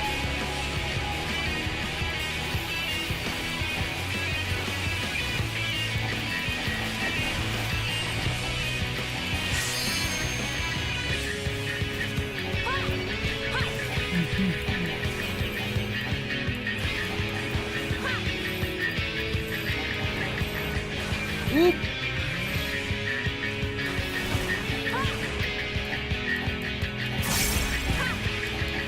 We became one, as we should have been, so we basically did our own rejoining, closer to become, like, quote-unquote her. As, Emet-Selch's friend said.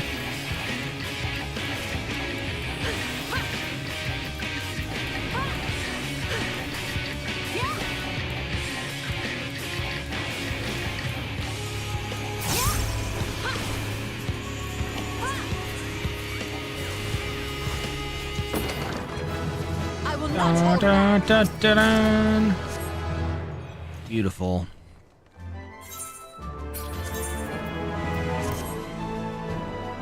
Dun, dun, dun, dun. Welcome to Alice in Wonderland? Or It's a Small World. Take your pick. Oh.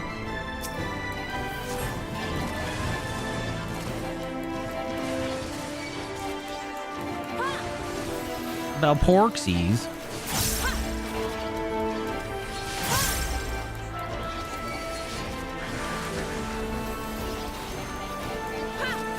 The ending was really good, though. Very impressive.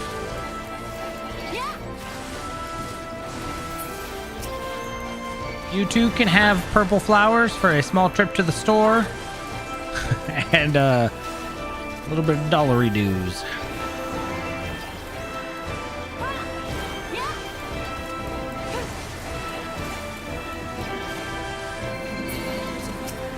Cinderella would be good. It's true.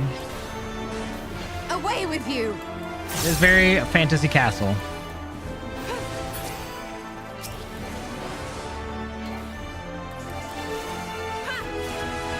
Yep, so far, yes. Hands down.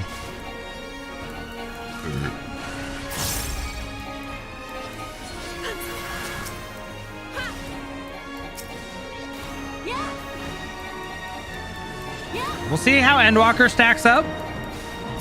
Some people liked it way more. Some people didn't.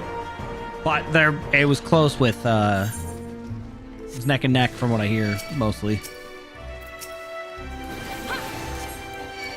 A little bit. He's prepping on the moon. It's all. Why is it always the fucking moon, huh?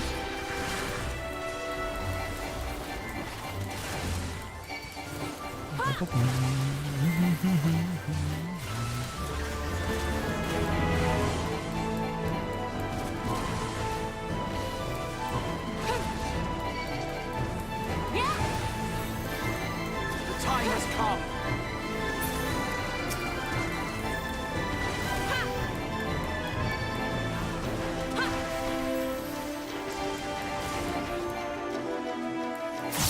It's the end of the arc, known as Arc 1, really. It's the wrong but an acceptable answer. that's fair. I honestly think I like Shadowbringers more than Endwalker, but I feel like Endwalker is going to be a close second for me. And then we'll see how Dawn Trail stacks up after that. Kraka said that she liked Dawn Trail more than the others.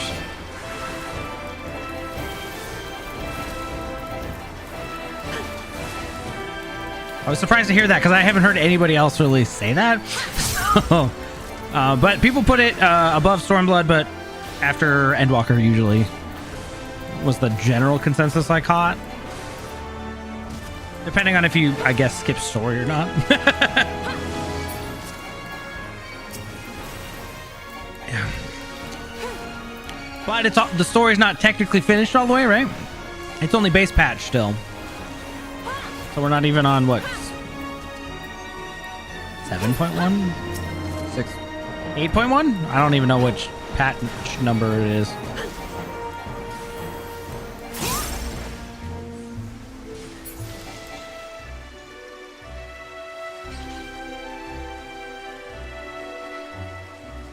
I mean, it's not, you know, the end all be all, but you know, the general consensus kind of ranks things. It puts a good like expectation on it, I think. It's not like, oh, I mean, it really should go in with no expectations, but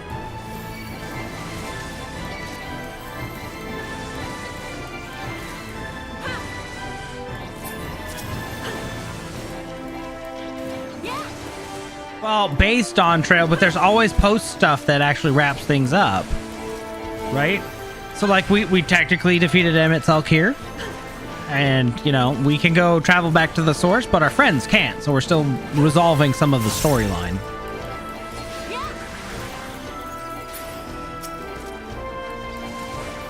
Plus, I think Dawn Trail's kind of world building because we're basically going to a new uncharted territory, right? The start of a new arc.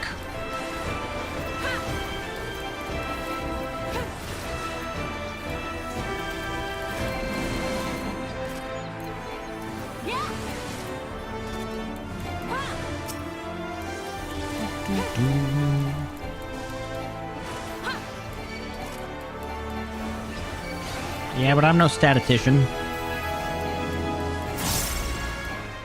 Nor am I a pollster. So again, I did look online a little bit though. That's touche. Reddit is a prime example of a bunch of noise. Poison ivy.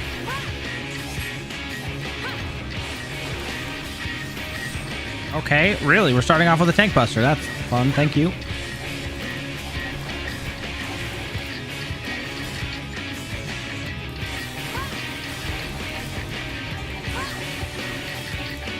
Shut up, phone. It's not bedtime. We're going longer. It's Friday. I don't have to go to bed right away. Oh.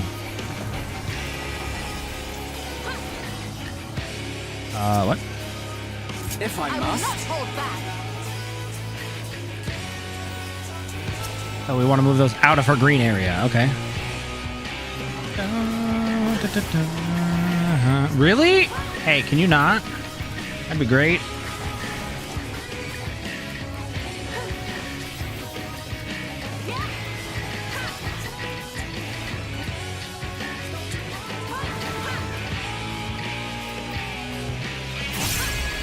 I definitely did not. I am but a lowly C++ programmer. Go, Ishtola, go!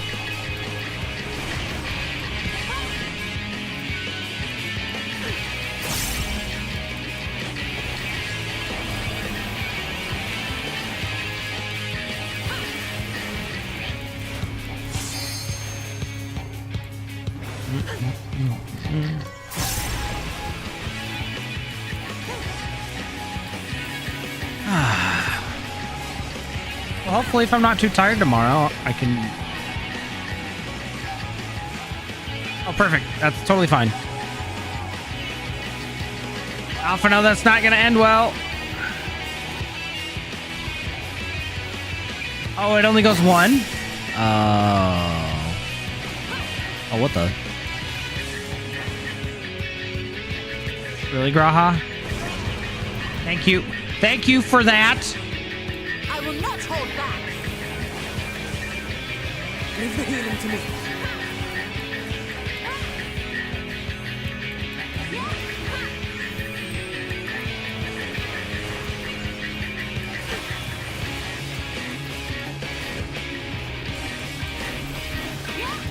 Zaliak, protect me.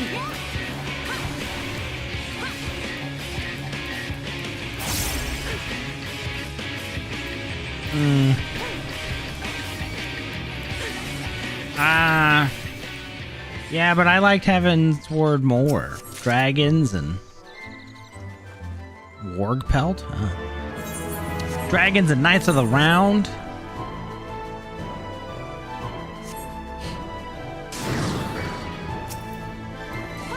Oh, okay. I should make room for Graha. Okay. Sorry, Mr. Leylines.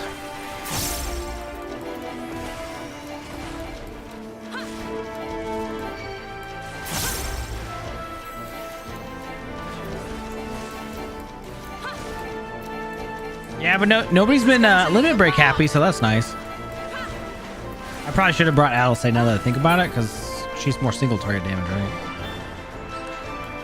That would have been better.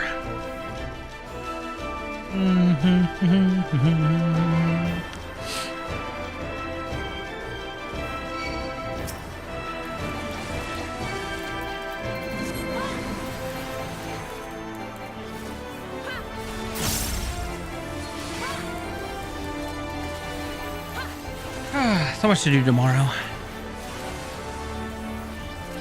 So little time. I'm good. Casters are not my thing.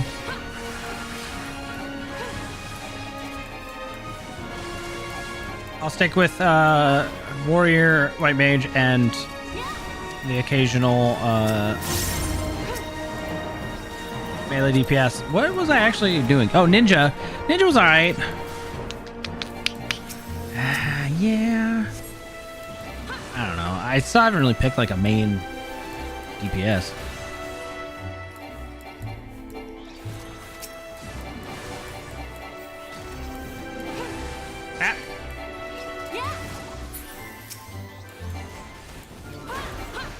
This is going to leave a mark. Get him, Ishtola. Don't.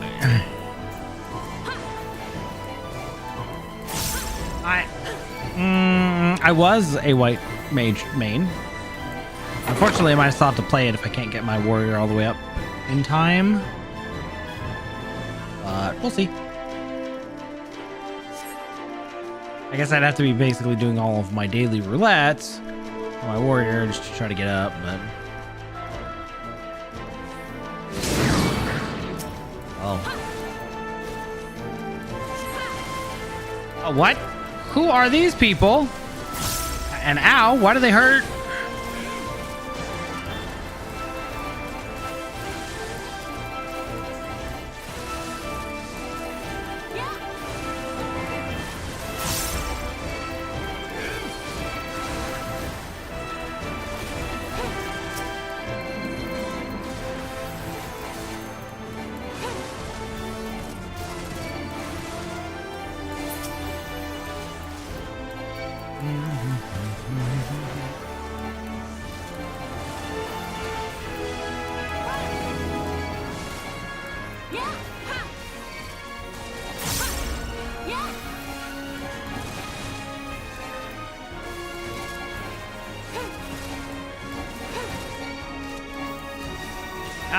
But I don't get XP from it. So, because technically I finished Endwalker main. So all of my quests are now 90.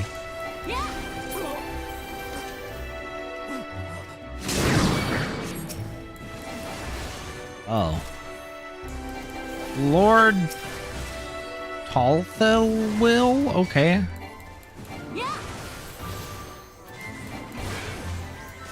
Yeah, so unfortunately we're a little doomed on that one, but we'll figure it out.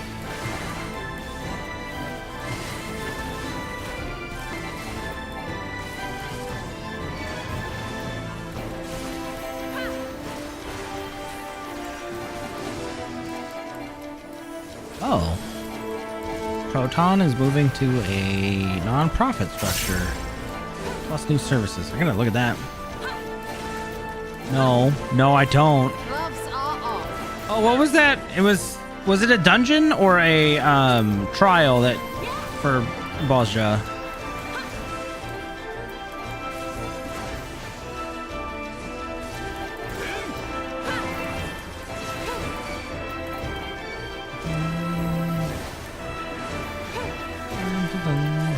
Focus. Release.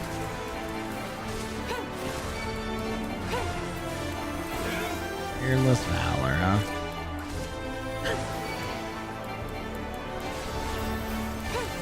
It was a double M word, and I don't think I have it unlocked, but I don't remember.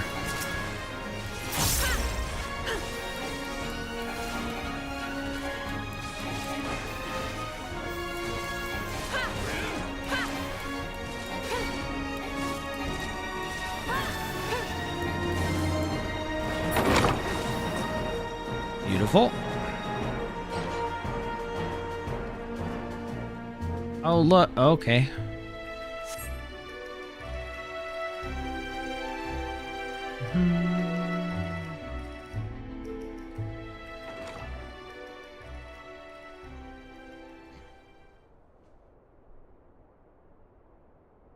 Ugh. You know what? He kind of reminds me of Jar Jar Binks. Oh, you have sullied these halls long enough. Come, Lugus, our guests, yet want for company.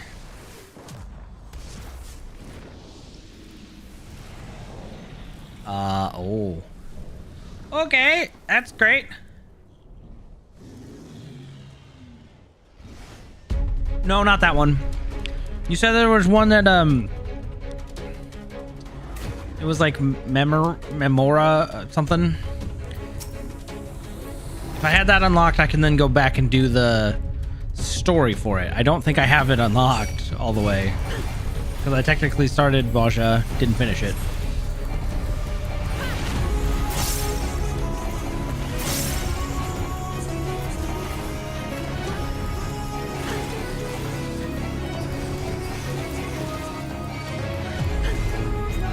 Memoria Misera, that one.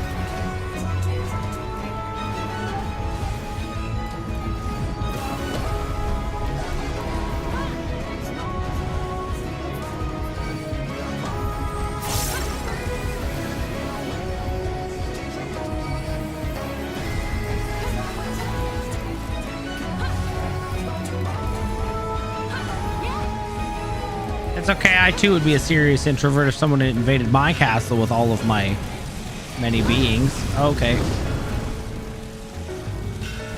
Oh, I have to burn the sofa?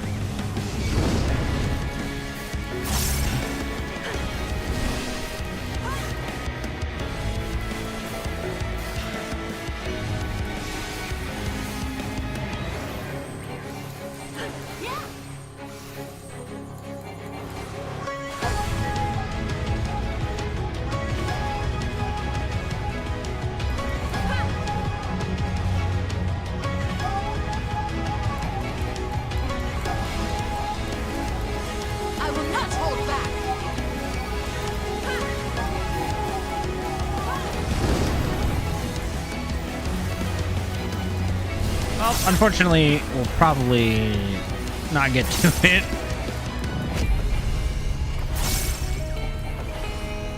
Is there role quest stuff for Endwalker?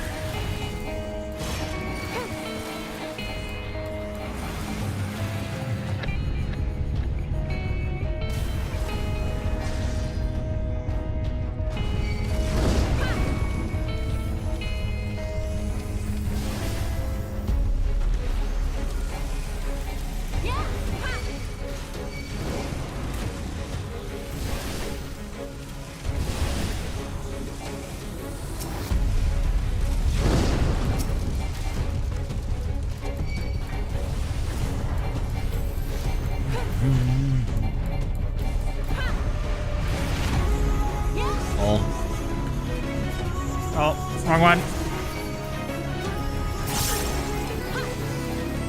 Just that part?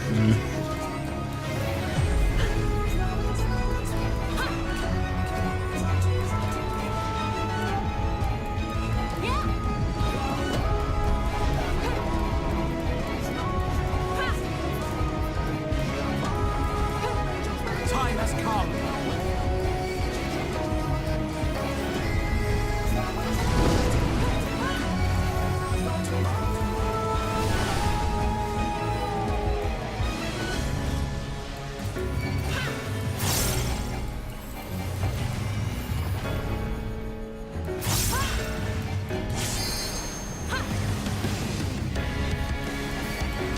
Time has come. Okay. I will not hold back.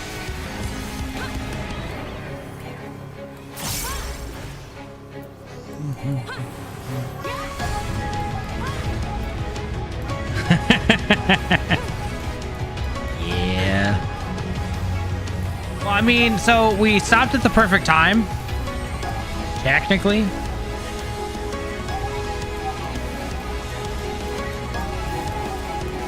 Because,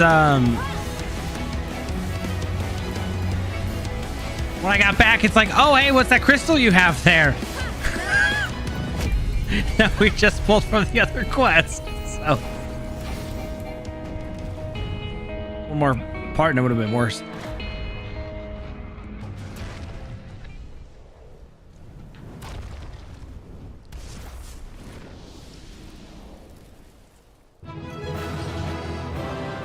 Oh, bye-bye.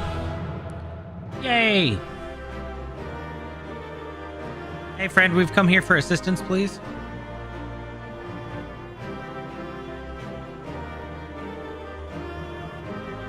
I really should spend my poetics, huh?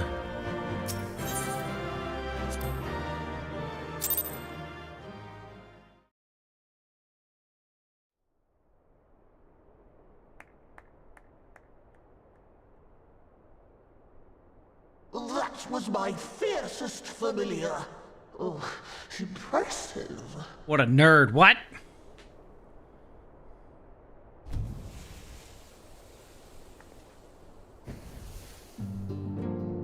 Oh. Oh, okay.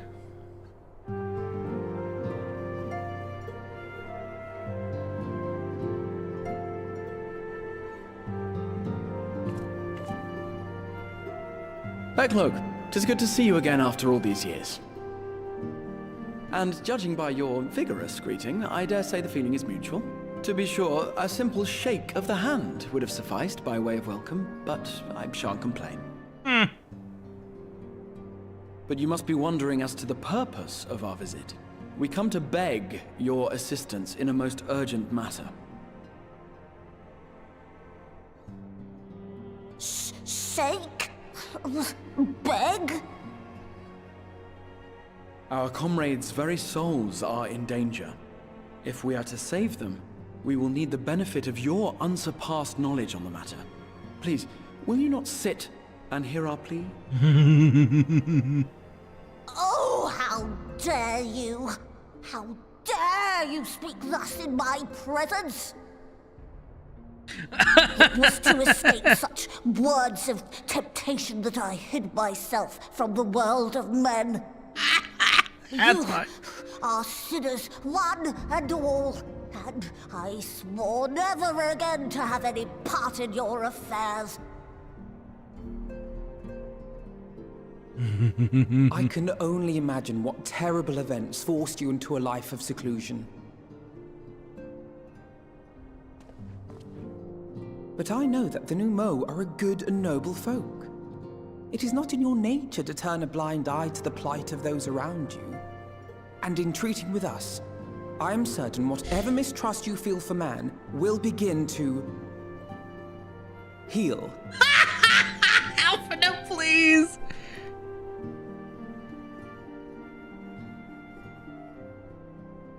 What a pun.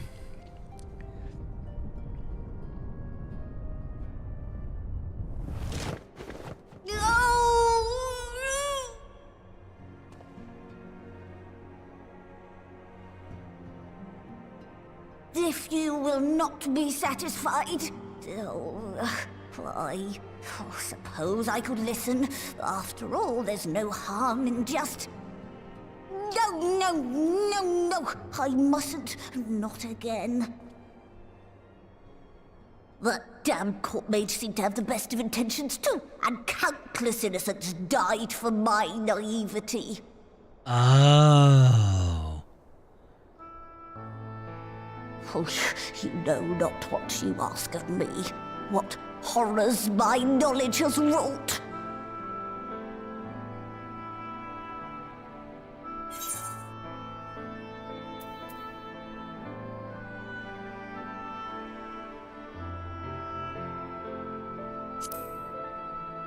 We would never misuse it. You wish only to save your friends? Nothing more? Nothing more. Do you swear it? I swear, by Grahatia. No. No.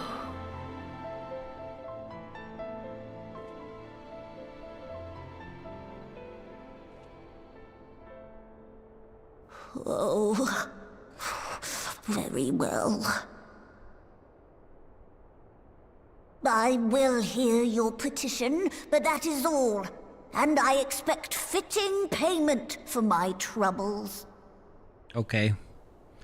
Will head scratches suffice? Commensurate with your contribution to our cause. No more and no less, I promise you.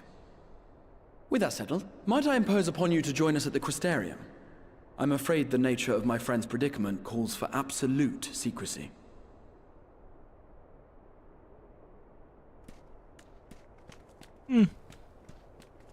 Doggo get. Albeit a nerdy one. There you are. The others have gone ahead to the Crystal Tower with Beglug. Beglug? Sure. For the record, I truly wish we hadn't had to resort to such words when treating with them. I have never sought to convince... Oh, I have ever sought to convince, not compel. Yet, I cannot deny that part of me is glad Urianger shared his knowledge of the Nomu with us. Had he not, Beglug wouldn't be here. Speaking of whom, we should hurry. To keep our guest waiting would only add insult to injury.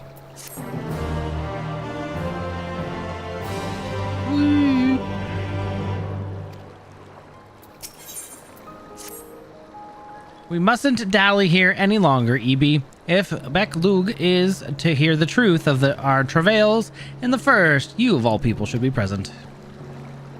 For I am she who walks in light and dark. Warrior of darkness.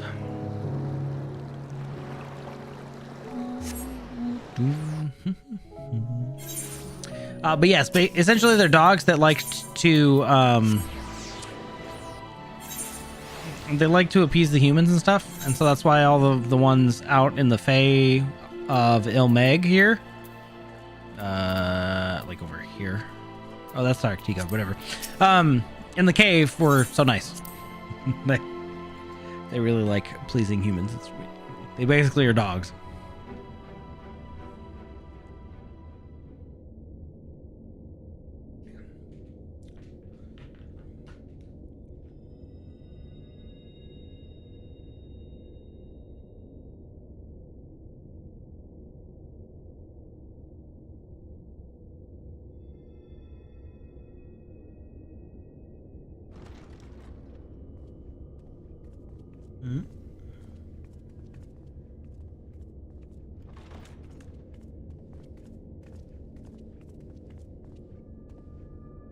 I'm sorry. You mean to tell me not only that the return of night was your doing, but that you hail from another world as well? Yep. Everything we told you, of the source, the shards, the 7 umbral calamities, all of it is true. I realize how fantastical it sounds, and I would not blame you for doubting our testimony. But given your expertise, you must surely have noted the peculiar nature of their souls.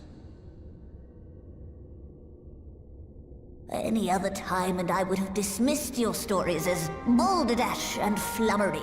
But upon closer inspection, 'tis plain their souls are far denser than is normal, and that they do not possess true bodies. Save you. Your body is your own. And your soul is the densest of them all.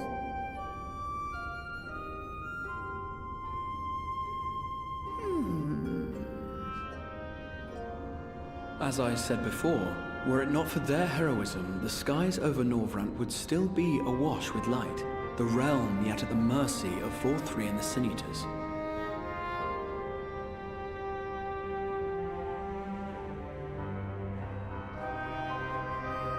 After all they have done for our home, seeing them safely back to their own, it seems the very least we can do.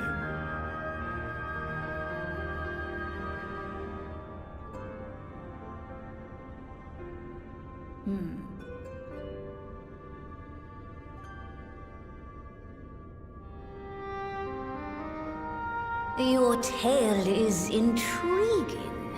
Yes, very intriguing indeed. Simply to hear it is fitting payment in itself. As for your friends, I can but agree. Their valorous deeds on behalf of Norvrant are deserving of recognition, of their own fitting payment. You will help us then? I will. I would see my knowledge put to good use for a change. I do have one condition, however. I am not the spry young Numo I once was. As such, I will require assistance in my fieldwork and testing.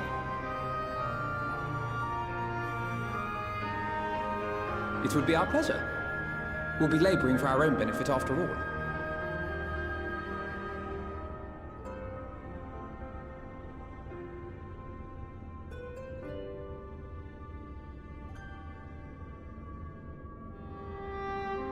Okay. So that's good. So we're getting some help to get our body, our soul, their souls back to their bodies. Huh. Soul being dense is interesting.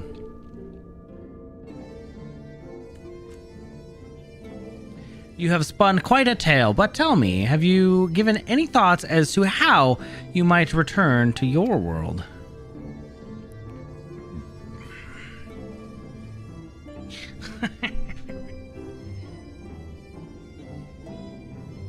White aura sight, you say? An intriguing proposition. But one which fails to account for the present state of your souls. You have become highly charged, likely as a consequence of having maintained tangible forms for so long. In such an energetic, unstable state, there is no telling what may happen to their souls within the aura sight. They could very well become immutable to transference, never to be restored to their bodies. Then, would it be possible to force our souls into a state of dormancy prior to the transference? In theory, yes, but the soul is not a candle to be snuffed out and relit on a whim. Well, that sounds ominous. What exactly would rendering our souls dormant entail? Well, in order to maintain a corporeal form, your souls constantly draw ether from your surroundings. This process must be halted and the resulting surfeit of ether removed. Your minds would ultimately be separated from the faux bodies of yours, rendering you incapable of interacting with the world around you. A cruel fate under normal circumstances, but one which would be rectified upon your return home. Leaving lifeless husks, like those poor souls at the inn at Journey's Head. Corrupted by sin eaters, their ether made stagnant by the light. Corrupted? Stagnant? Might I see these unfortunate individuals? Why, do you think you might be able to help them? I might, or I might not, but I shan't know for sure till I have seen their condition firsthand. Then I would be glad to take you to them, on the understanding that you won't do anything which might increase their suffering. Well, if my faith in man is I lost, not my compassion. Ah. Well, I see no need for all of us to accompany you. While you escort our guest to the inn, I will assist Urianger in creating the requisite aura sight. Well, I believe my talents would be better applied to that endeavor as well. Might I leave the three of you to assist Beklug as necessary? And let us make for Amarang then.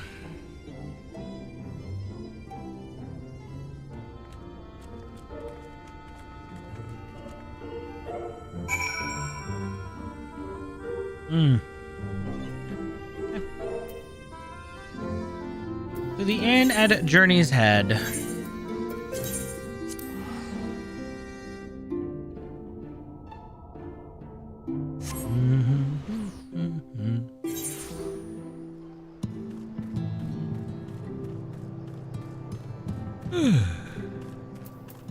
All right, my mage friend, what have you got for us?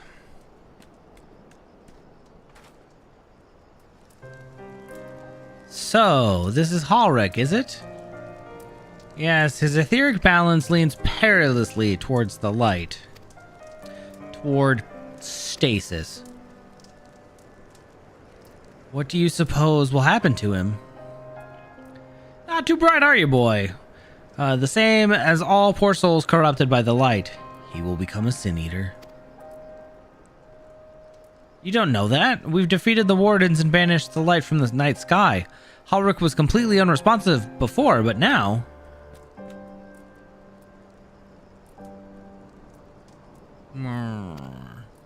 Huh? Then perhaps there is yet hope. If I may, there is a treatment I wish to administer to the patient. What sort of treatment? In the course of my studies of the soul, I once created a tonic which could temporarily stimulate the ether in one's body. After some refinement, it came to be used by the Knights of Verbert. Then, for far darker purposes. Lest it fall into the wrong hands, I swore never again to make it, but, for their sakes, I will break that oath. It is not like to reverse the stagnation, mind you, but it should offer some measure of relief. Okay.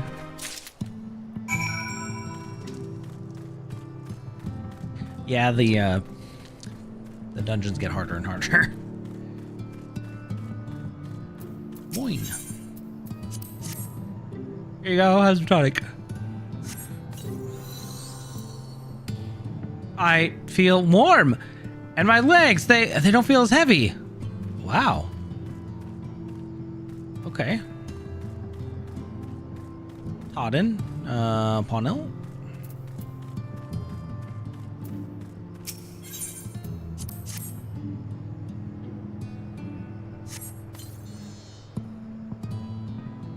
What is this warmth I feel in my chest? There you go, dear Todden. Todden stares blankly at you. It would seem as the tonic has had no effect. Interesting. Everybody else felt warm.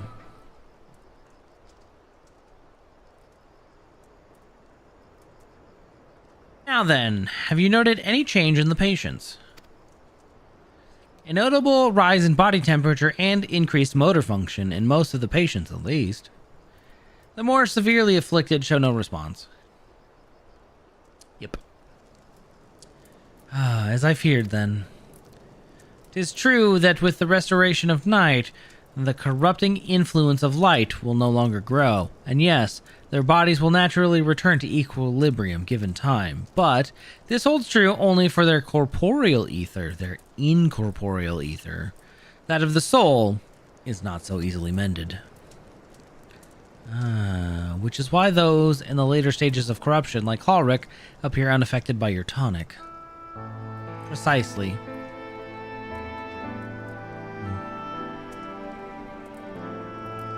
The boy's soul is too far gone, his mind held together by the finest of thread. There is a chance he may one day recover, of course, but it takes years, decades even. By the gods, he could wake to find himself an old man. Well, a fine reward for his persistence. The opportunity to mourn the life he never had a chance to live.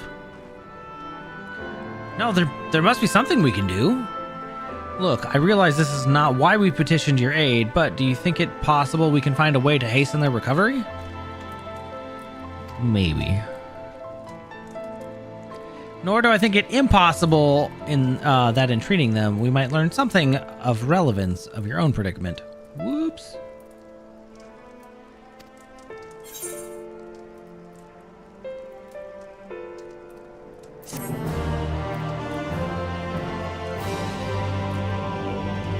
clicked out for a second.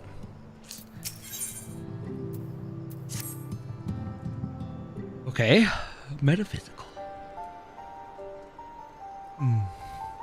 I suspect the Crystal Exarch has told you of my past, that I was once a mage of the royal court of Verbert, and that soulcraft was my field of study. The tonic you administer to the patients here is one of the fruits of my labors. I hoped to do great things for the kingdom, but in the end, my knowledge brought only suffering, a plague the like of which none had ever seen. In the hands of unscrupulous men, what should have been my greatest triumph became my greatest shame.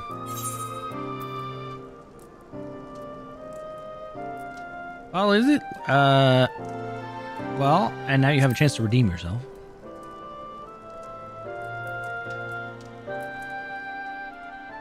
That I do. A comforting thought, indeed. But let us return to the task at hand, finding a means by which we might revitalize these people's incorporeal ether. Do you think it can be done? Were the skies still ablaze with primordial light, I would call it an exercise in futility. But now we may have a chance. The method I have in mind will entail the conjuring of a familiar. They are able to amplify the energies poured into them, making them the perfect conduit for the ether revitalizing magics we ultimately employ. Well, if you were about to launch into a lengthy explanation of the metaphysics of your plan, don't bother. I'd rather get on with doing whatever it is needs to be done, if it's all the same to you. Whatever regions you must procure or spells invoked, I'll do it. That's fine. I admire your spirit. Very well. Your first task will be to gather the necessary materials, the purest of waters, the finest of clays, as well as a fey lantern brimming with pixie magic. If you're convinced the resulting familiar could help the patients, fine. Alphino, the water and the clay will be simple enough, but I think you know what we'll have to do to get that lantern. You don't mean... The pixies took quite a liking to us before. If we humor them with our company, I'm sure they would be willing to help us. Fine, we'll pay a visit to Ilmeg. I never thought you would be the one to suggest going back there. I'm impressed you've been there at all, let alone befriended the Fey folk. Oh, while you're at it, seek out the Nomu of Plaini. They will be able to supply you with the water suitable for our needs. Right, let's get this over with, shall we? There still remains the matter of the clay. Might I prevail upon you to find it?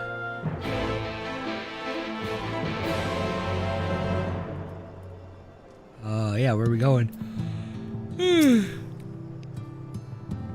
Clay from Amarang would likely be best. Know you of anyone who might be able to assist us? I could ask the miners at the Twine. Ah, yes, they will be able to point you in the right direction, I am sure. Well, while you and the twins are occupied, I will see if there's aught else I can do to learn of the stagnation which afflicts the people here. Wow. What a good friend. I'd like a backlog. Oh, yeah, we're definitely teleporting over there. I am not flying across to the opposite side of the map. Me and my doggo.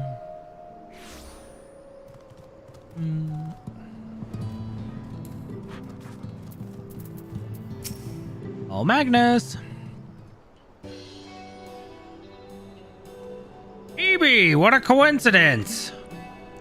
You've come at a good time. We've just this moment finished repairing the Talos and trolley that you lot took to Nabatharang. The trolley was no trouble, but the Talos would have been another matter. Had we not had a visit from Master Chai.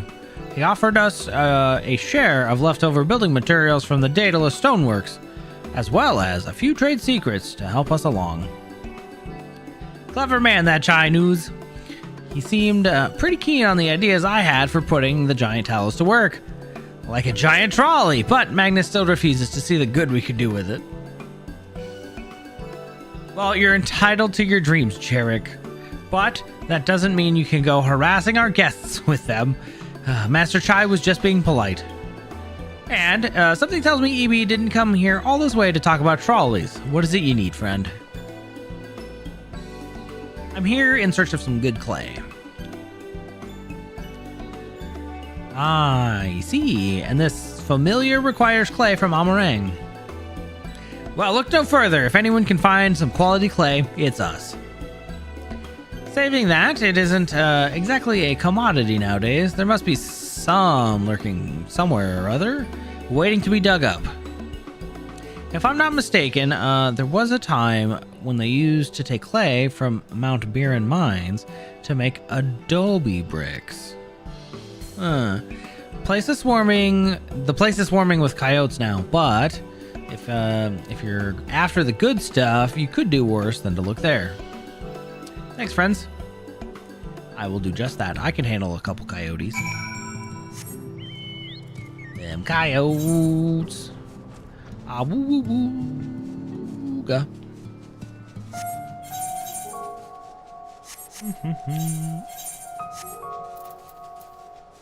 Elegant earrings. Yeah, I don't know what quest that's for. Nor can I look right now. Oh no, I can look. But it's not my place. I don't care right now. We're on a mission.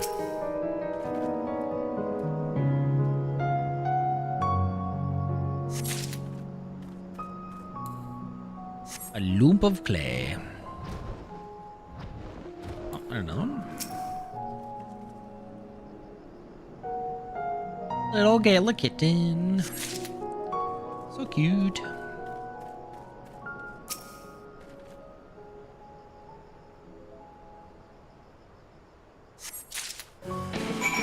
Oh, there it is, coyote.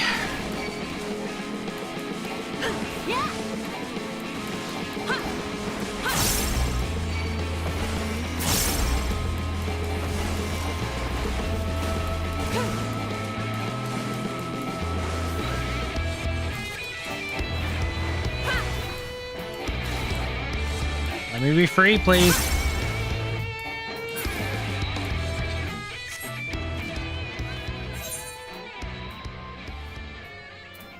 Oh, cool.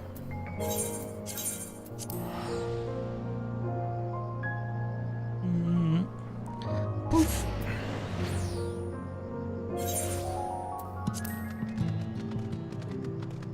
All right, we got everything we needed, I think.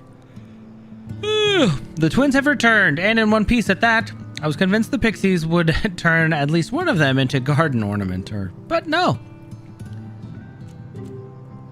You have the clay, I take it? Indeed, I do.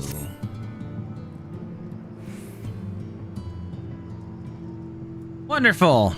We need but combine the clay and the water, then heat the mixture with the Fey Lantern. After all, that will be a simple matter of settling upon a suitable form and performing the necessary incantation.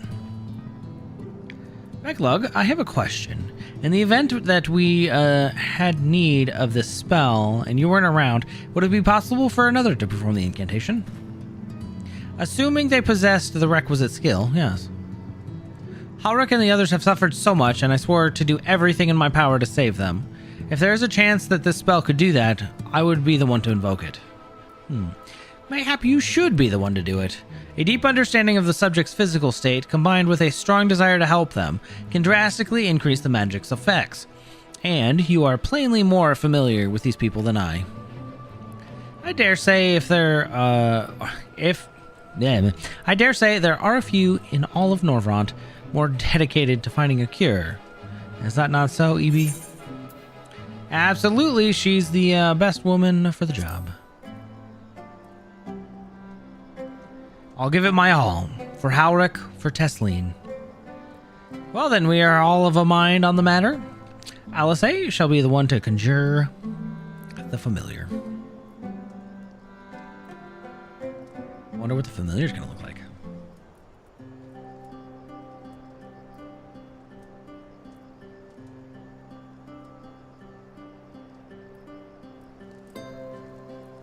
Let us begin. I trust you've prepared the clay?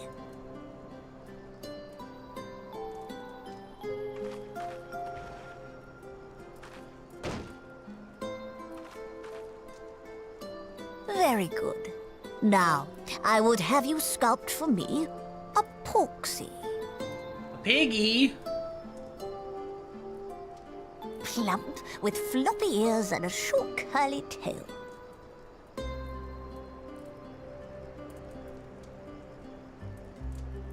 A porksy. I think I know what you mean.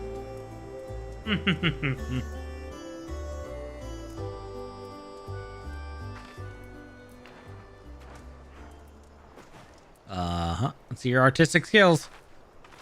There we are. How's that?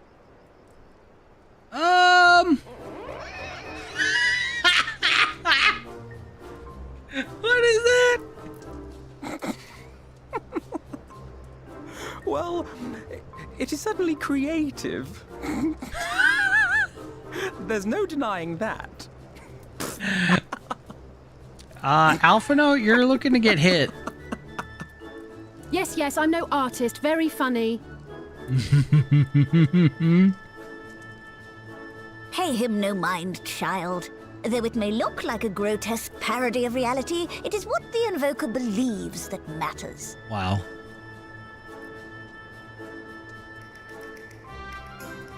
You're not helping. But I speak the truth. If successful, this incantation will turn imagination into reality. Which is why the only thing of import is what you believe this figure embodies. You must focus. Hold the porksy's image steady in your mind's eye.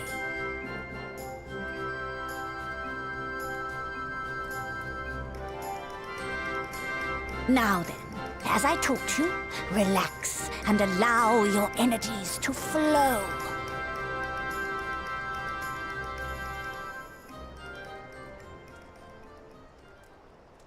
Hmm?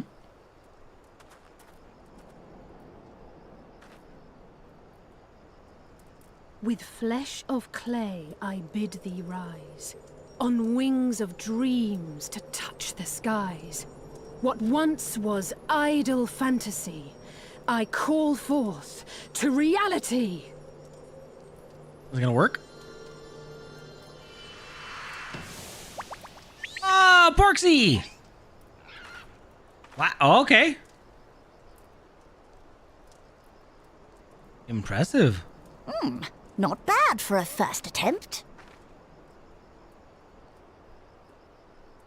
Now, let us see what can be done for young Halric.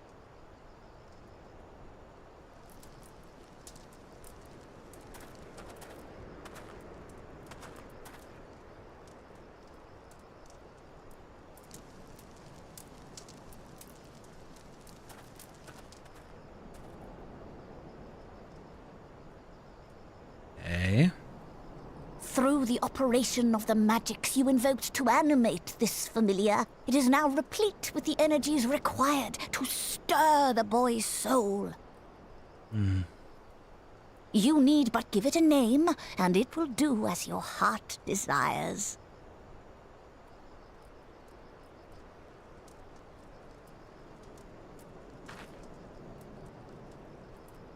A name.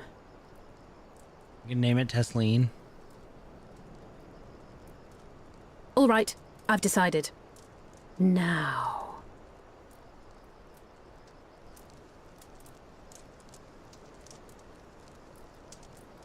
Go, Angelo! Okay.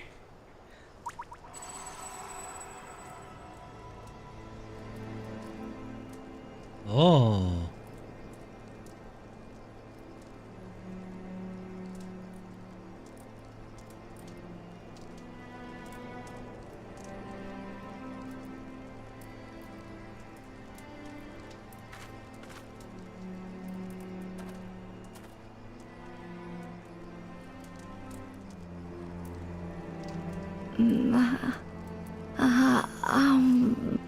What?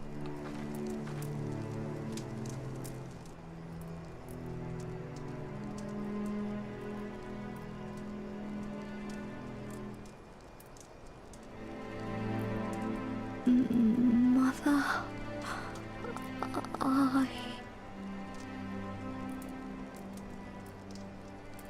Aw.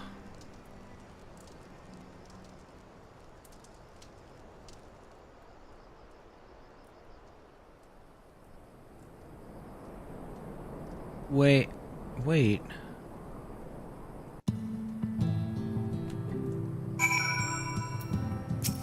Is that it?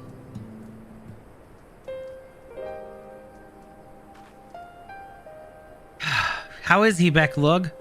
Did it work? I believe it did. You and your fledgling familiar have done well. If my eyes do not deceive, a hint of color has returned to his soul. Gods, I would jump for joy if I weren't so exhausted.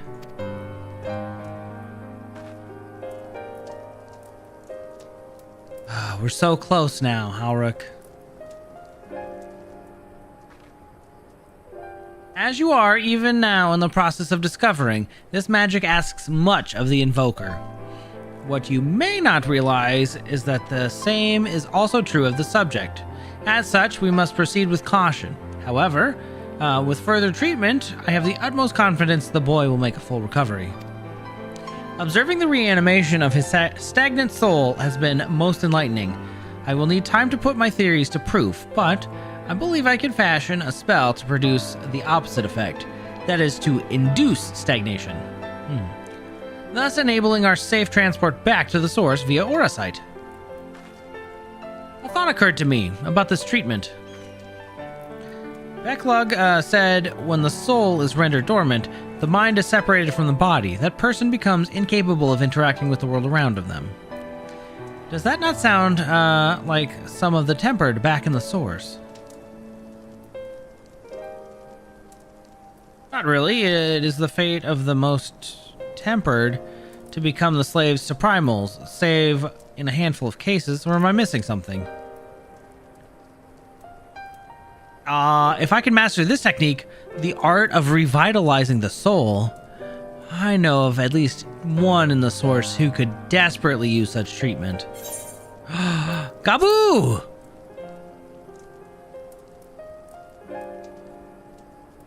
Exactly. His condition is uncannily similar to Halric's, is it not? The only difference being that his soul was suffused with earth-aspected ether instead of light.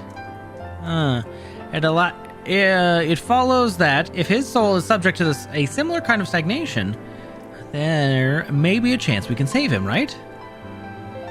Forgive me, but who is this Gaboo fellow you speak of?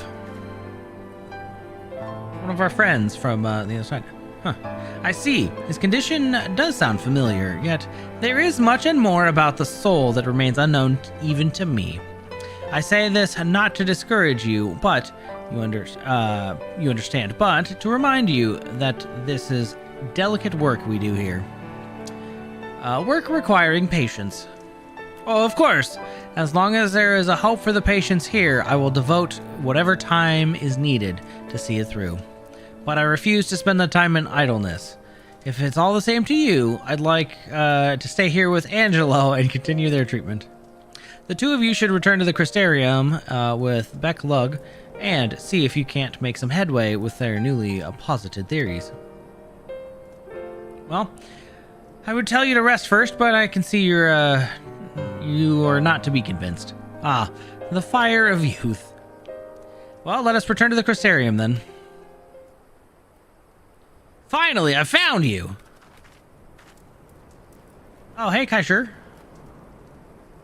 Kaishur? Well, what are you doing all the way out here? There's trouble back in Yulmore. Lady Chai's beside herself, sighing and pacing a whole lot. Near enough begged me to go and find you. Sighing and pacing, you say? Oh, it must be urgent.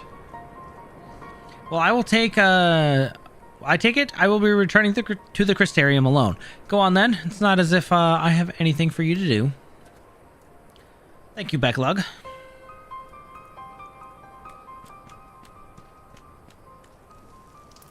Sorry for bothering you and all that. But she says the future of Yulmore is at stake. Oh, that's a problem.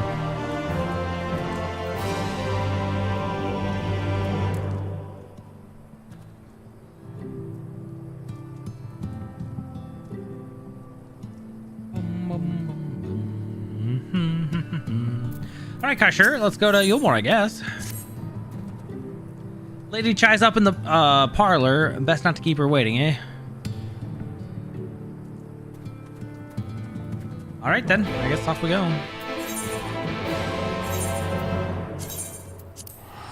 Happening in Yulmore. Hold on, let's see where we're at.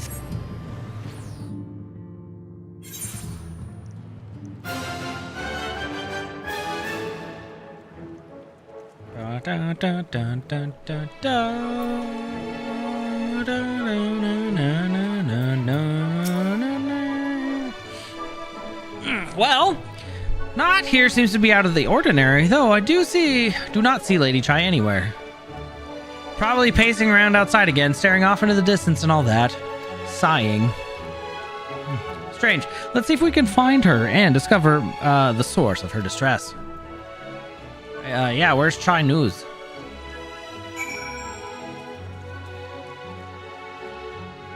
Rocks.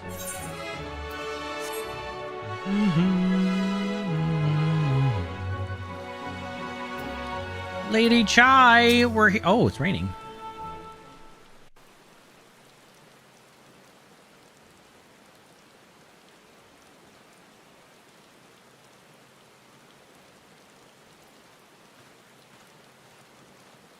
She's always... Oh, thank heavens you're here. Always excited to see Alphino. Lady Chai, whatever is the matter? I knew not where else to turn. Oh, this is all too much for my poor heart to bear alone. Alone? What of Master Chai? That is the very reason I summoned you. He's gone. What? What happened?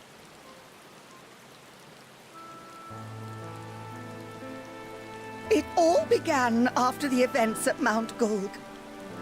With Lord Vorthry out of the way, we all agreed that a new leader must be chosen. And so you held an election? Yes, well, sort of. Not a single person volunteered to stand, you see. After a lifetime of leisure, we free citizens have grown somewhat indolent. Readapting to the harsh realities of life is trying enough, but to take charge of a broken city as well? No one wanted such responsibility. Nevertheless, Yulmore could not well do without a leader, and so we decided that anyone and everyone should be considered a candidate.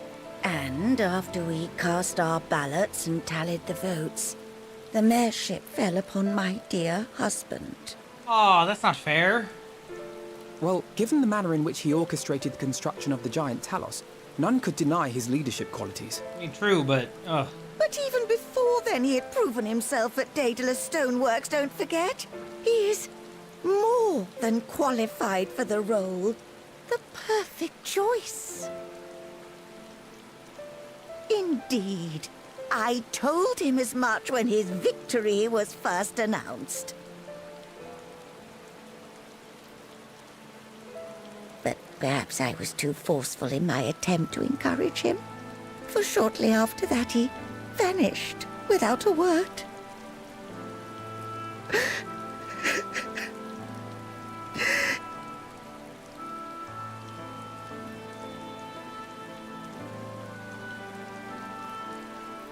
You believe he was so daunted by the burden of leadership that he felt compelled to flee? Please, Lady Chai, dry your eyes. Your husband does not strike me as the sort of man who would abandon his duty, much less his beloved wife. There has to be some other reason for his absence. You truly think so? Uh-huh.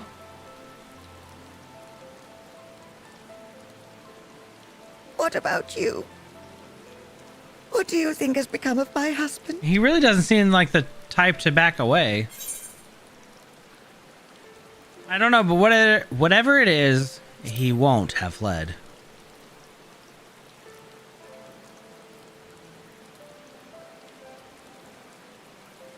And there you have it, Lady Chai. You needn't worry. Master Chai loves you more than all the world, and he will return.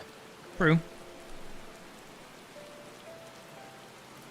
Wherever he may have gone, rest assured we will find him.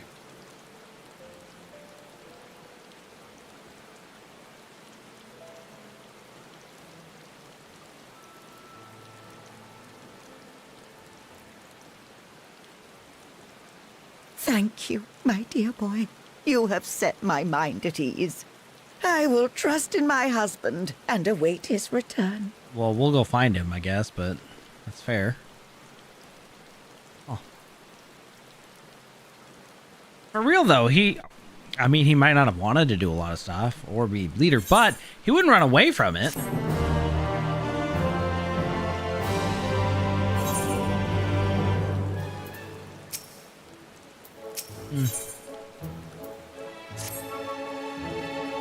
It makes no sense for Master Chai to have left without a word, but even if he had, he would not have done so unobserved. Someone here will have seen something, I'm sure of it. We should split up and inquire as to whether anyone saw him leave. Or, failing that, if they have any idea where he might have gone. I will meet you at the Glory Gate and compare notes later on.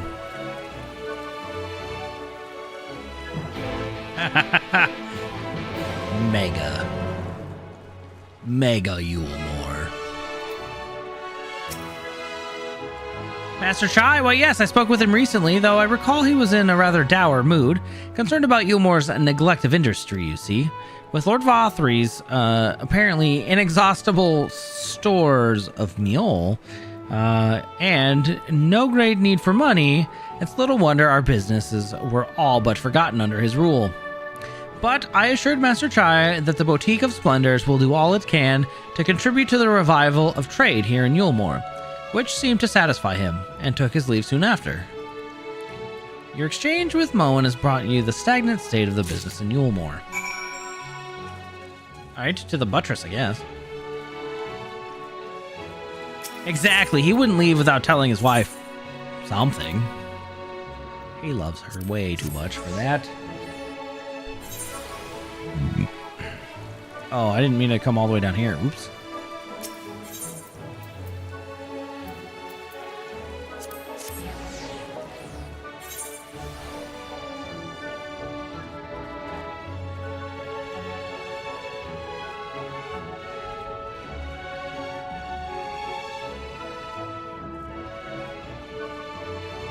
Oh, what?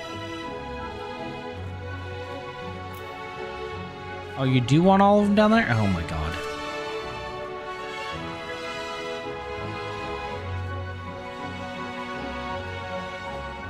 Alright, Yulmore sucks. This layout is awful.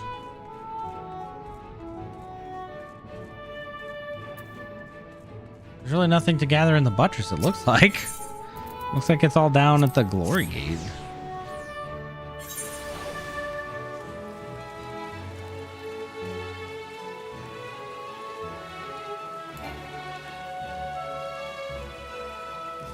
And I can't even fly.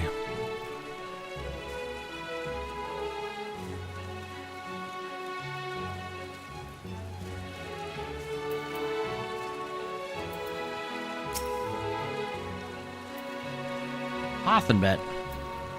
I recall a man fitting that description. Asked to speak with the poor bugger. Lately come from right.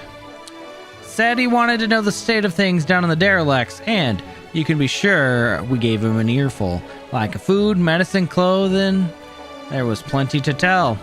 We hunt high and low for whatever we can scavenge. And it's barely enough to fill our bellies.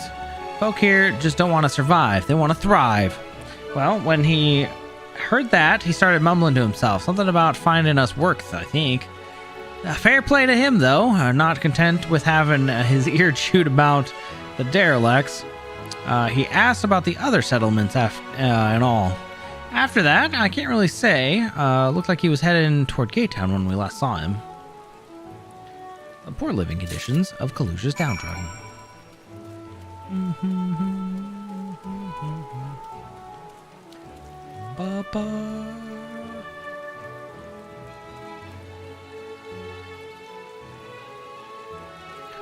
I would love to mount. That'd be great.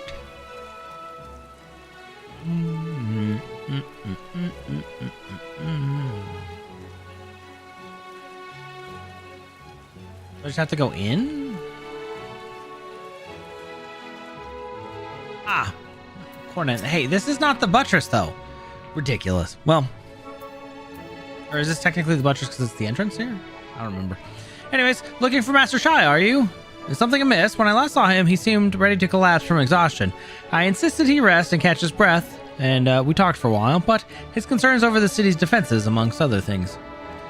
He made more than a few valid points. Many of our men are still recovering after your confrontation with Lord Vothri, and finding General Ranjit in a heap in the middle of the plaza shook us all to the core. The man commanded no small amount of loyalty, and some of our longest-serving soldiers seemed lost without him. Indeed, a number of them left. Not that we blame you, of course. Without you and yours, we would still be blind to the error of our ways. Anyway, funding permitting, I propose replenishing our ranks with the volunteers from the derelicts and Gate Town.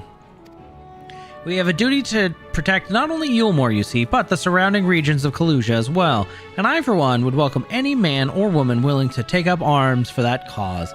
Indeed, I told him as much, and he seemed relieved to hear it. It was on that note that we parted ways. He headed outside, as I recall. Okay, well, the defenses suck, the living conditions are awful, and business is stagnant. Yeah, but did he get captured, or did he just pass out somewhere? That is to be determined. Ah, there you are. How did you fare? Have you learned anything about which might offer a clue as to Master Shai's whereabouts?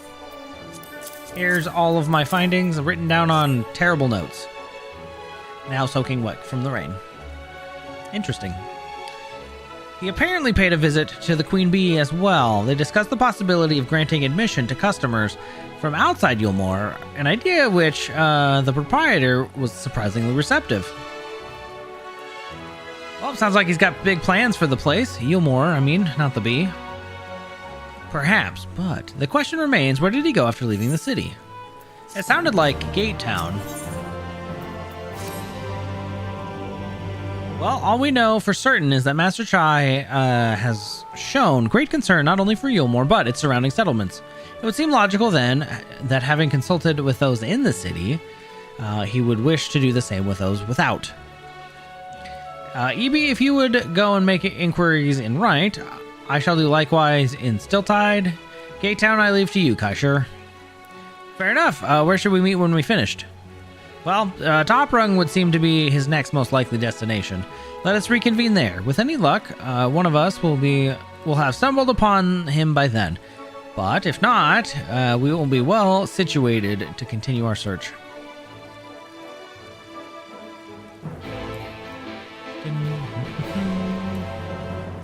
We sprint.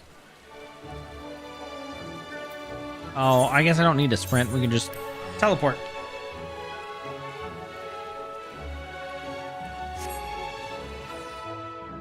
My friends, it is past 1 o'clock. We're probably going to go till maybe about 2, so we had about an hour left. Unless I decide to get really, really tired between now and then, but we'll see.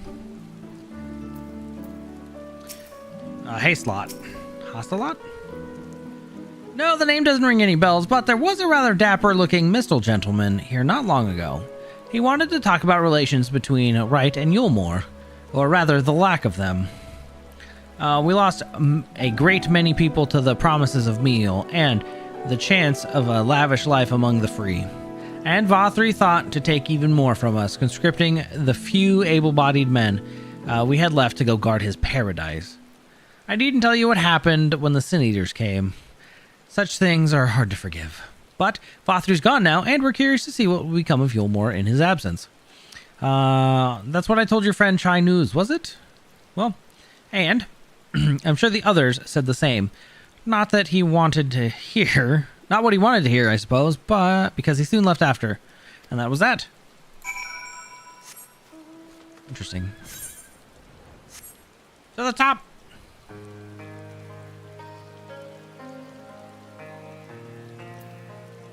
rain.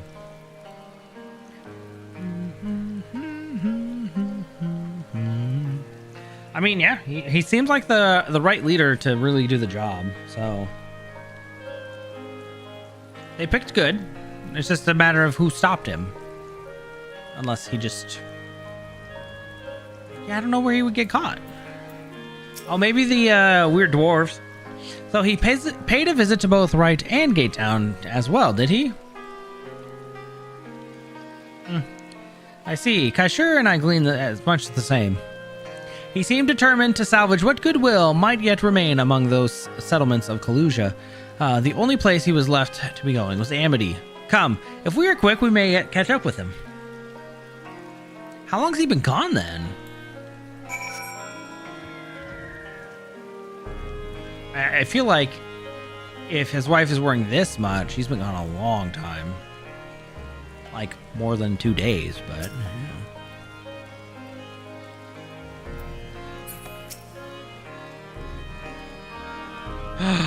There he is!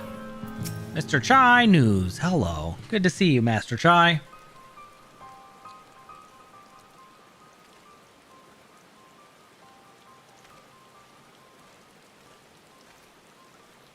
Ibi, Alphino, Kaishur, what are you doing here? We might ask you the same, Master Chai. We've been looking all over for you. Looking for me? Whatever for? Lady Chai has been nigh inconsolable in your absence. She claims you disappeared without so much as a word and bade us return to her side. What in blazes are you talking about? I left a letter for her in our chambers. Though I suppose she could have overlooked it. When she gets an idea into her head... I can only apologize. No harm done, Master Chai, but since we are here, might I ask what compelled you to come all this way? We were told that you had been elected mayor, and from what I have gathered from the nearby villages, you have been inquiring about the people's grievances.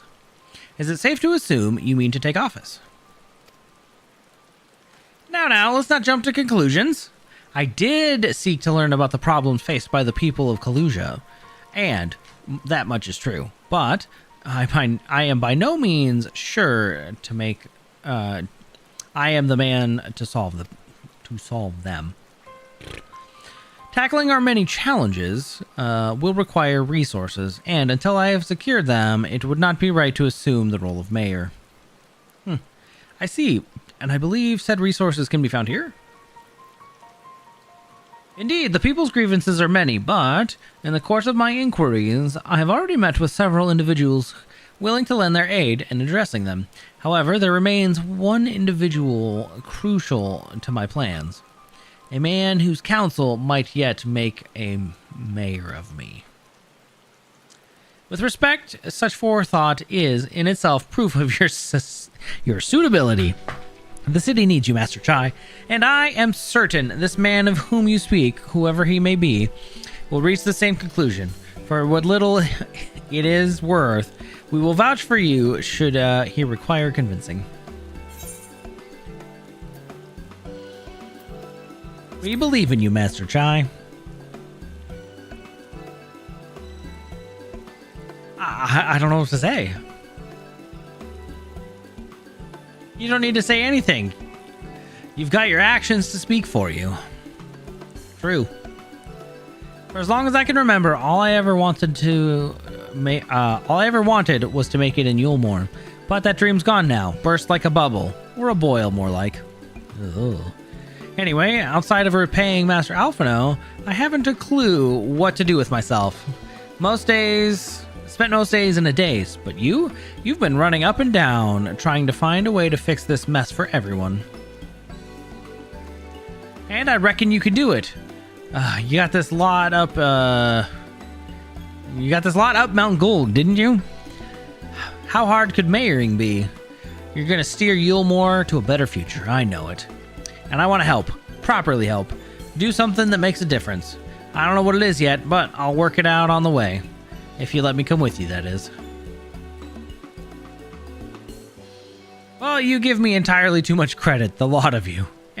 But I can't deny it gives me heart. Come then, let's press on together. Neat.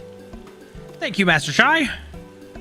But we must not get ahead of ourselves. Yulmore needs more than a man with good intentions, which is why I'm here, to find one with the experience needed to see the city thrive.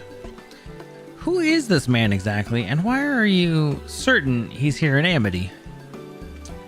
Rendon's his name, and yes, or he is, or was. I had scarcely begun to explain myself when he decided his time was better spent elsewhere. He served as chief advisor to Vothri's father when he was in office. If Ranjit was the mayor's right hand, one might say Rendon was the left, and between them they kept Yulmore on the road to prosperity. The city needs more than a mere man of business, which is why I must find him. But even if you do, what makes you think he will listen? Before giving chase, might it not be wise to speak with those who know him here in Amity? They may be able to shed some light on his reason for rejecting your overtures out of hand. Yes, I suppose that makes sense. Perhaps we should start with Tristal then. As I recall, you made a rather favorable impression on him. I am certain he would be willing to talk to us. Yeah, sure. He did forgive you.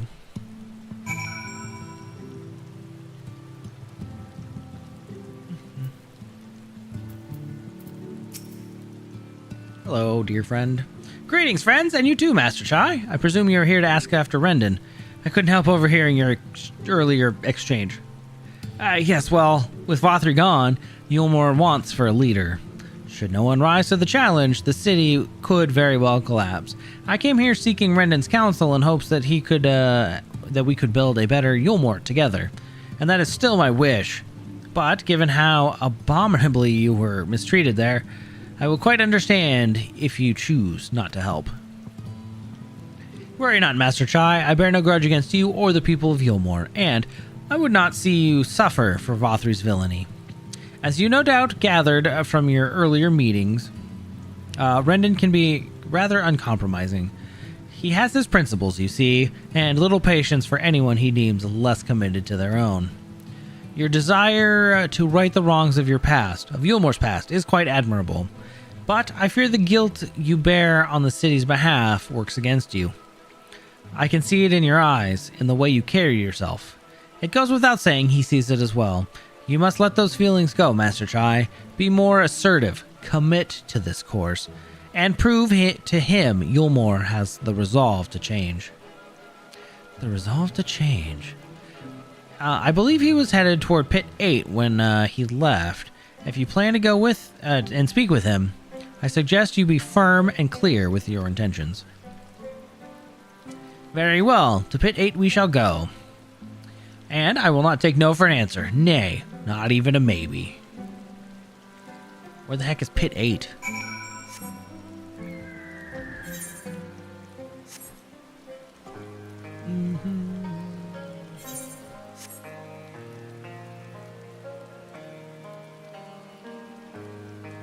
Hello, dear friend Rendon. Mighty broad shoulders you have, sir.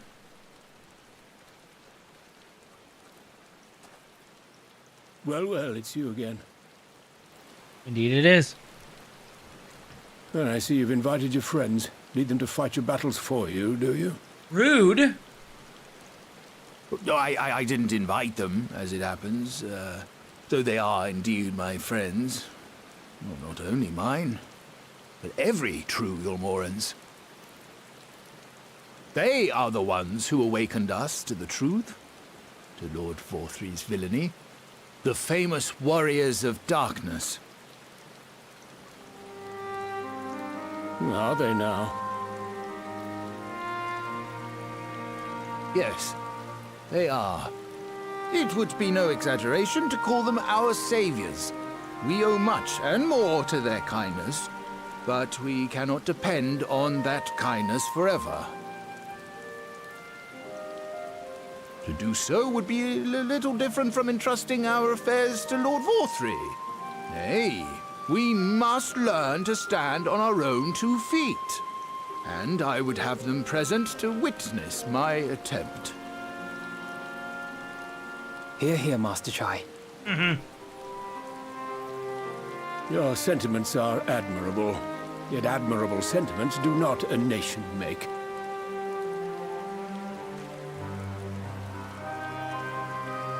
In my capacity as advisor, I once strove to build a better Yulmore. Gave honest counsel to my superiors, drafted laws for the benefit of one and all. But in time, my values fell out of favor. There was no need for them in this paradise Vorthri was creating. And so I left my homeland behind. But you, Chai News, you were content to wallow in indolence under Vorthri's auspices. And so I cannot help but ask myself what manner of nation you intend to build.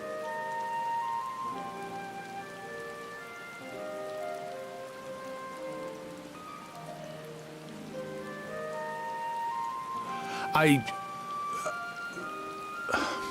can offer no simple answer to that question.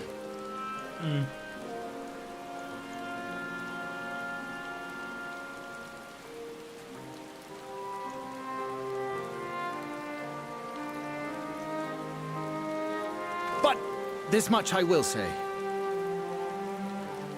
It is my hope that Yulmore can become a nation which her citizens might freely choose to build together.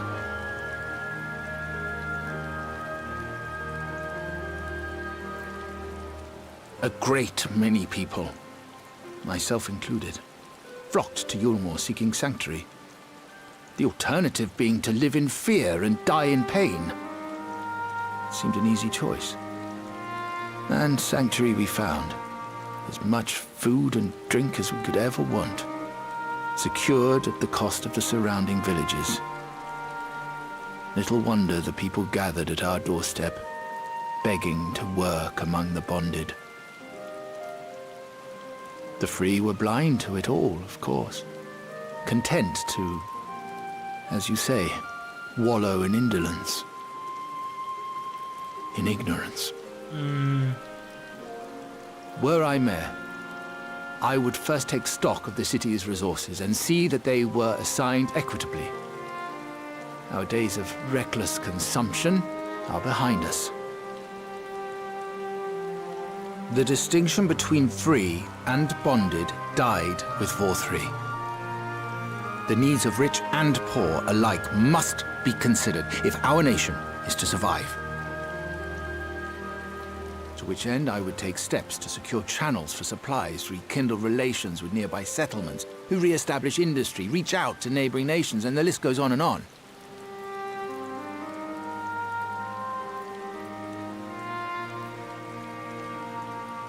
But I am no ruler, nor even a politician. I am an entrepreneur. My expertise lie in planning and profit. I haven't the knowledge or experience to run a nation. Please, Rendon, will you not help me? Together, we could solve the city's problems. Build a Yulmore for the people.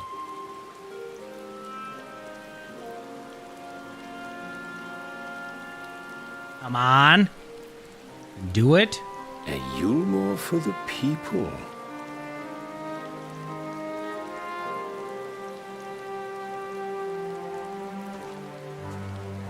I'd rather like the sound of that.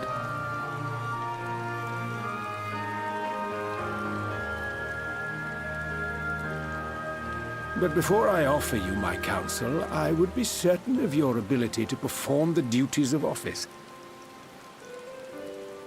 You would?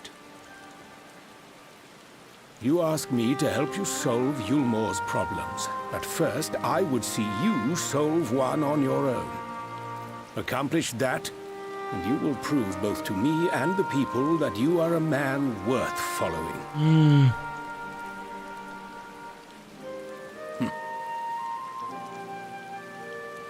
Wow, okay. Neat.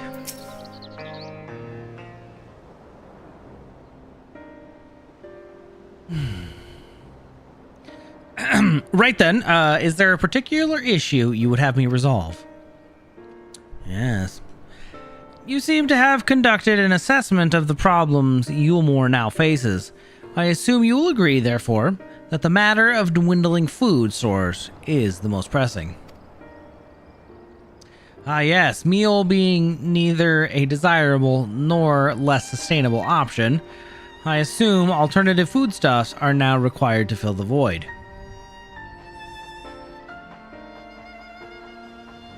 A man who hungers is not like to contribute much to society, save violence perhaps. So tell me, how do you propose to solve this problem? Give me a satisfactory answer and I will consider offering you my counsel.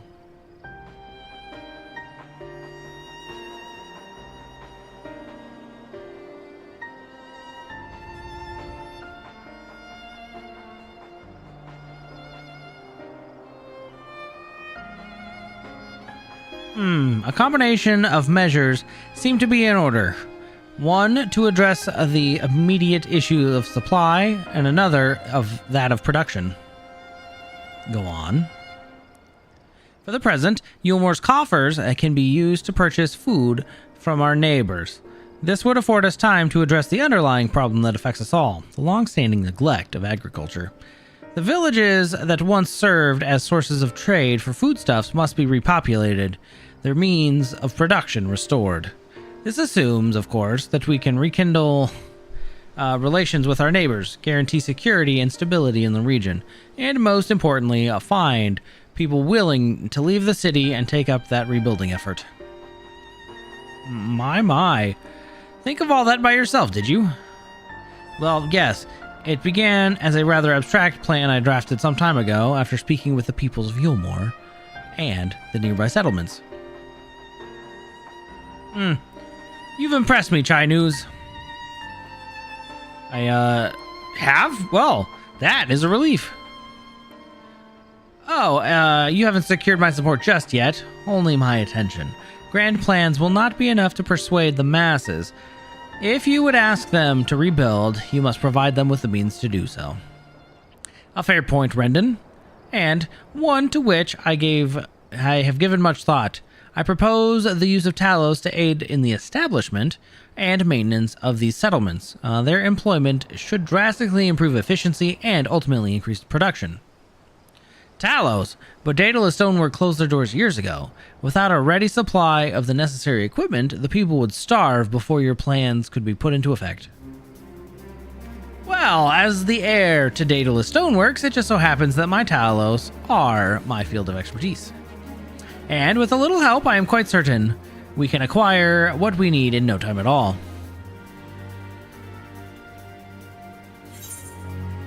Nice. Hey, Jetfire.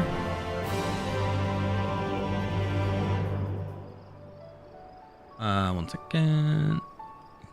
Good lord. All right, just copy the whole damn thing. Yeah, 1 second, Lime. Let me do that.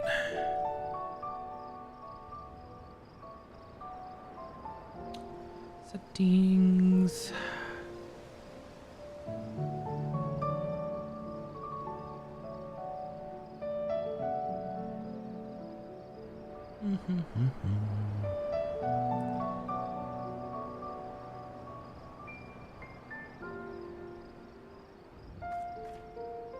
Really?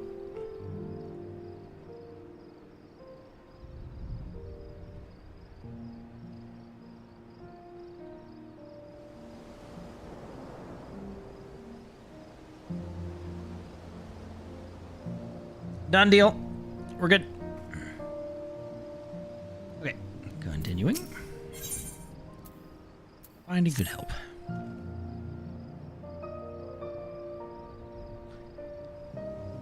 True. No, you are correct. Also, I don't... Is that actually like full Spanish word? I don't know. Anyways. Rendon is quite right. Building Talos from scratch would require time we simply do not have, which is why I propose to make use of the long-abandoned Talos, which wander the wilds of Kaluja. They will need to be deactivated, of course, and if memory serves, the tools required to do so should still be at top rung. Come with me.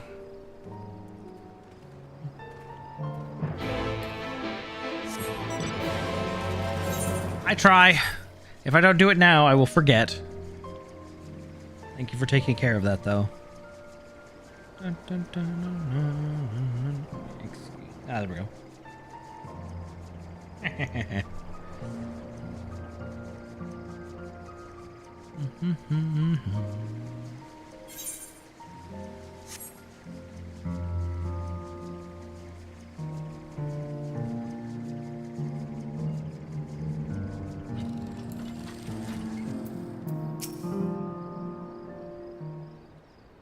Okay.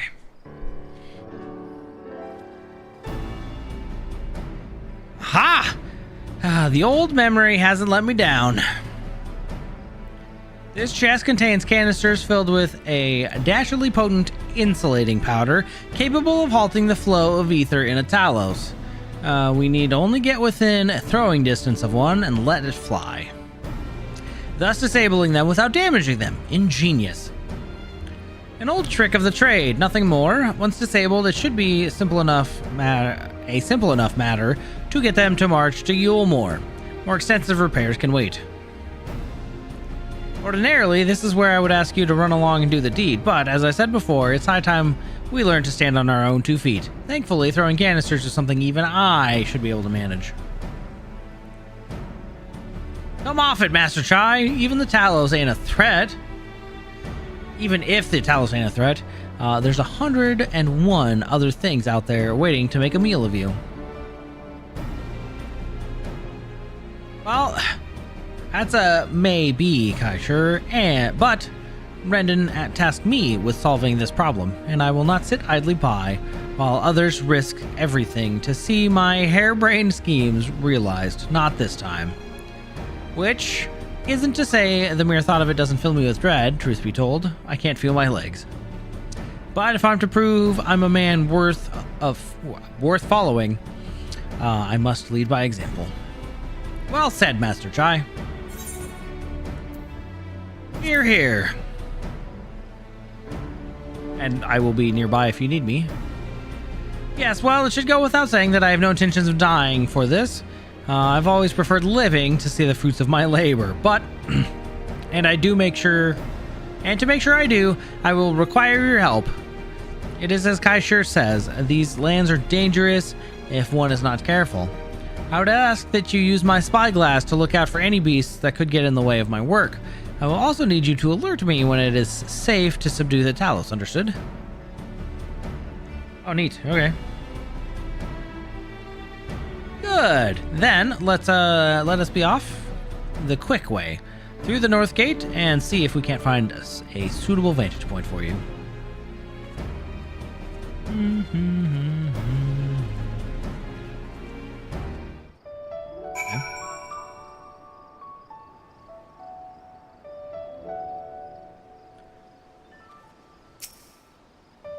People look out for danger and alert Chai News and blah blah blah blah blah. Okay.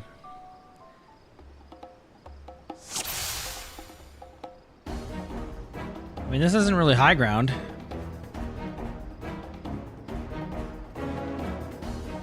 Hey, sir, you want to turn around?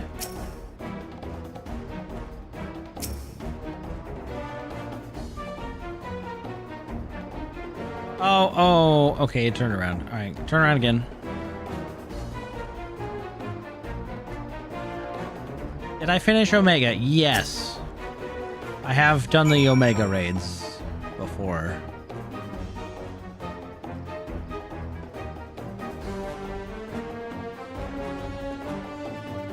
Huzzah!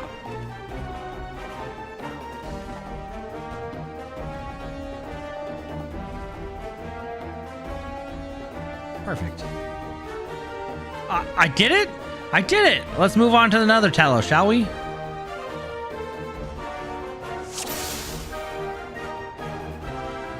Ah, curses, it's not alone. Calming yourself, old boy. Oh, it turned around. Oops. Failed.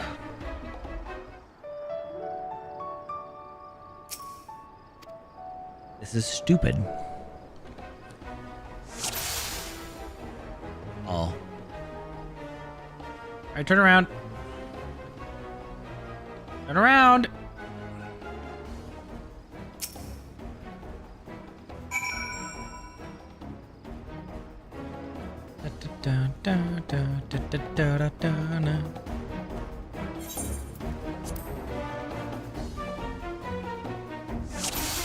Okay.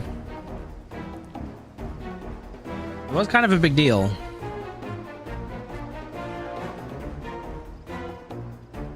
Don't do it, he will turn around.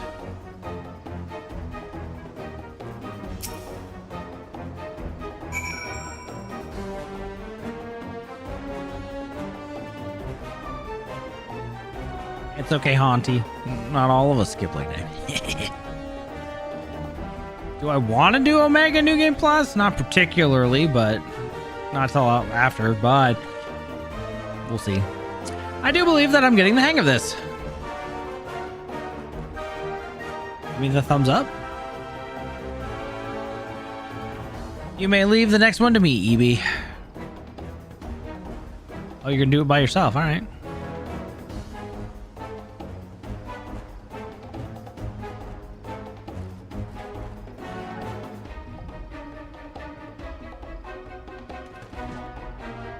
Boom.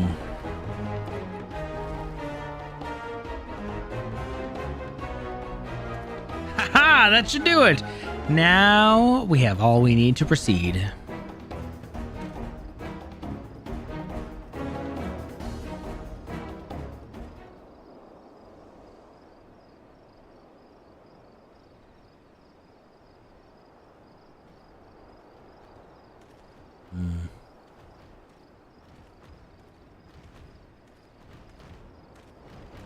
Nice.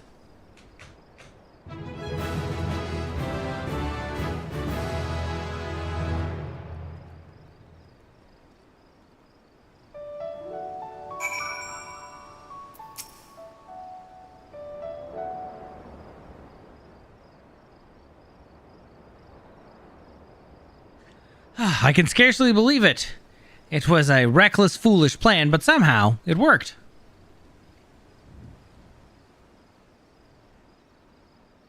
Convulsing.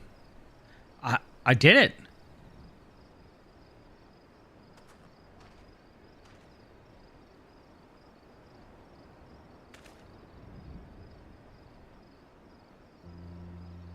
Master Chai, I believe I owe you an apology.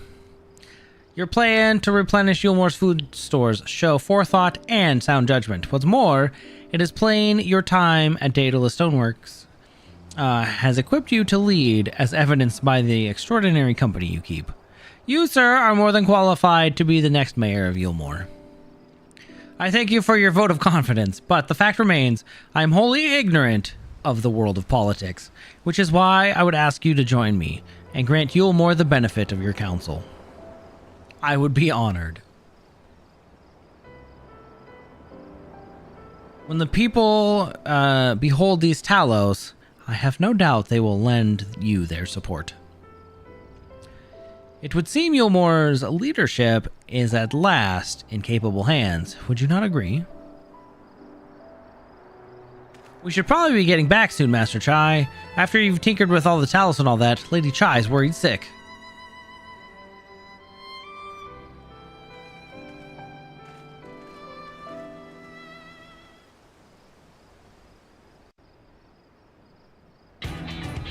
So they just poured us what?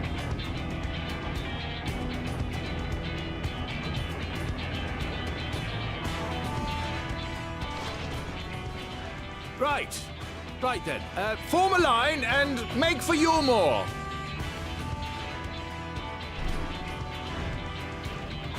Nice.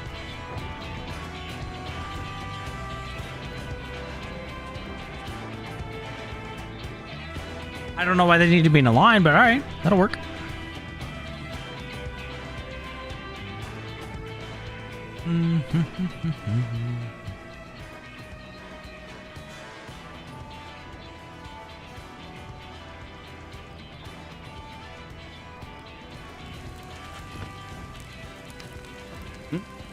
What's that noise?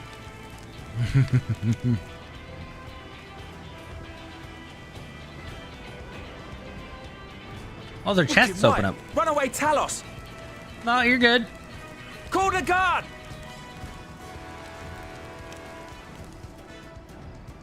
I mean, that'll get more people out here, but we don't need it. It's fine.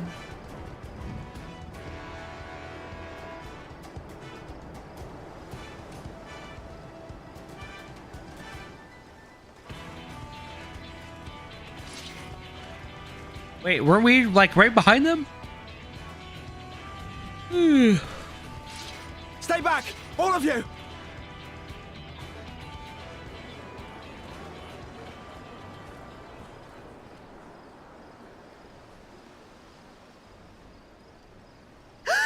Is that? It sure is. Darling, you're back.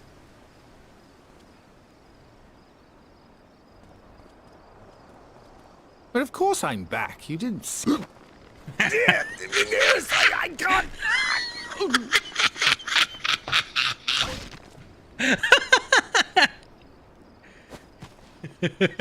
Oh! Oh dear. Oops.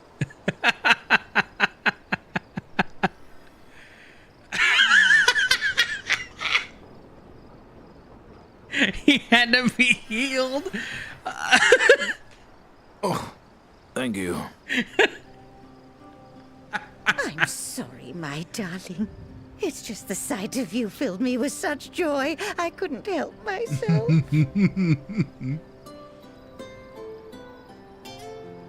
Oh, no, it's all right, dear. I should have just come out and said what it was I was intending instead of entrusting the task to a hastily scribbled letter. Does that mean you'll do it? Well, I'm here, aren't I?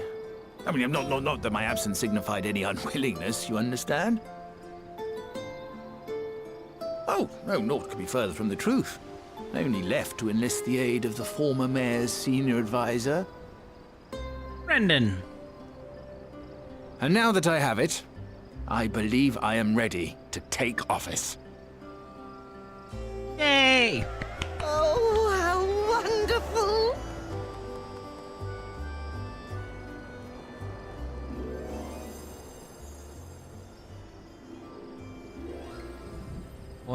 What is happening? Not again, not again, not again! Dearest, please!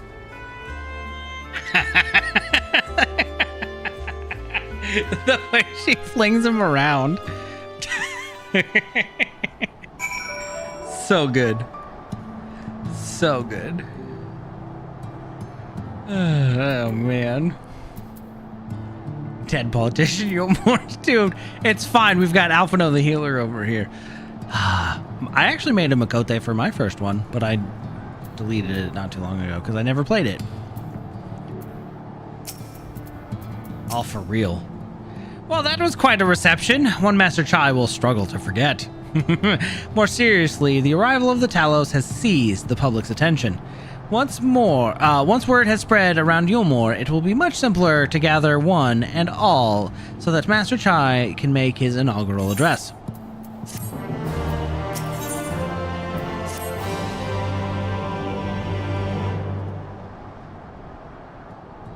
And I think we're going to try to finish out this patch, which is like 2 quests. No need to fret, EB. I've never felt better. And not all overawed by the prospect of addressing the assembled masses of Yulmore. As for where to do it, if we're to accommodate everyone who might feasibly wish to attend, I suppose the only place large enough would be to be the Emergent. Well, then I will go and spread the word among the citizens, both free and bonded, that they are to be assembled there to meet their new mayor. You there, Kaishir, was it? Would you go and inform the residents and Gatetown and the derelicts? Of course I will. Good lad, I will let the guards know not to bar the way to Vothri's chambers. And it goes without saying that I expect the Warrior of Darkness to attend, assuming she's available. Might as well see it through to the bitter end, eh? The doorman at the crown lift will show you up. Neat.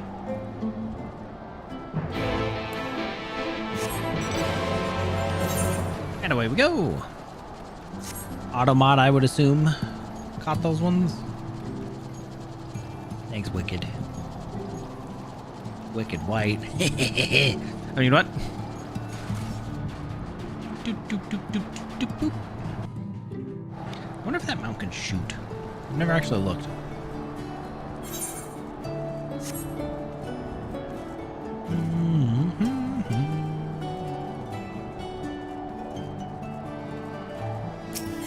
To the tippy top.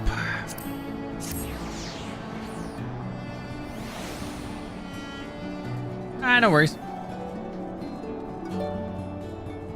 With a streamer bot chat window, I can't actually... I see when actions happen, I don't see Automod catching things, so... Ah, yes, Master Chai told us to expect you. The Emergent is already filling up with people of all persuasions, free and bonded, citizens and non-citizens. But for you, our guest of honor, we have reserved a place at the front. Right this way, miss. We sure did.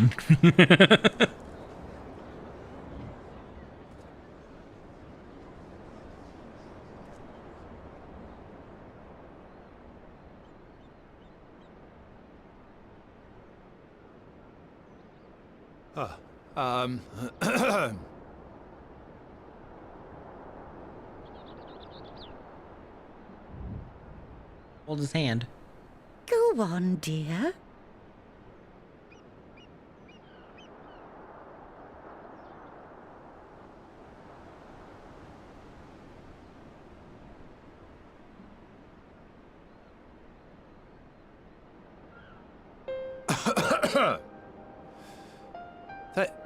Thank you all for gathering here today. But before going any further, could I ask the free citizens of Yulmore to look around?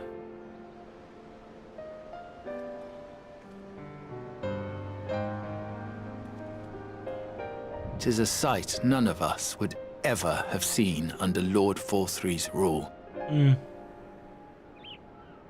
Not only do we stand in the familiar presence of those we once called the Bonded, but today we welcome the peoples of the Derelicts and Gate Town too. Today we welcome the Warriors of Darkness, come to bear witness to Yulmore's new beginning.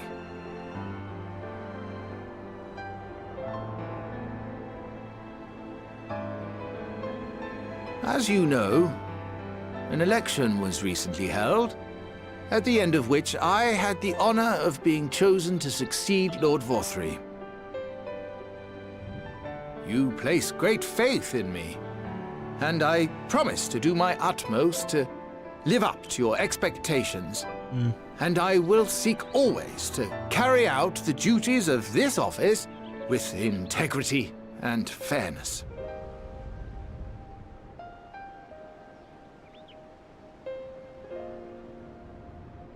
Always, I say, but not forever. Let it be known that I do not intend to hold this post indefinitely. I consider myself but an acting mayor, who will serve only for the interim, while Yulmore is reshaped according to a new set of values.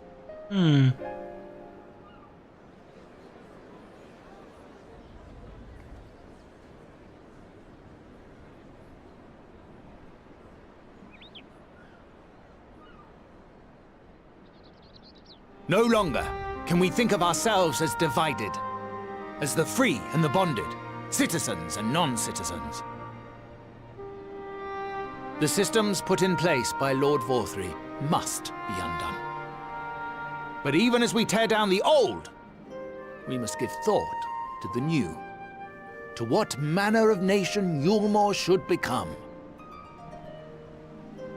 Whatever the answer may be, it cannot be decided by one man alone.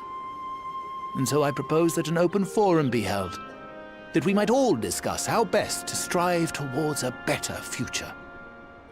However, there can be no talk of the morrow unless we first address the issues of today.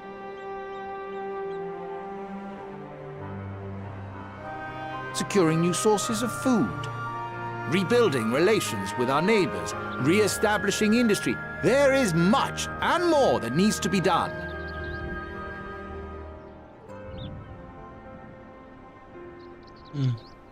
Too much for a mere man of business.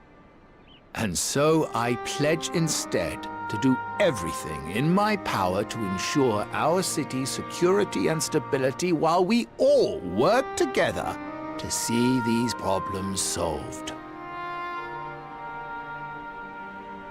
The road before us will not be easy, and I know full well how daunting the prospect of honest labor may seem to some of you.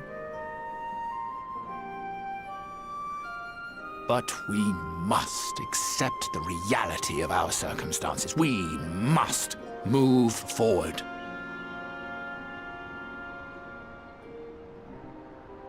This much we owe to ourselves and to the brave heroes who risked their lives to bring back the night.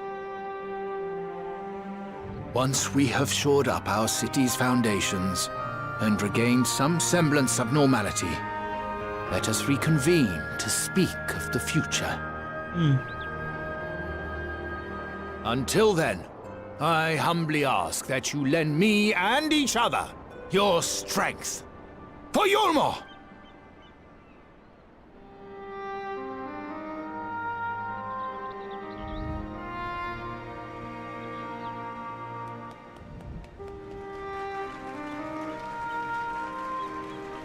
Oh good, everyone's clapping.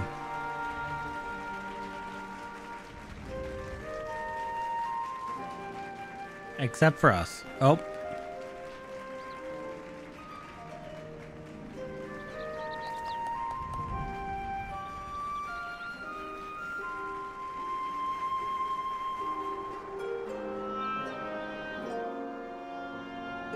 Yay, a better Yulmore.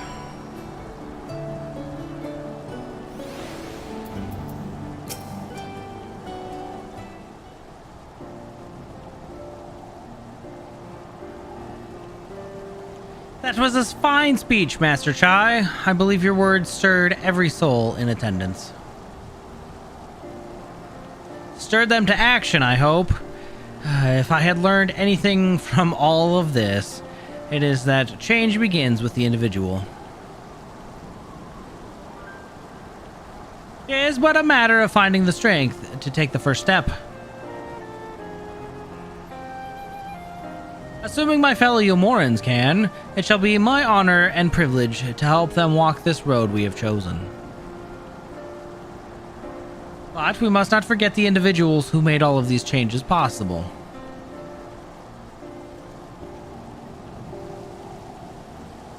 Were it within my power, I would carve a tribute to your heroism into the very stone upon which this city stands. You're too kind. We really don't need that. I hate to change the subject, darling, but now that you have officially taken office, have you given any thought to your mayoral seat?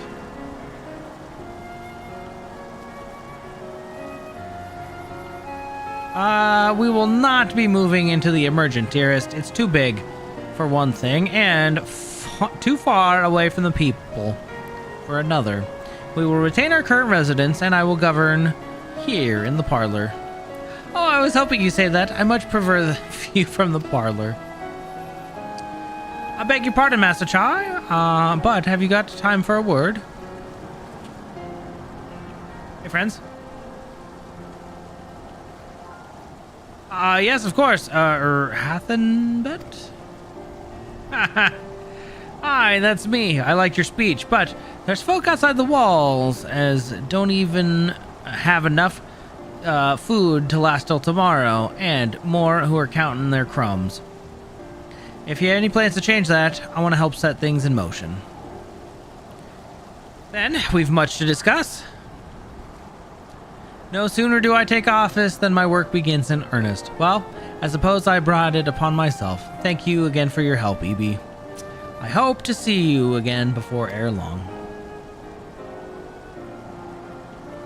Aw.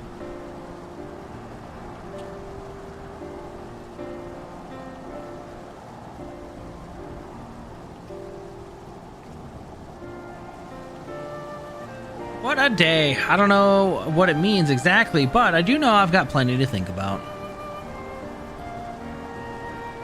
Well, I sense we all have a great deal to consider. I had resolved to remain here in such time as Yulmore's future was secured, but it is clear to me now that the city is in capable hands.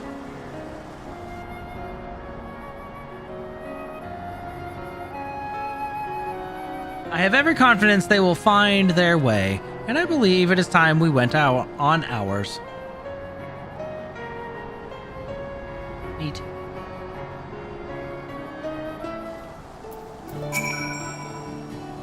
So, Alphino's leaving too, is he? Seems like everyone's moving on. Everything's changing. Well, I've been thinking what I should do in all this. Like I told you, I spent most of my life dreaming about living here with my friends, in paradise. That paradise is gone, but something better's taken its place, and I reckon I want to be a part of it. This Yulmore for the people Master Chai's been going on about ain't gonna build itself after all. Not that I'm much of a builder. Me and my friends will find a way to make a difference, though. Help keep things changing for the better. Ah, a far nobler dream than one to which you have clung to before. And one I am happy to say we share. Whatever path you choose, I will pray for your success. Well, when you put it like that, there's no going back now, is there? We've got a few ideas on how to do our bit. Just a matter of taking the first step.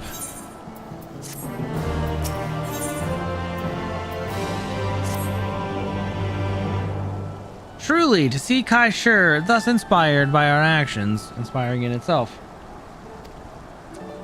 Yet, however much I may wish to stay, and see what comes of his efforts here in Yulmore, we have matters to attend to of our own.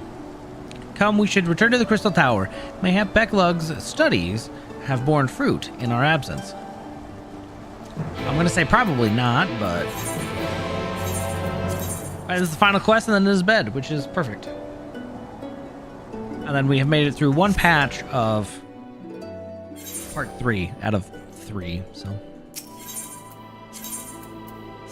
Overall, good progress. A good time. And we get ever closer to catching up to Dawntrail.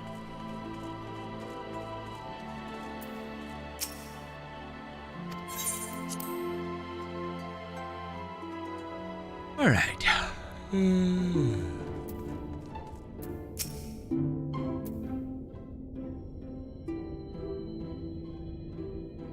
Welcome back. We are given to understand a new mayor has taken office in Yulmore. Indeed, our good friend Master Chai, or should we say Mayor Chai, was elected by popular vote and, after some considerable soul-searching, chose to accept the post. It is a shame you weren't able to attend his inaugural speech, though I have no doubt you will see more of him in the future. But tell me, how fared you in preparing the White Orosite? Our work did not proceed quite as expected. In your absence, we had a frank discussion on the principles of soul transference and concluded at length that White Orosite was ill-suited for our purposes. But, Urianger, did you not say that compared to the massy soul of an Ascian, the stone could house one of ours with ease? Ah, that I did. And, armed as we are with Becklug's invaluable insight, 'twould indeed prove a trifling matter were we to disregard the inviolable link twixt mind and soul.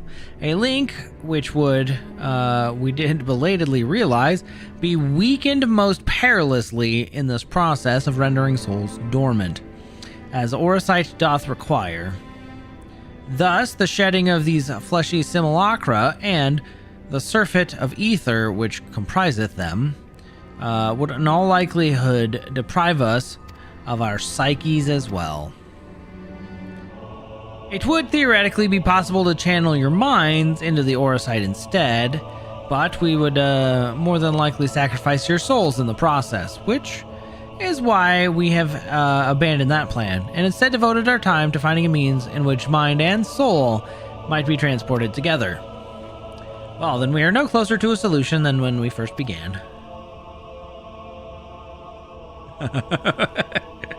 It is a vexing conundrum indeed, but for one for which the Crystal Exarch has posited a most intriguing solution. When our discussions turned to the transference of memories and the psyche, I could not help but be reminded of a technique which I have personal experience. EB, do you recall what we learned of my eyes from when we encountered Doga and Une? I speak of the royal eye of the Allegan imperial line, and gifted to my forebears through the blood and memories of the ancient Allegans. It is by this gift that I am able to control the Crystal Tower. If we were to gain an understanding of the technology by which the Allegans were able to accomplish this transference, perhaps we could keep mind and soul together.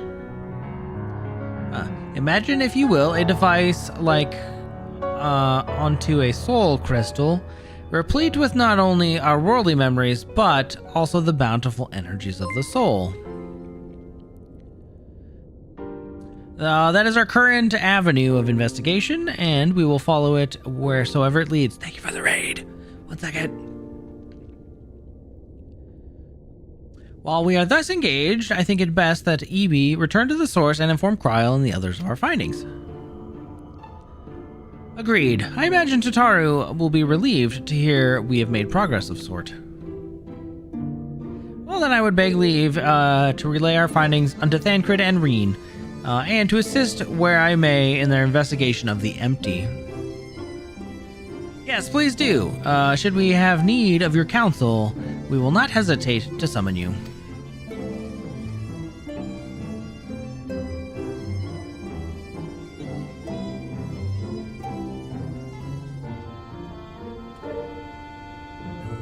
Give our regards to Tataru, won't you? Oh, always.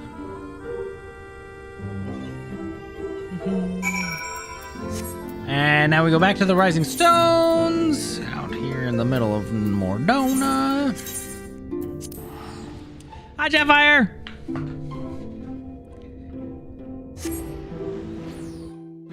Oh yeah, you go get your snack, enjoy.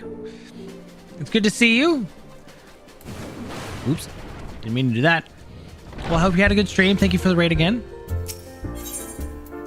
I've lurked a couple times in your stream while I'm working.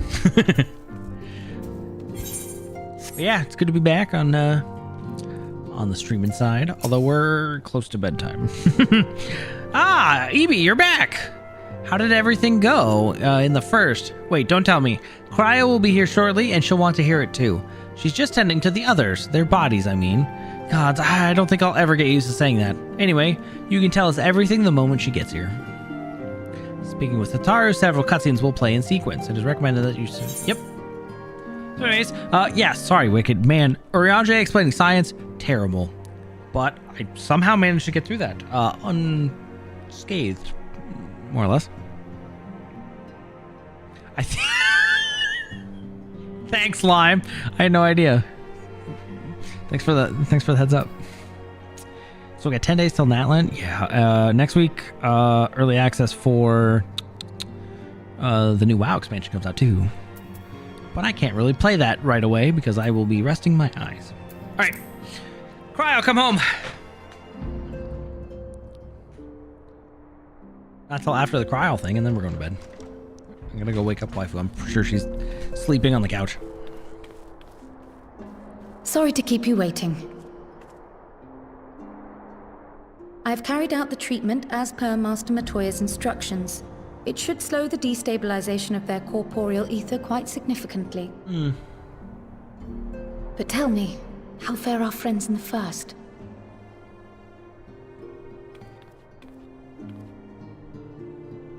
They're okay, but we're still trying to find a way back. We haven't really gained much ground, but... Grahatia. So this Becklug's the first to lead an authority on soulcraft, are they? Sounds promising. And Urianger's proffered solution of white auracite is rather ingenious now that I think of it. Yeah, but it doesn't quite work. Well, while they press on with their preparations, you may rest assured we will continue to do our part here.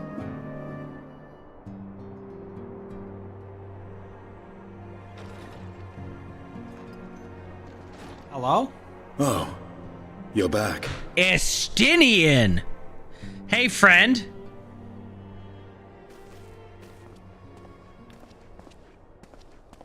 Oh, in plain clothes?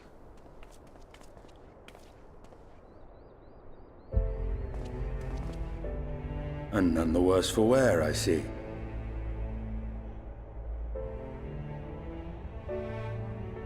Estinian! Oh, thank the gods! We've been worried sick. Did you lose your link pearl or something? The situation in Garlemald has become more complicated. I was making my escape from the capital when I ran into one of yours, Riol. He thought it best we come straight here. Yeah, probably. More complicated how?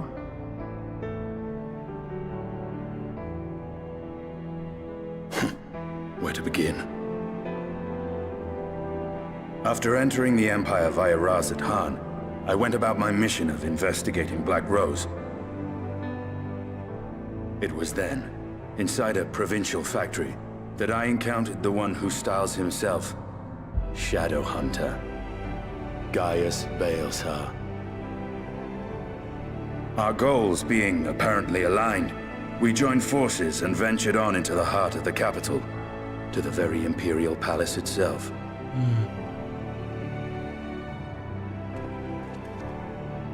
There, we found a man whom all assumed dead.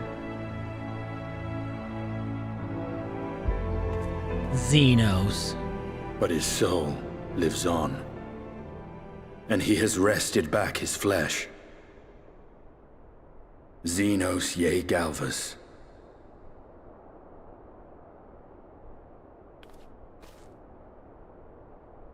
Nor did the surprises end there. For no sooner had we arrived than he murdered his sire in cold blood. The Emperor is dead. This sent Gaius into a rage, and he charged in, blade drawn. And then? Oh boy. I guess we get to see it. Oh, he doesn't remember?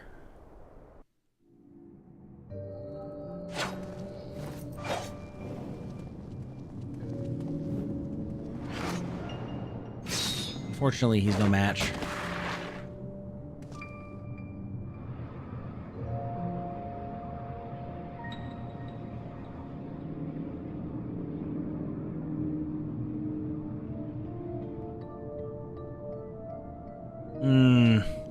I've seen him in action, his body at least. You will not best him alone. Nay, death will not come easily to that thing. If you would join me, then by all means. Well, for what good it will do. The Black Wolf and the Azure Dragoon. I suppose this might suffice.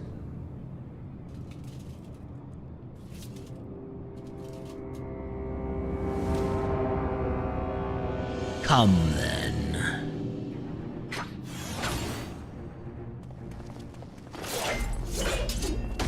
Ooh, yep. Always the jump.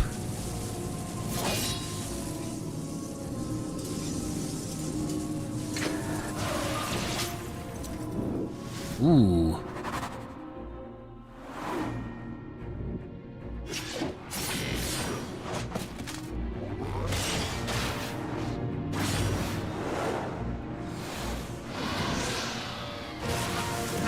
Cool. Uh-oh. Not the echo.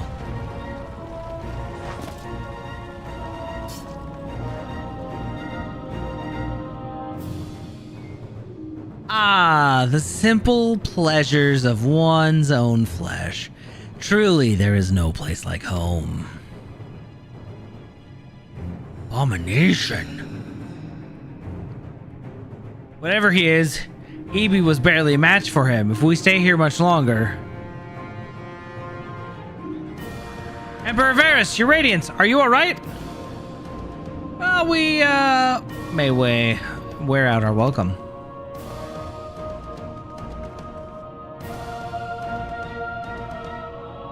Your radiance, no! Even the most middling of sport be spoiled. Well, the world conspires to bore me. But I have no cause to remain. I leave these vermin to you. Xenos!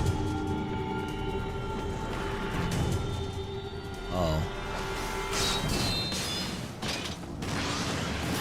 Unfortunate for them. Well, any bright ideas?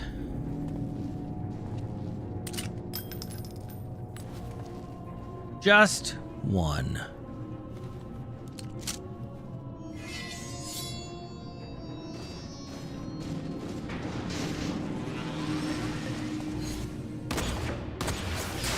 Nice shot. Ah! Little Julia.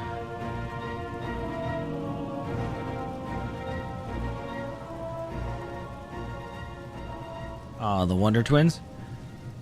Your radiance, no! The intruders have taken flight.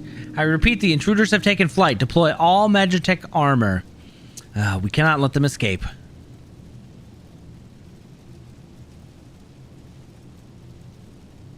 Well, that's not good. Did Gaius sacrifice himself?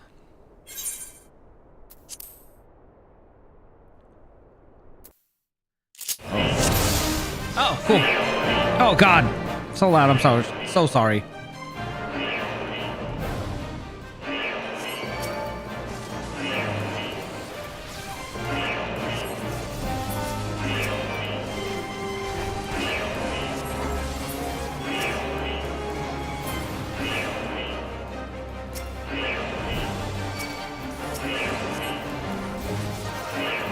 Yeah, the best alarm in the freaking game.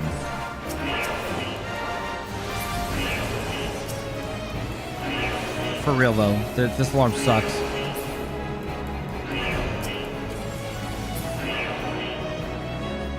Oh look, a scorpion. How fun.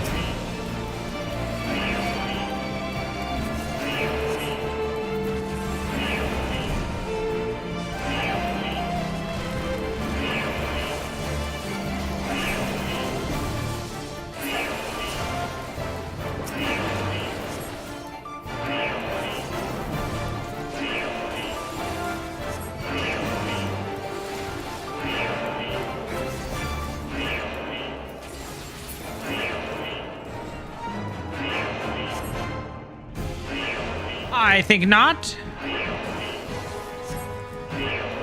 Get him, Gaius. Let's go.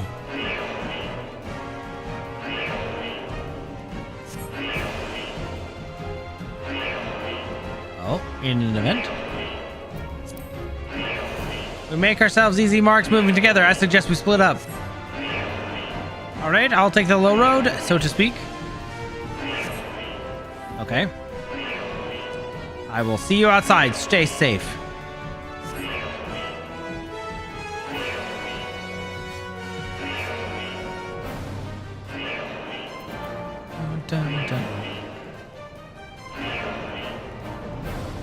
I don't think Gaius makes it out of this alive. Oh, thank God. The alarm has stopped.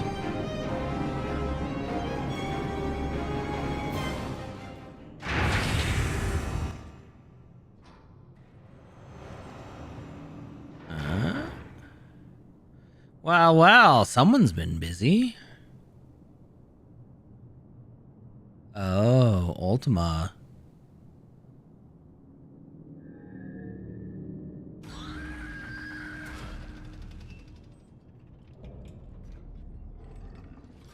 Volatile prototype Arch Ultima.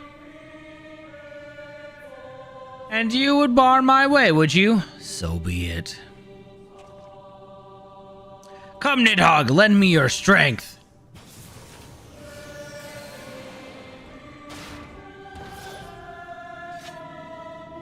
Oh boy.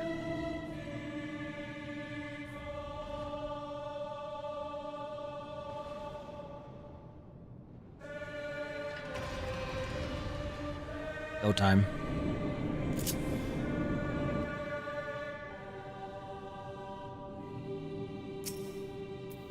Oh.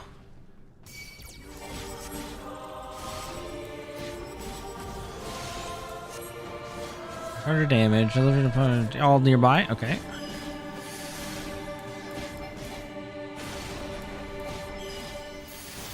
Got it. Okay, so this one's kind of an AoE.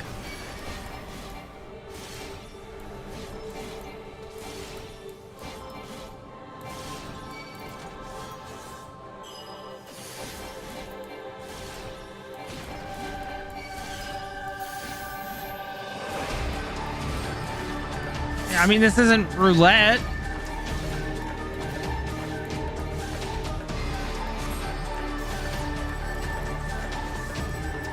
Loading sample data 14. Sample data? From what?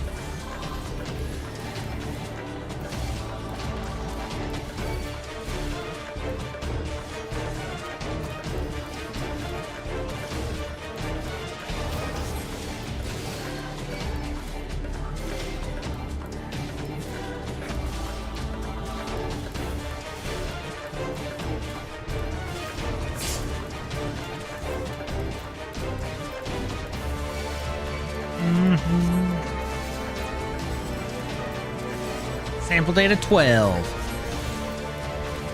As long as we get this crap off.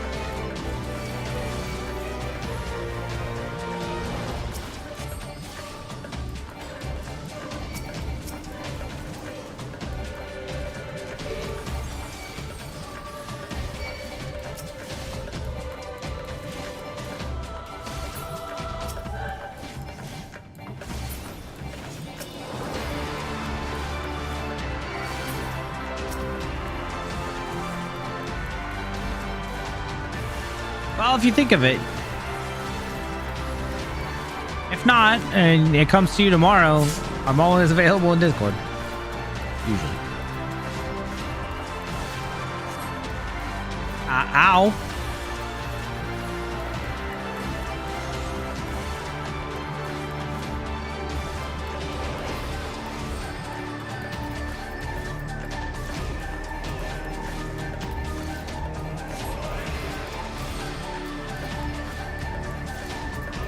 Gonna give me a new spell. Ooh. Ooh, yes. Taste my lungs.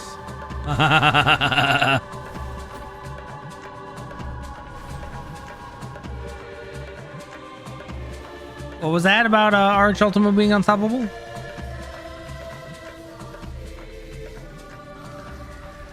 Oh, that poor guy.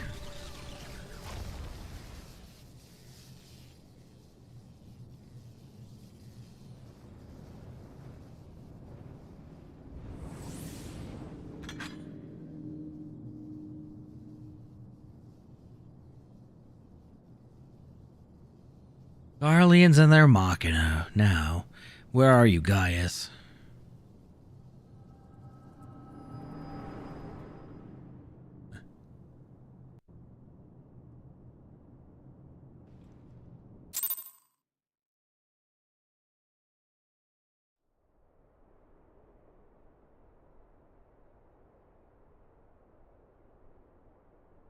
Ah, Cryo saw it too. Are you all right? Quite. We're fine.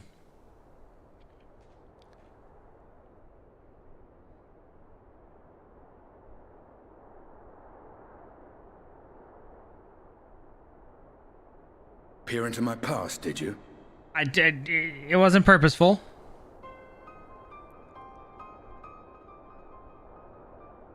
Well, I didn't quite relive the experience as you did, but I bore witness to it all. I'm still not sure what I think of this gift of yours, but no matter. Our confrontation was cut short when the Imperial Guard arrived.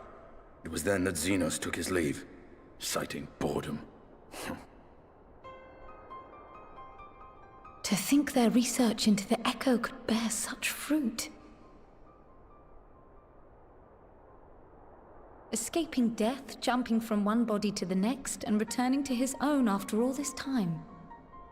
He is an Ascian in all but name.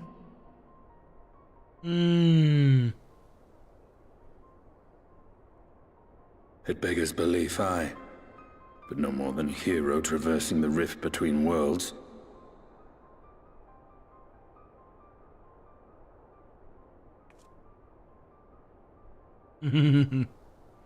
My concerns are far more prosaic. With the Emperor dead and the Crown Prince missing, the Empire is in disarray. Until order is restored, assuming it even possible, we needn't fear an Imperial reprisal. And for reasons of his own, Xenos took it upon himself to rid the world of Black Rose. Riol has already gone to apprise the Alliance leaders of these developments. We may leave the matter in their hands for now. Wow, okay. Go Xenos. Then perhaps we have seen the last of the fighting at Gimlet. Though, if it comes to civil war, I cannot help but fear for the provinces.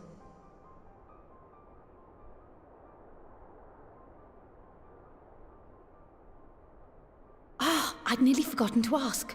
What became of Gaius? Did he not escape with you? That he did, but we parted ways shortly after leaving Garlemald. He claimed another threat had arisen which demanded his attention. He didn't elaborate, but the absence of some device or other in the capital gave him reason to believe they're planning something. Lest you worry, I believe he has well and truly shed the Black Wolf's pelt. Conquest is no longer his objective. We may safely leave him to his own devices. Yep, he's been helping. Well, it's nice to have one less foe to worry about, even if we do have a mysterious new threat to look out for instead. Speaking of which, I'll see that Riol and Al-Shinobi are made aware. Though we still know next to nothing, it can't hurt to be vigilant.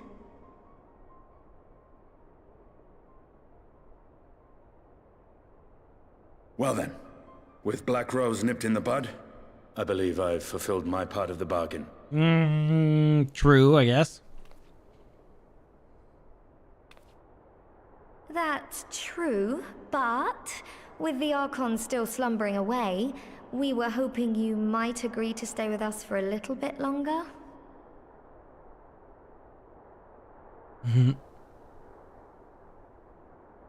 Sorry, but I'm not inclined to extend my contract. Gaius isn't the only one with business to attend to. Oh? Thank you for your help then, Estinian. I see why Alphino admires you so.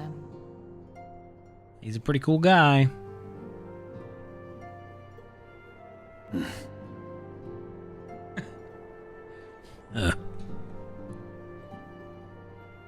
So gruff. Farewell, my friend. See that you don't make a habit of dozing off in battle. Hey, it only comes in weird times.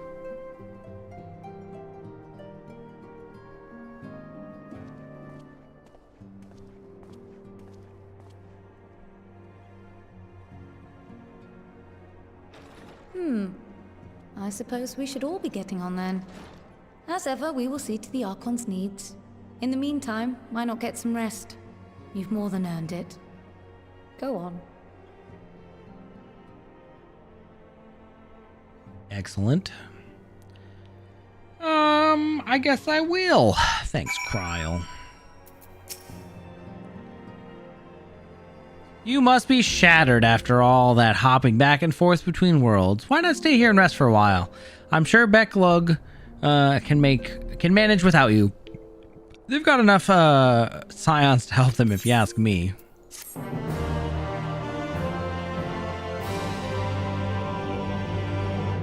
And with... Oh, hold on. There's another cutscene. Meanwhile, in Garlemald... Yeah, where did Gaius go?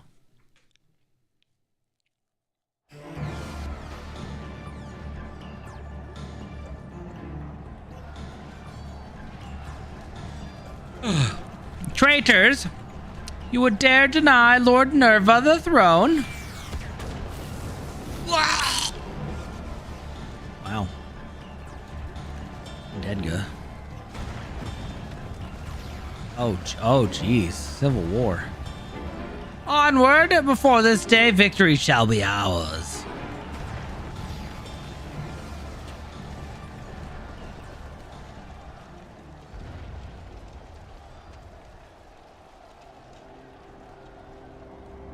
Xenos.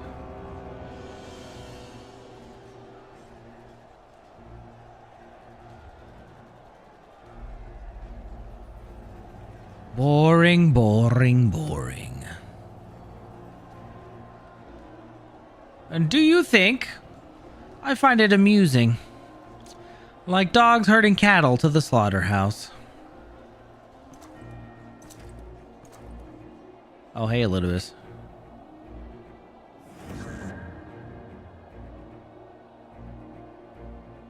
And Hugh, your soul is... Who are you?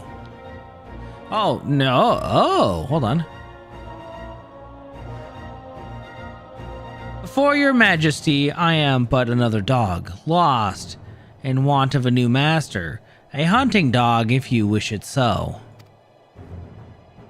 For I know full well the prey you would seek next. Zodiark.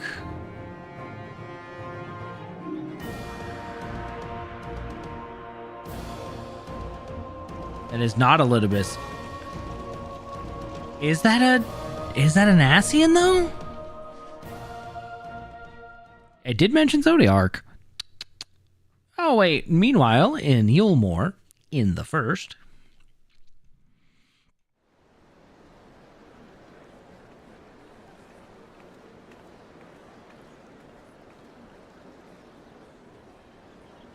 Did you hear? The mayor's reopening Daedalus Stoneworks and they're looking for laborers. There's talk of resettling some of the old abandoned villages too.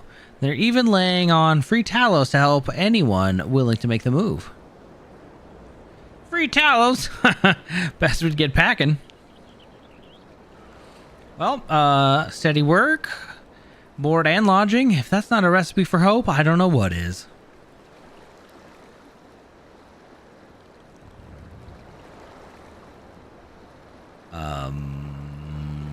What? Hope? No, Ardbert?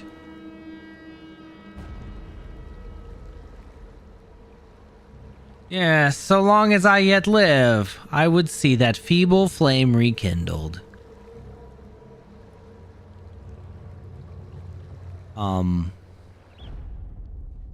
What the f***? It is my destiny to see our dream fulfilled.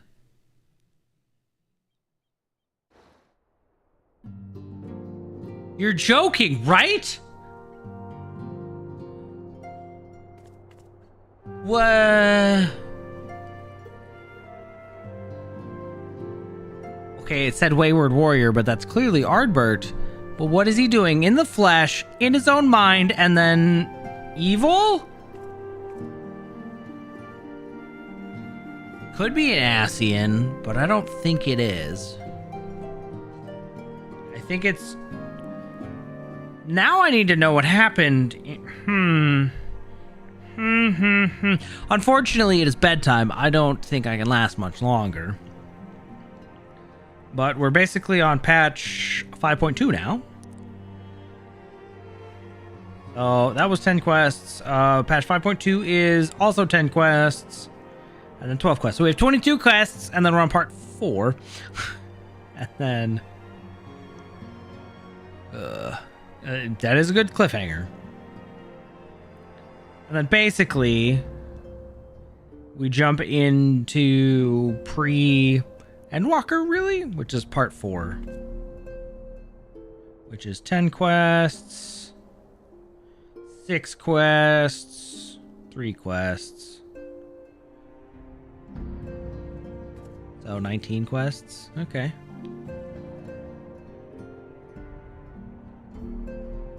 Well, his allies all passed on, did they not? Maybe they all joined together to reincarnate him. I don't know. We'll find out more tomorrow as we are streaming tomorrow. However, I have a hard stop at midnight. I have to go to bed tomorrow. So we will not be going long. We will be doing our regular 4-hour stream. And then we'll cut it there. Anyways, it's been a pleasure hanging out with you all this evening. It's fine Friday evening. Real quick. Actually, we do that. There we go. We will be on Saturday. So tomorrow. Monday, I think I can get a late start for a little bit. Tuesday, we should have a stream. And then after that, I'm getting LASIK on Wednesday. And so I will be out of commission. At least for the entire day, will not be looking at my phone or anything. After that, we'll see and we'll play it by ear. But for the most part, we'll basically be off for another little week. And then we'll pick it up the week after. So I don't know if we can get through all of Shadowbringers and just ready to start Endwalker, but we can try. We basically have 3 more stream days. So that is the current plan. Little mini break, and we'll pick it up again after. So yeah.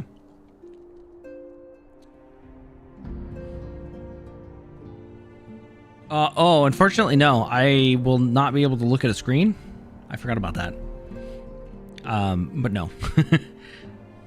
They're zapping my eyes so they work without glasses, which would be nice. But I will still have glasses on stream because I have blue light filter glasses that are the exact same. So it'll look like nothing different. Anyways. Yeah, let's call it there. Let's hit that button, that button, that button. Oh, and I guess let's see what pops up for the next song. Oh, that's not, well, like, this one's kind of sad. I guess this works.